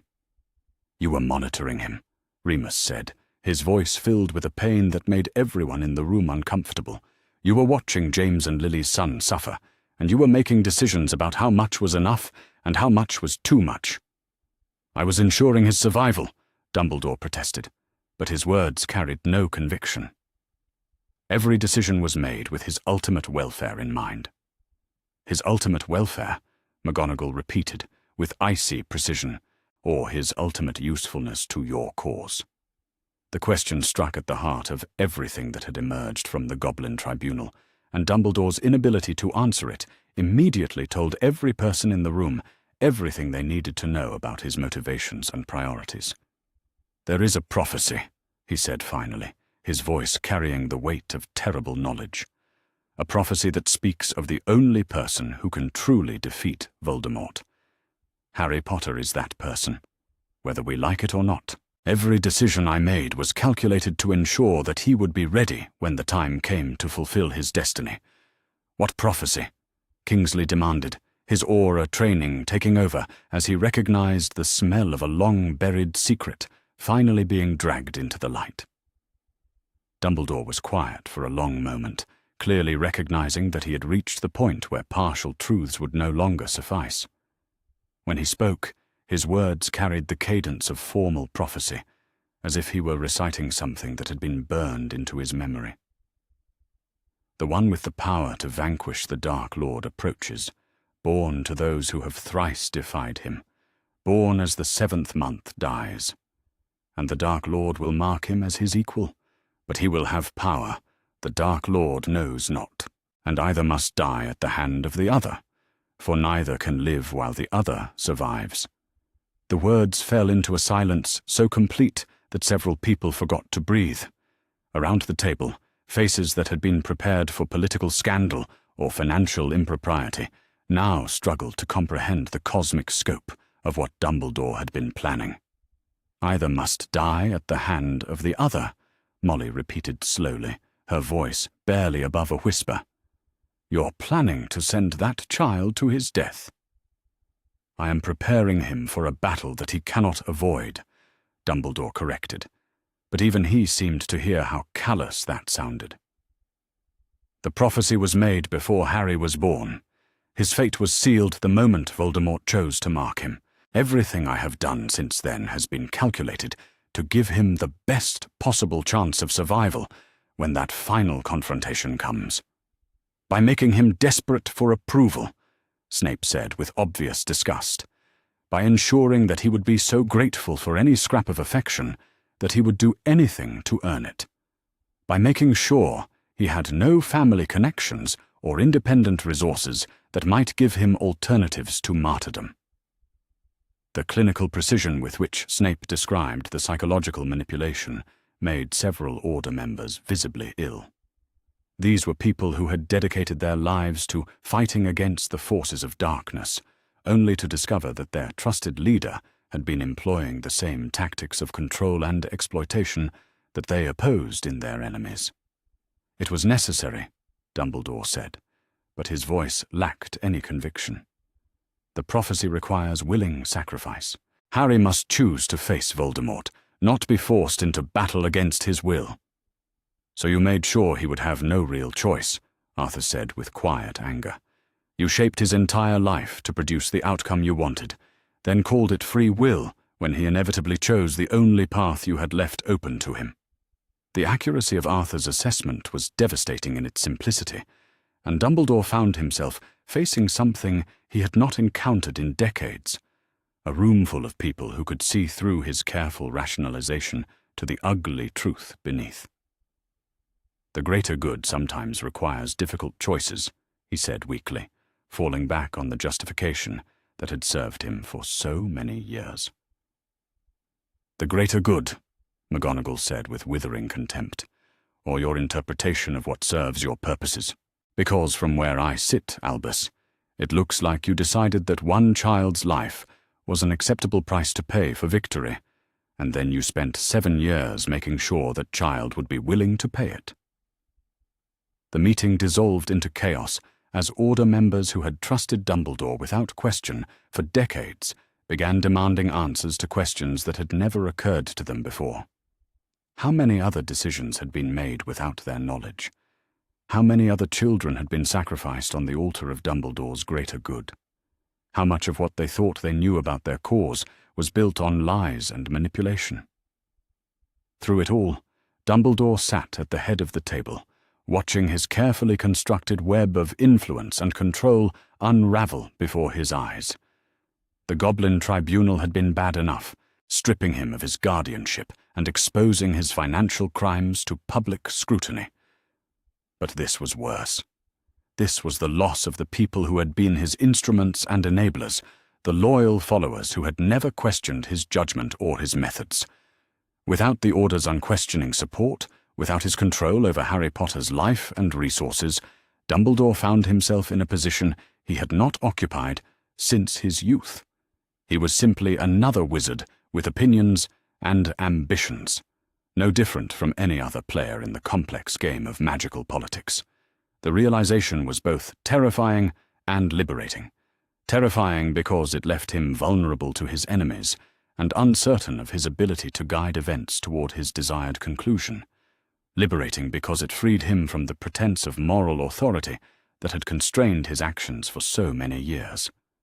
If the Order would not trust him to make the hard choices that leadership required, then perhaps it was time to stop asking for their permission.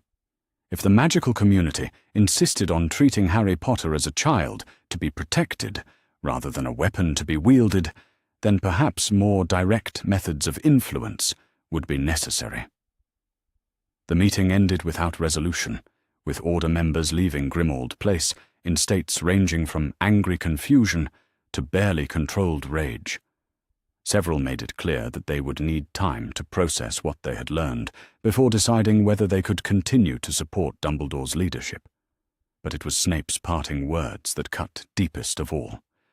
"You have become everything we once fought against," the potions master said quietly, his dark eyes fixed on Dumbledore's face with something that might have been pity.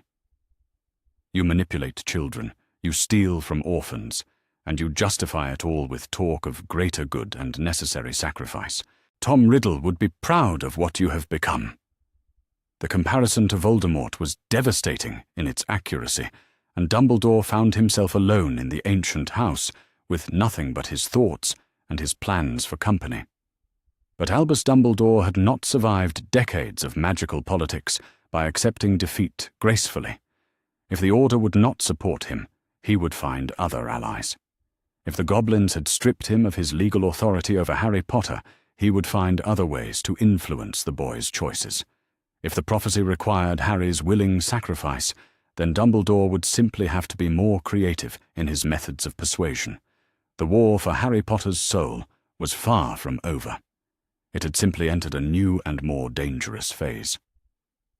Meanwhile, at Tonks Hollow, Harry Potter slept peacefully in his own bed, surrounded by family who loved him unconditionally and protected by laws that recognized his right to choose his own destiny.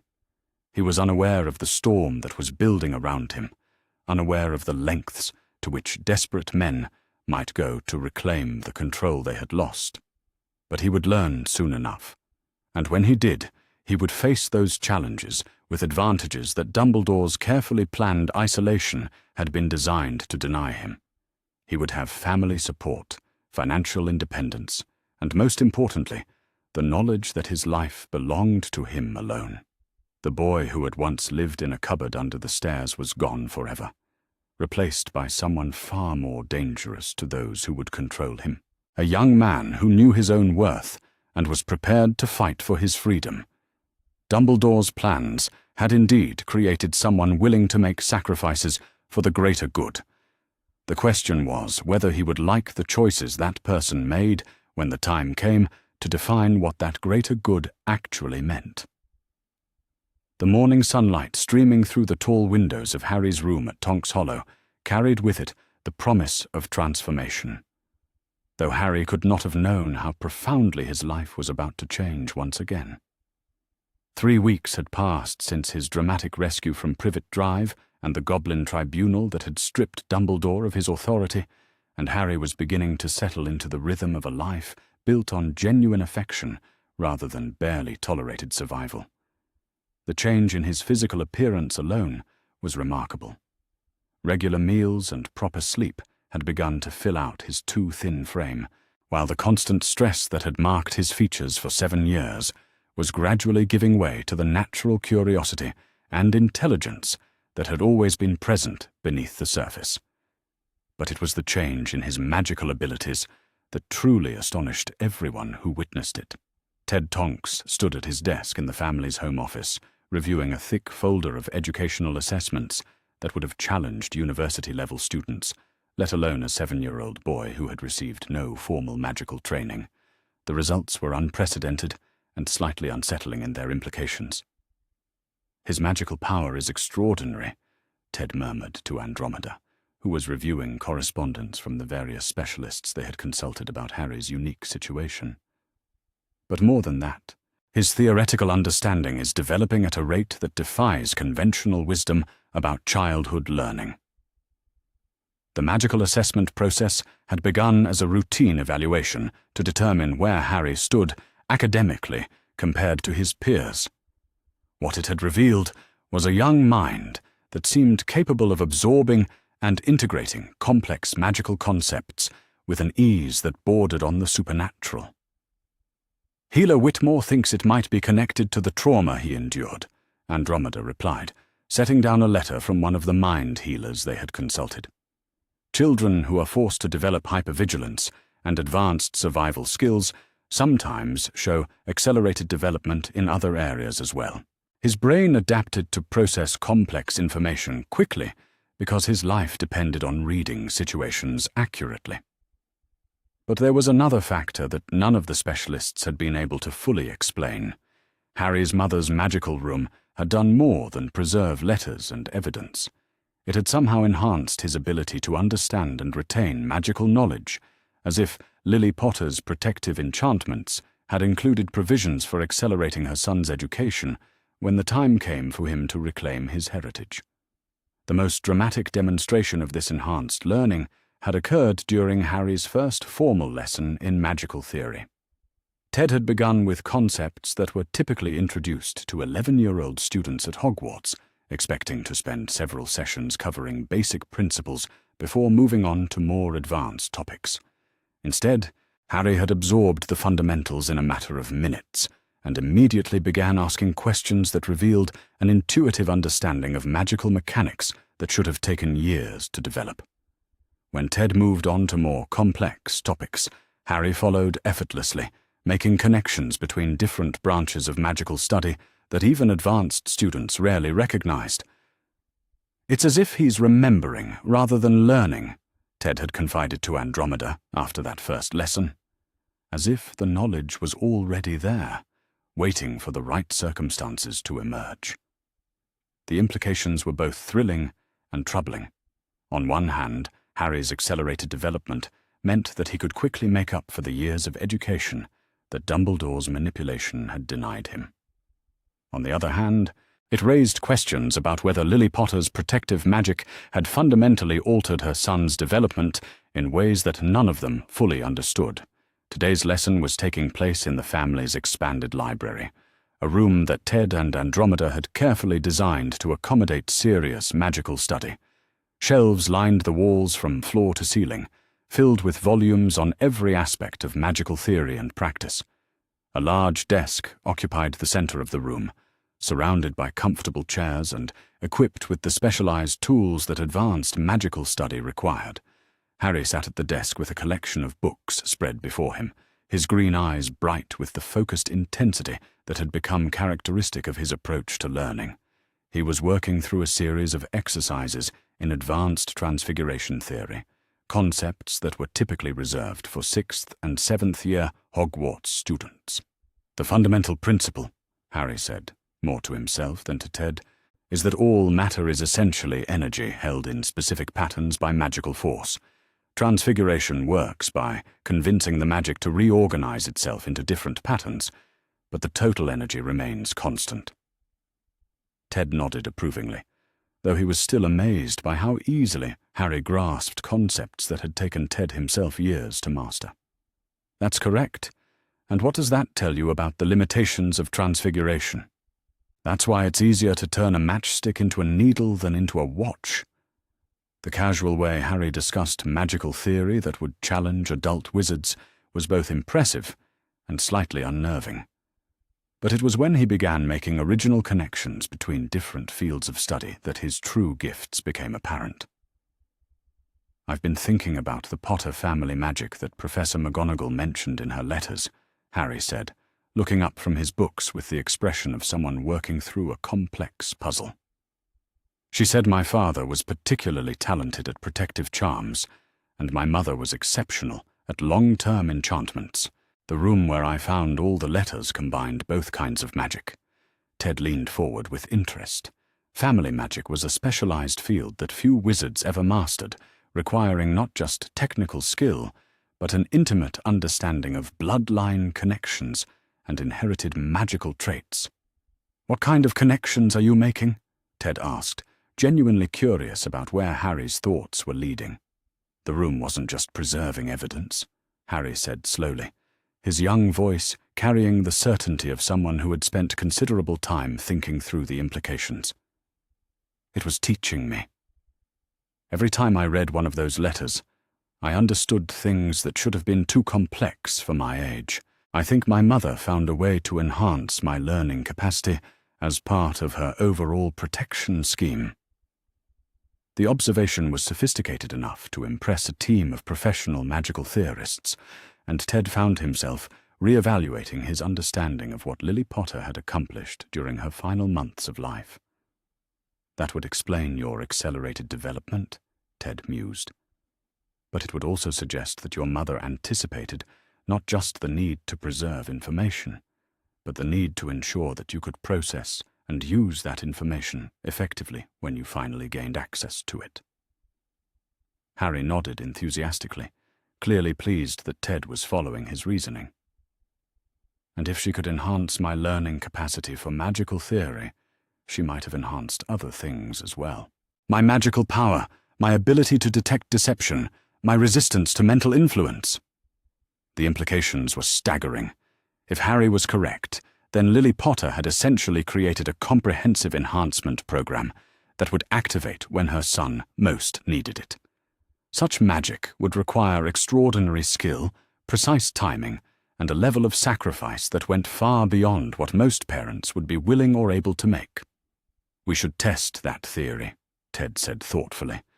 "If your mother did enhance your natural abilities, then understanding the extent of those enhancements could be crucial for your future development and safety." The testing process that followed revealed capabilities that left even Ted struggling to maintain his composure. Harry's magical power, already impressive for his age, was apparently continuing to grow at an accelerated rate that defied normal patterns of development. More significantly, his resistance to mental influence and magical coercion was extraordinary, suggesting that Lily Potter had indeed provided her son with defenses against exactly the kind of manipulation that Dumbledore had attempted. But perhaps the most remarkable discovery was Harry's enhanced ability to detect magical deception and hidden intentions. When Ted tested him with various forms of concealment and misdirection, Harry saw through every attempt with an ease that would have impressed professional aurors. "It's not that I can read minds," Harry explained when Ted asked him to describe what he was experiencing. "It's more like I can sense when someone's words don't match their intentions, like there's a dissonance between what they're saying and what they really mean." The ability was invaluable for someone who had already faced systematic manipulation and would likely face more attempts at control in the future. But it also raised troubling questions about what other enhancements Lily Potter might have built into her son's magical development. The morning's most significant revelation came when Harry began experimenting with the Potter family grimoire that had been retrieved from his trust vault. The ancient book contained centuries of accumulated knowledge about magical techniques that had been developed and refined by generations of Potter ancestors. Most family grimoires were written in languages and magical notation that required years of study to decipher. The Potter grimoire should have been completely incomprehensible to a 7-year-old boy with no formal training in ancient magical languages. Instead, Harry opened the book and began reading as if it were written in modern English. "The shielding charm of perpetual vigilance," he read aloud, his young voice carrying the formal cadences of the ancient text. "Developed by Ignotus Potter in 1205 for protection against dark wizards who employed sleep magic and dream manipulation. The charm creates a permanent magical barrier around the caster's mind, preventing unauthorized intrusion while allowing normal sleep and dreaming to continue unimpeded." Ted stared at Harry in amazement. The ability to read ancient magical texts without formal training was virtually unheard of, even among the most gifted magical scholars. "How are you doing that?" Ted asked, his voice carrying a mixture of wonder and concern. Harry looked up from the grimoire with an expression of mild confusion. "I'm not sure," he said honestly. "The words just make sense to me, like they're being translated in my mind as I read them." The phenomenon was yet another indication that Lily Potter's enhancements had been far more comprehensive than anyone had imagined. She had apparently found a way to give her son immediate access to his family's accumulated magical knowledge, bypassing the years of study that such mastery typically required. But it was when Harry began attempting the spells described in the grimoire that the true scope of his enhanced abilities became apparent. Magic that should have been far beyond his reach responded to his efforts with an ease that defied conventional understanding of magical development. The shielding charm that he had read about was classified as advanced protective magic, typically taught to adult aurors and professional duelists. When Harry attempted to cast it, following the detailed instructions in the grimoire, the spell formed around him with a stability and strength that would have impressed his instructors at the Aura Academy. "Remarkable," Ted breathed, studying the magical aura that now surrounded Harry with professional fascination. That spell should take months of practice to master, even for someone with years of formal training. Harry seemed as surprised as Ted by the ease with which the magic had responded to his intentions. "It felt natural," he said, flexing his fingers and watching the shimmer of protective energy that danced around his hands. "Like the spell was already part of me, waiting for me to discover it." The session continued with Harry successfully casting increasingly complex spells from the Potter grimoire, each one responding to his efforts with a facility that suggested years of practice rather than first attempts. By the end of the morning, he had mastered protective charms that would challenge sixth-year Hogwarts students and demonstrated a level of magical control that most adult wizards never achieved. "Your mother was extraordinary," Ted said, as they concluded the lesson, and began organizing the materials for the next session. The enhancements she built into your development are unlike anything I've ever encountered in magical theory or practice. Harry nodded thoughtfully, his young mind already working through the implications of what he had discovered about his own capabilities. She knew that I would need advantages, he said slowly. She knew that people would try to control me, and she made sure I would have the tools to resist them. The conversation was interrupted by the arrival of Andromeda, who entered the library with a serious expression that immediately put both Harry and Ted on alert. "We have visitors," she announced, her voice carefully controlled but carrying an undertone of tension that suggested the visitors were not entirely welcome. "Representatives from the Ministry of Magic. They want to speak with Harry about his living arrangements and his educational progress." Harry felt a familiar chill of apprehension, remembering all too well how adult authorities had failed him in the past. But this time, he was not a helpless child with no resources or knowledge of his rights. He was surrounded by family who would protect him, backed by goblin law that recognized his independence, and equipped with enhanced abilities that would allow him to detect any attempts at deception or manipulation. "What do they want, specifically?" Ted asked, already moving into the protective mode that had become second nature during their weeks of caring for Harry. "They're investigating reports of irregular guardianship arrangements and accelerated magical development," Andromeda replied, her tone suggesting that she suspected the Ministry's interest was not entirely academic. "They want to verify that Harry is receiving appropriate care and education, and they want to assess his magical abilities for their official records."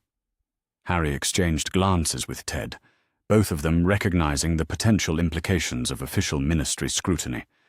If Harry's enhanced abilities were documented in government records, that information could be used by people with less benevolent intentions than educational assessment.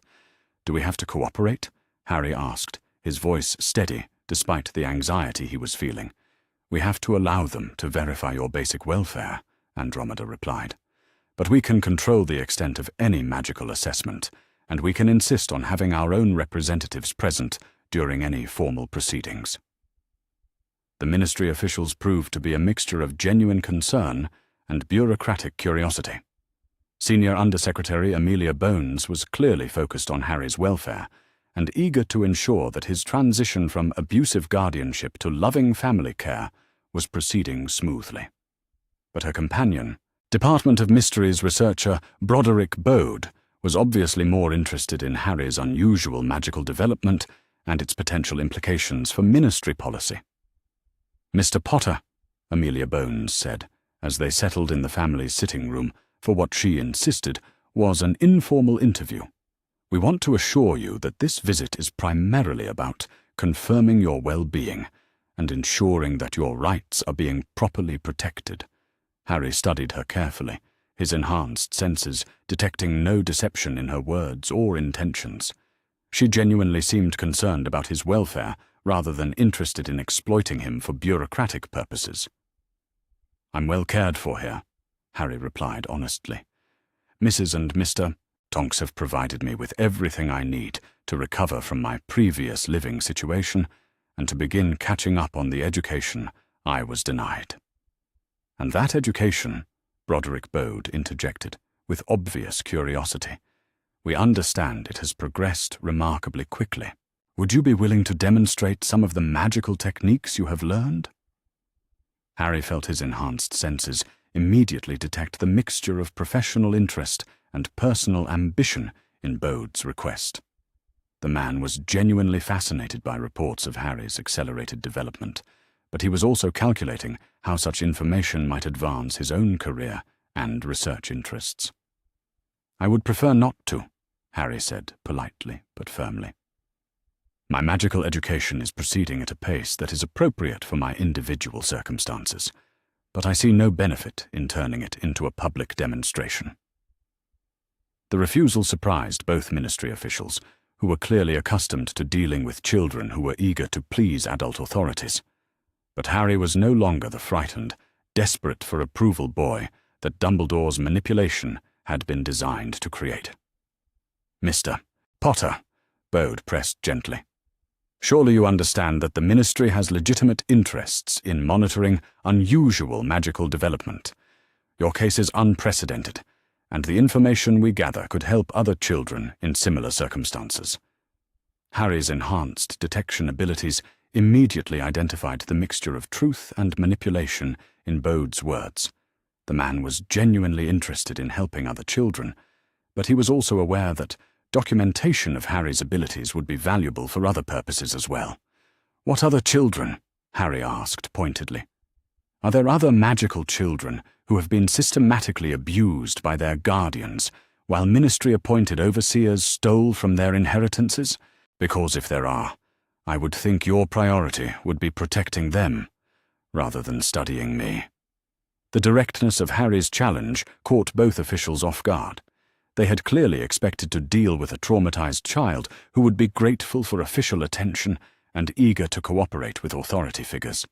Instead, they were facing a young man who understood exactly what was at stake and who was prepared to defend his interests with intelligence and determination. "The Ministry is committed to preventing similar situations in the future," Amelia Bones said carefully, recognizing that Harry's questions were legitimate and deserved honest answers. "But that process requires understanding how such situations arise and what factors contribute to their resolution." "Then perhaps," Andromeda interjected smoothly, "the Ministry should focus on investigating how Albus Dumbledore was able to abuse his authority for so many years without detection or oversight. Harry's recovery is proceeding well under our care, but the systemic failures that allowed his abuse to continue deserve more attention than his individual progress." The suggestion clearly made both officials uncomfortable, as it highlighted the Ministry's own failures in the matter of Harry's guardianship. But it also demonstrated that the Tonks family was prepared to redirect official scrutiny toward the real culprits, rather than allowing Harry to become a subject for bureaucratic study.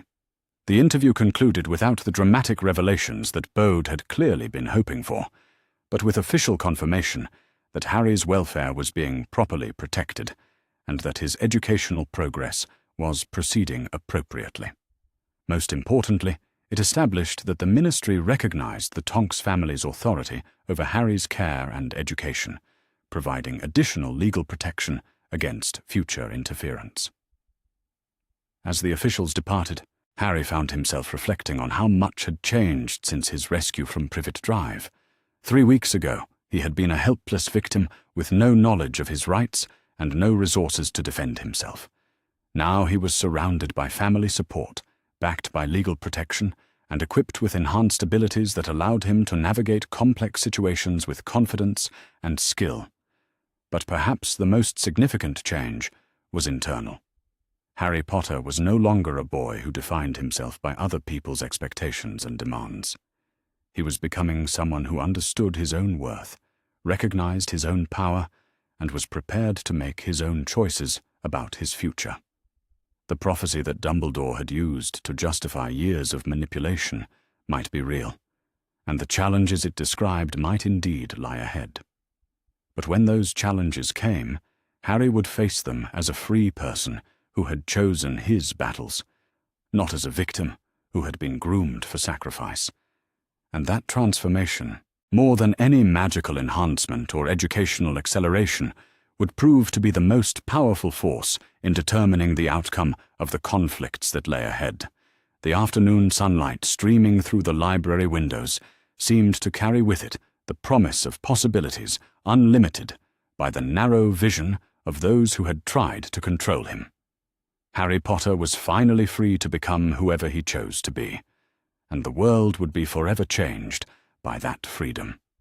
The Hogwarts Express pulled into Hogsmeade Station on a crisp September morning 4 years later, its scarlet engine gleaming in the early sunlight as steam billowed from its chimney in great white clouds.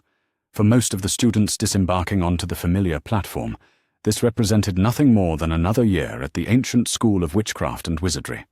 But for Harry Potter, now 11 years old, and accompanied by a confidence that radiated from every line of his posture, This arrival marked the beginning of a confrontation that had been building since his dramatic escape from Privet Drive. Harry stepped down from the train with the easy grace of someone who had spent 4 years learning to move with purpose and intention. The transformation in his physical appearance since his rescue was remarkable. Proper nutrition and care had allowed him to reach his natural height and build, while regular exercise and magical training had given him the bearing of someone far older than his actual years. But it was the change in his eyes that would have been most striking to anyone who had known him during his years of abuse. Gone was the hunted, desperate look of a child who expected punishment at any moment. In its place was the steady, assessing gaze of someone who understood his own worth and was prepared to defend it. The magical enhancement that his mother had built into his development had continued to unfold over the past 4 years, guided by the loving support of the Tonks family and accelerated by access to the Potter family grimoire.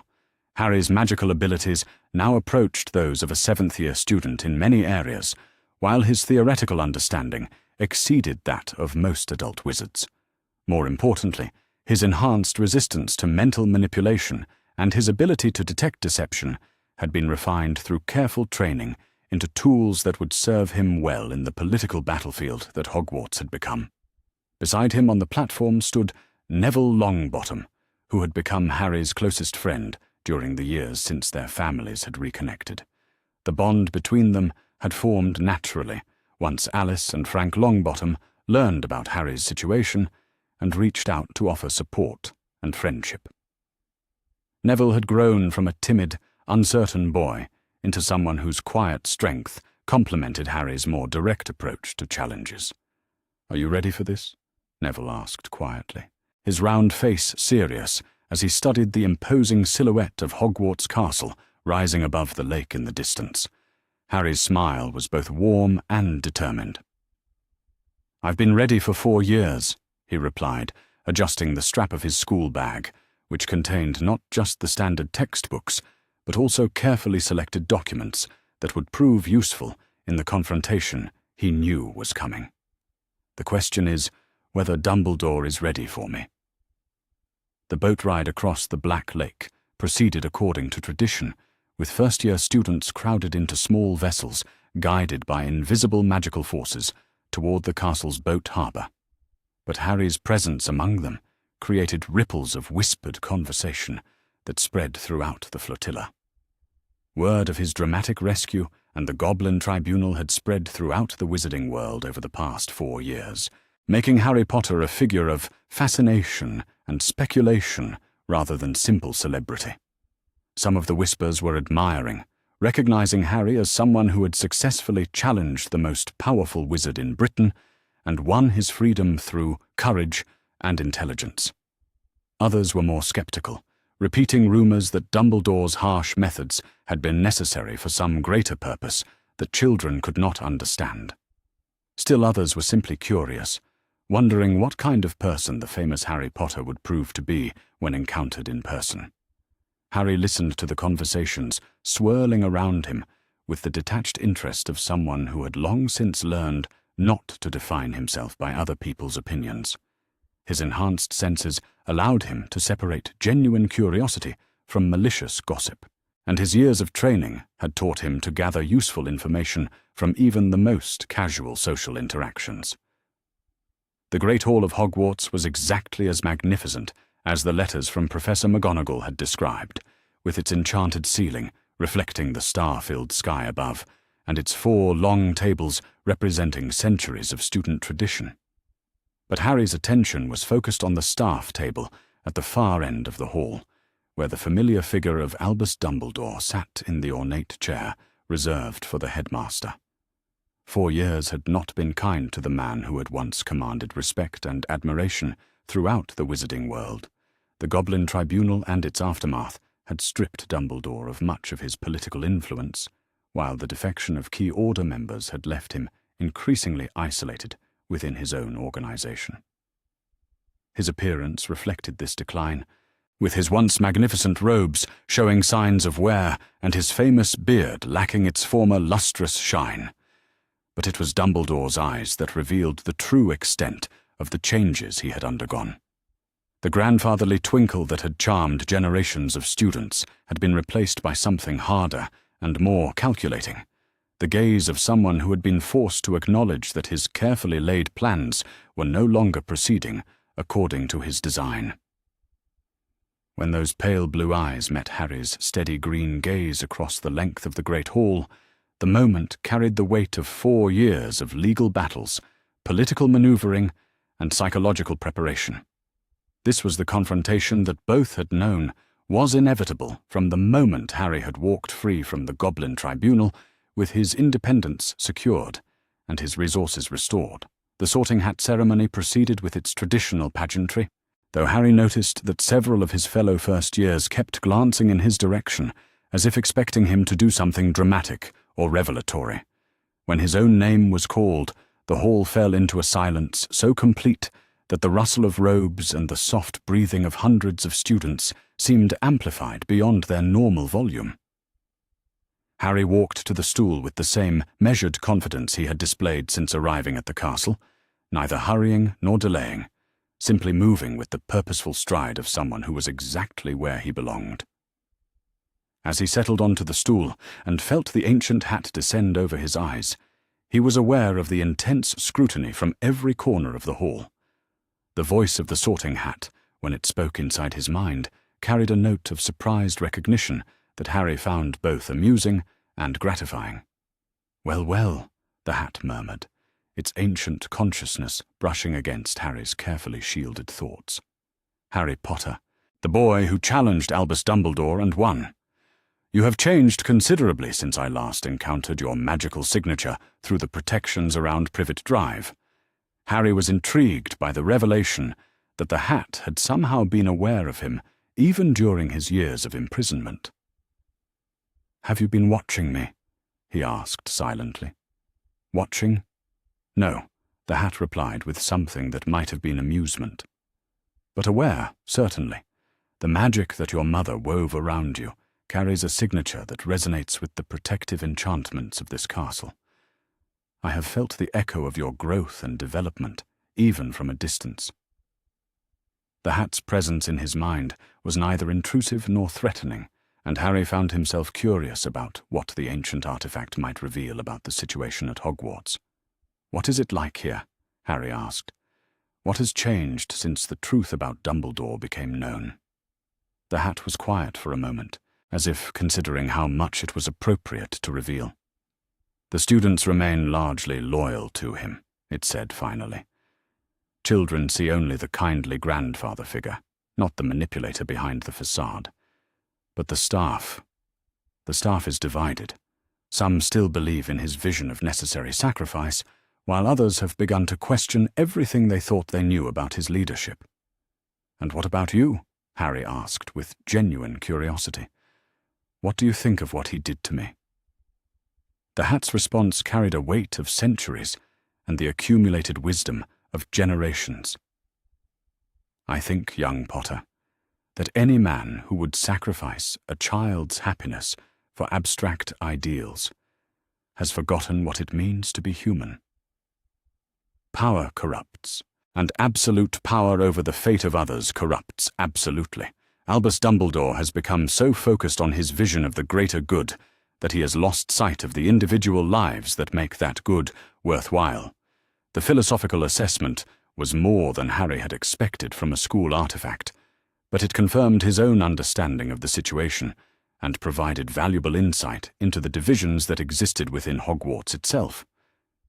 "Where do I belong?" Harry asked, though he suspected he already knew the answer. "Where you have always belonged," the hat replied with satisfaction. "Where courage and determination are valued above blind obedience, where independence is celebrated rather than suppressed. Gryffindor, Mr. Potter, emphatically and without reservation."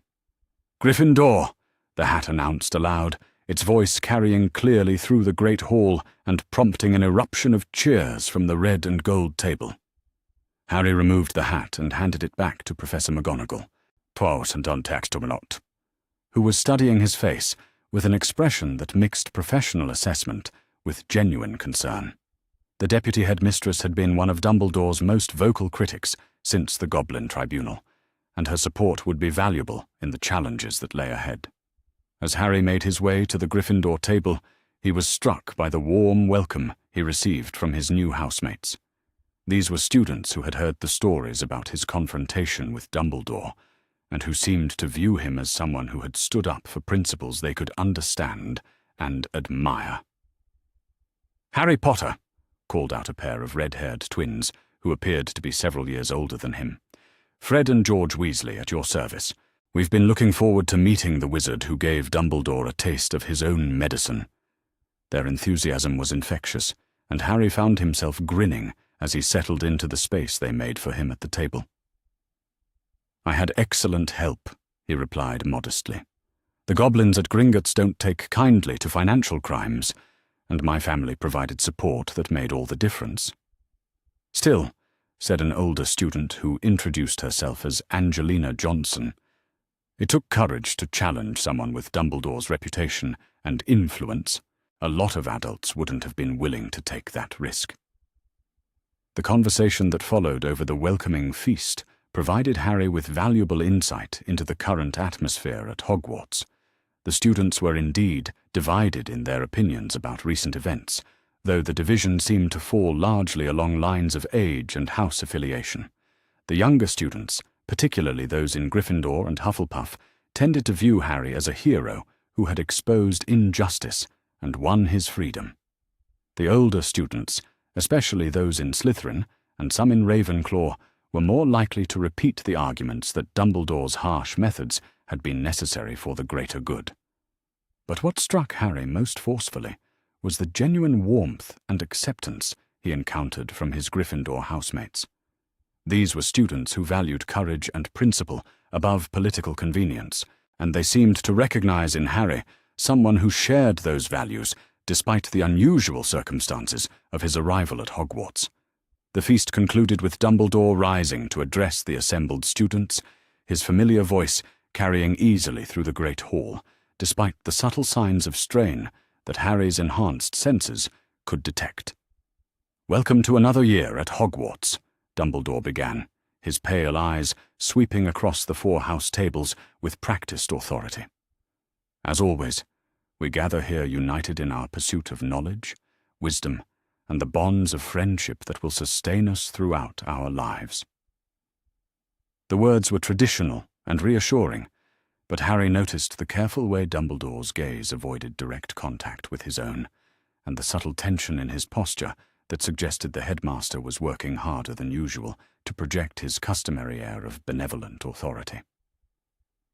"This year brings with it both familiar traditions and new challenges," Dumbledore continued, and Harry caught the slight emphasis on the word challenges that suggested the headmaster was already thinking about the confrontations that lay ahead. "I trust that all our students, both returning and newly arrived, will approach these challenges with the courage, wisdom, and humility that have always characterized the best of Hogwarts education." The emphasis on humility was clearly directed at Harry, though Dumbledore was too skilled a politician to make such targeting obvious to casual observers. But Harry's years of training in detecting subtle manipulation allowed him to recognize the attempt to establish a narrative in which his independence and confidence could be characterized as dangerous pride in need of correction. Harry's response was to maintain his steady, assessing gaze without any sign of the deference that Dumbledore had clearly been hoping to see. The message was clear and unmistakable. The boy who had once lived in a cupboard under the stairs was gone forever, replaced by someone who would not be intimidated by veiled threats or subtle manipulation. The tension between them was palpable to anyone with the sensitivity to recognize it, and Harry noticed several staff members glancing between him and Dumbledore with expressions that ranged from curiosity to concern. The battle lines were being drawn with the very first official interaction, and both sides were making their positions clear. After the feast, as the students began making their way to their dormitories, Harry found himself approached by Professor McGonagall, who gestured for him to step aside from the flow of departing Gryffindors. "Mr. Weasley Potter," she said quietly, her Scottish accent carrying undertones of both welcome and warning. I wanted to speak with you briefly before you settle in for your first night at Hogwarts." Harry studied her face carefully, using his enhanced abilities to assess her intentions and emotional state. What he found was a mixture of genuine concern for his welfare, professional respect for his intelligence, and a determination to protect him from whatever schemes Dumbledore might be contemplating. "I'm glad to finally meet you in person, Professor," Harry replied respectfully. "Your letters over the past few years have been both informative and reassuring." McGonagall's expression softened slightly at the reference to their correspondence. Since the Goblin Tribunal, she had maintained regular communication with the Tonks family, providing guidance on Harry's magical education and offering support during his transition from victim to empowered individual. "I want you to know," she said carefully, "that you have allies among the staff here, people who believe that your welfare is more important than any abstract ideals about necessary sacrifice. If you encounter difficulties or feel that your rights are being threatened, please do not hesitate to come to me or to the other professors who have expressed their support." The offer was both generous and politically significant, as it represented a formal acknowledgement that the Hogwarts faculty was divided in their loyalty to Dumbledore and their approach to Harry's education. "I appreciate that more than I can express," Harry replied sincerely.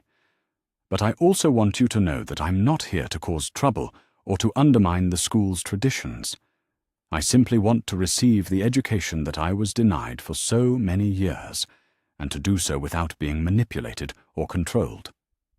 McGonagall nodded approvingly. "That is exactly the attitude I hoped you would bring to Hogwarts. Your magical abilities are extraordinary, as I'm sure you're aware, but your character and judgment are what will ultimately determine your success here and beyond." As they parted company and Harry made his way to Gryffindor Tower, he reflected on the complexity of the situation he was entering. Hogwarts was not simply a school where he would learn advanced magic and form friendships with his peers. It was a political battlefield where his very presence challenged years of established authority and forced everyone to choose sides in a conflict between competing visions of power and responsibility. The Gryffindor Common Room welcomed him with warmth and enthusiasm, as his new housemates made space for him by the fire and peppered him with questions about his experiences and his plans for the future. But even as he participated in the conversations and began forming the friendships that would sustain him through the challenges ahead, Harry remained aware that his real test was yet to come. Somewhere in the castle, Albus Dumbledore was undoubtedly planning his next move in the campaign to regain control over Harry's life and destiny. The headmaster had not accepted defeat gracefully at the Goblin Tribunal, and 4 years of political isolation had likely made him more desperate and more willing to take risks that he might have avoided in the past.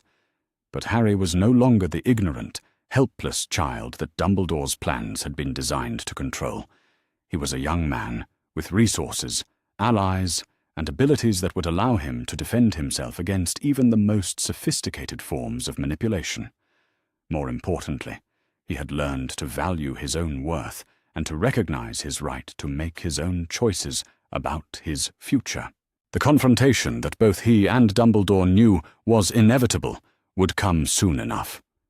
When it did, Harry would be ready to defend not just his own freedom, but the principle that no child should ever be sacrificed for someone else's vision of the greater good. As he settled into his dormitory bed for his first night at Hogwarts, surrounded by the easy camaraderie of his fellow Gryffindors, Harry felt a deep sense of anticipation rather than anxiety about what lay ahead. He had spent 4 years preparing for this moment, and he was ready to prove that the boy who had once been groomed for sacrifice had become someone far more dangerous to those who would exploit him. He had become someone who knew his own worth and was prepared to fight for it. The real education of Harry Potter was about to begin, and it would be conducted on his terms, not those of anyone who sought to control his destiny. The ancient castle of Hogwarts had seen many conflicts over the centuries, but few as significant as the battle for one young man's right to define his own future. and for the first time since that battle had begun, Harry Potter was confident that he would emerge victorious.